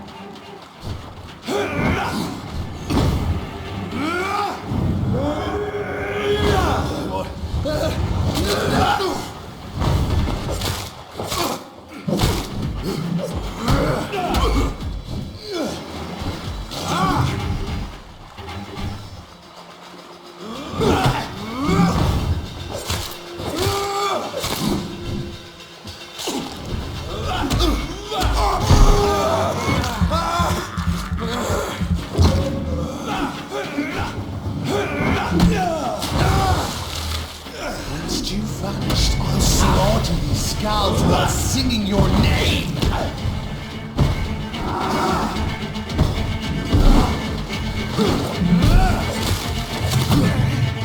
From the banshee, the hand that crushes all!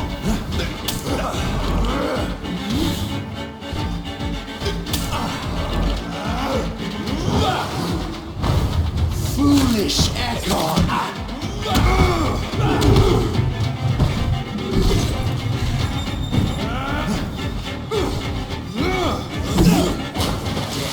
Dictates of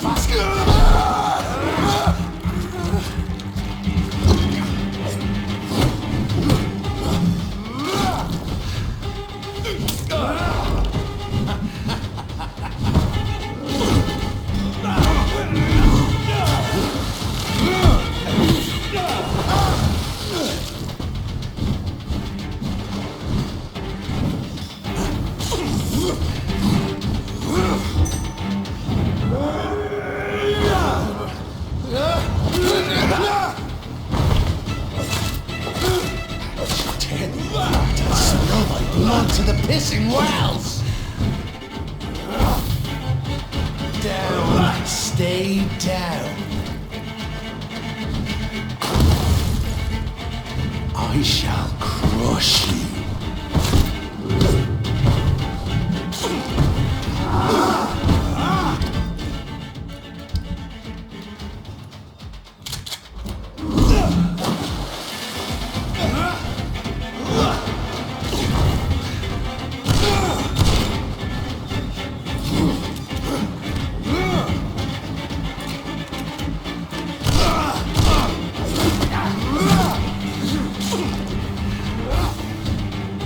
Your blood is now mine. Return to your apothecary of grievance.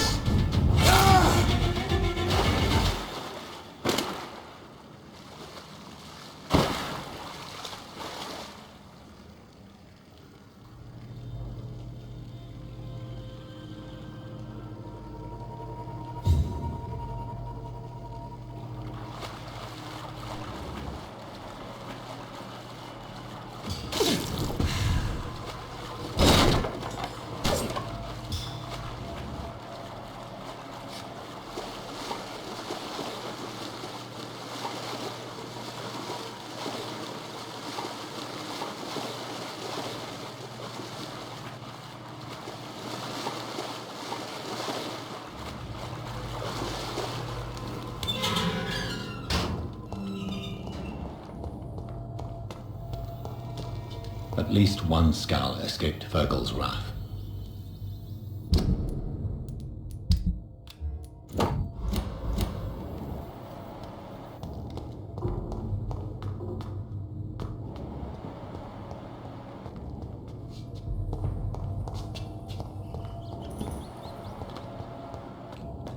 The poor creature is bleeding to death. He cannot be far.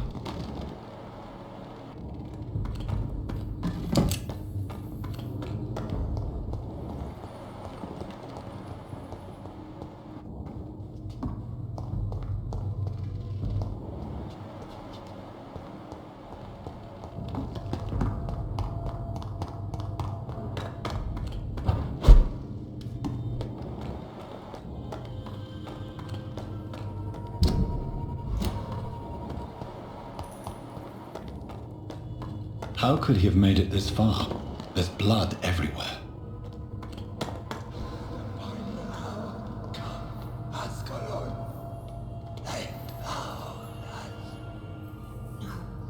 Safe we are, still. Drink now. Bless you, Richard. This isn't the blood of a vampire, but it will quench your thirst.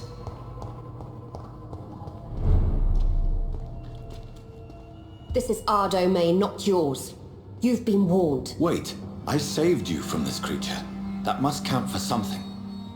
Thank you. Now go. Go back to the streets and houses. There is no love lost between us, vampire. But thank you.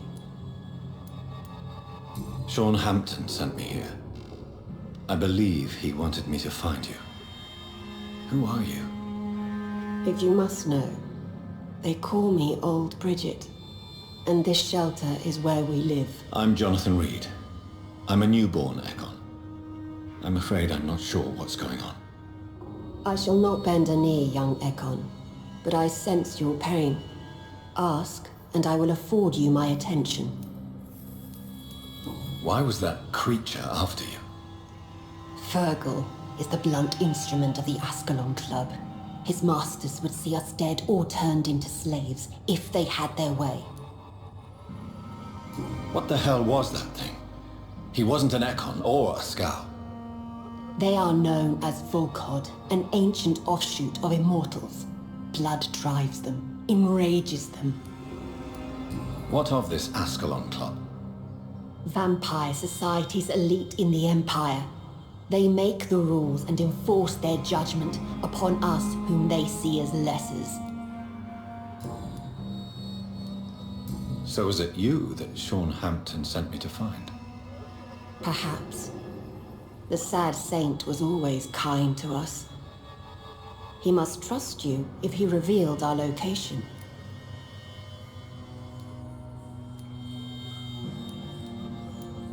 The guard of Prewan is hunting him. He is suspected of murder. The Scars have always been hunted by humans and vampires alike. I teach them how to survive against the odds. Sean killed a patient of mine. And that's just one of the murders he's being hunted for. If you refer to Harriet, she is now among us and under our protection. Harriet Jones is alive. That's it. That's the proof Sean wanted me to find. I must talk to her. No. Harriet is not alive. But you can speak to her. I must warn you. She is fragile and may not receive you warmly. I don't understand. She is filled with bile and hate. Her mind is sharp as a tack, but her body is so weak. I've never seen its like before. She is resting in a room on the far right of this hideout. Thank you. I will bear that in mind.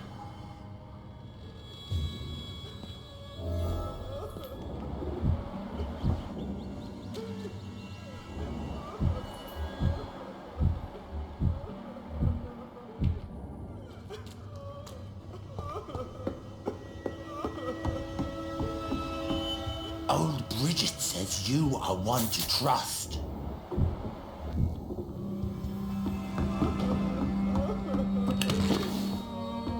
Eternal gratitude for your protection, Master.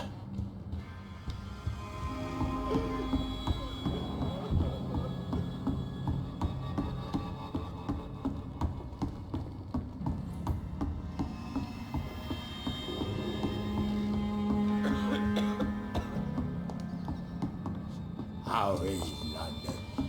I've not seen beyond these walls in such a long time.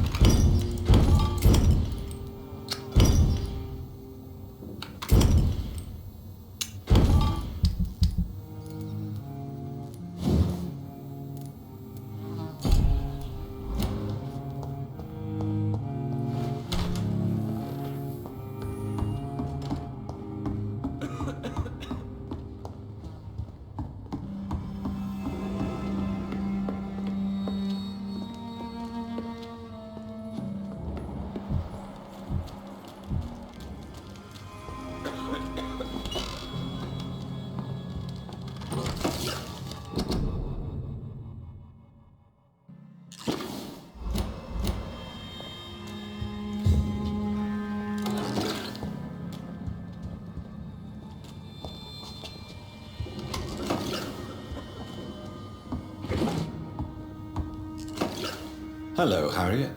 Do you recognize me? Yes, you were from the Pembroke Hospital. The young doctor. So full of secrets. I have so many questions I need to ask you, Harriet. If you would. I love questions. As for the answers, you may not like them. Why did you come here? And why not? This is where I live now. Leave me be.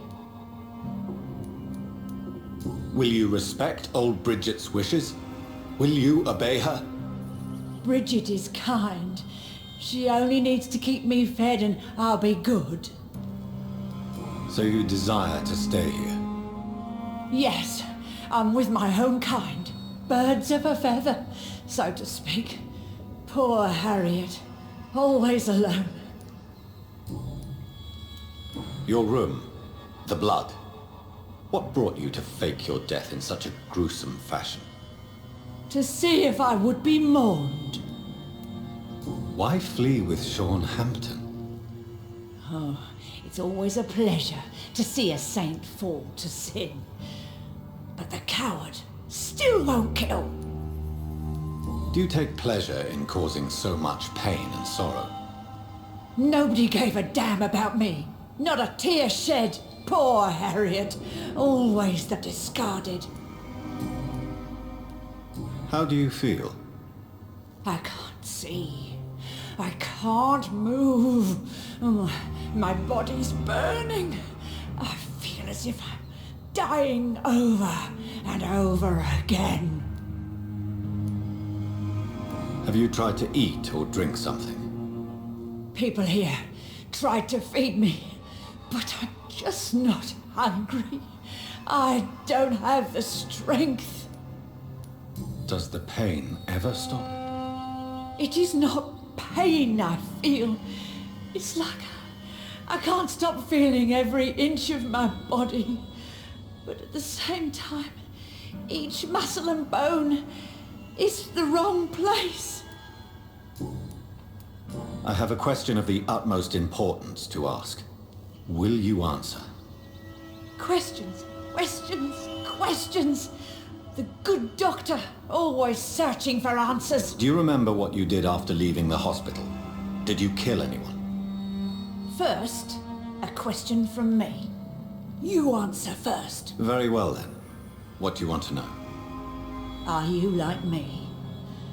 Are you also dead? We are similar, but not the same, Harriet.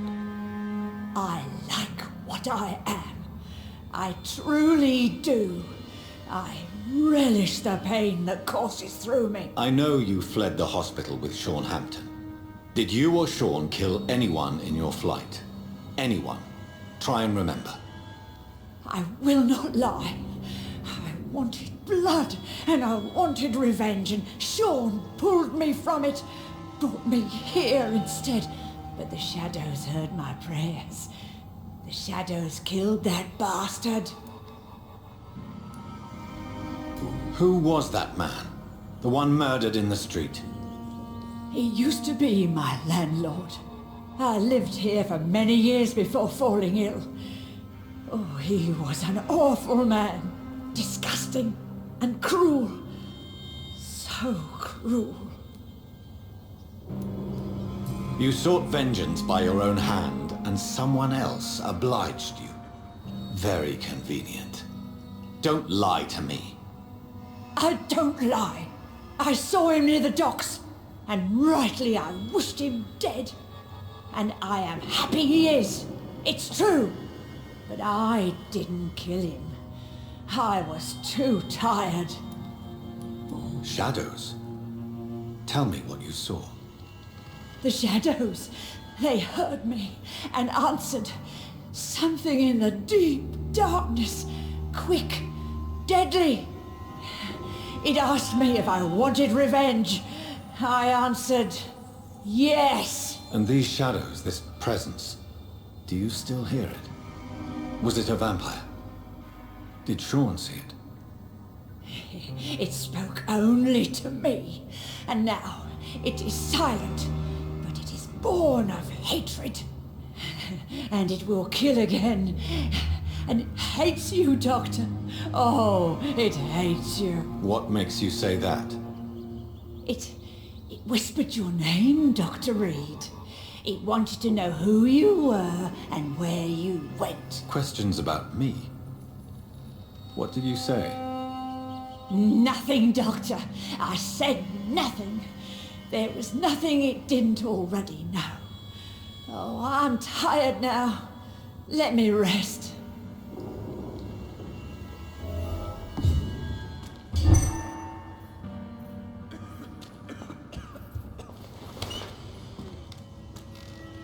Have you found the answers you were looking for, young Ekon? There is too much left unanswered. So many questions. Get to know us, spend time with us, and I may be willing to answer more questions.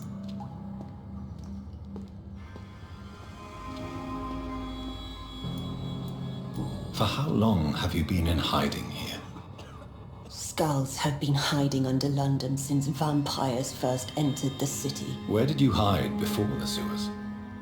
We claimed ancient tunnels, forgotten caverns, catacombs. We are skulls, groveling beneath the feet of our makers. Your diction, your words. You do not carry yourself like most skulls I've encountered. True. I'm not like most skulls. You were once someone else. What happened to you? It is as sad as it is long, young Ekon, but it will remain mine. Can I be of service to you? We ask but one thing. Reveal to no one our secrets. Do not betray us.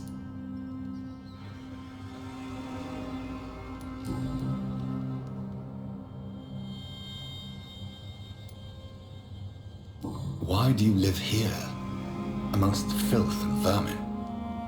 Live. Here we hide.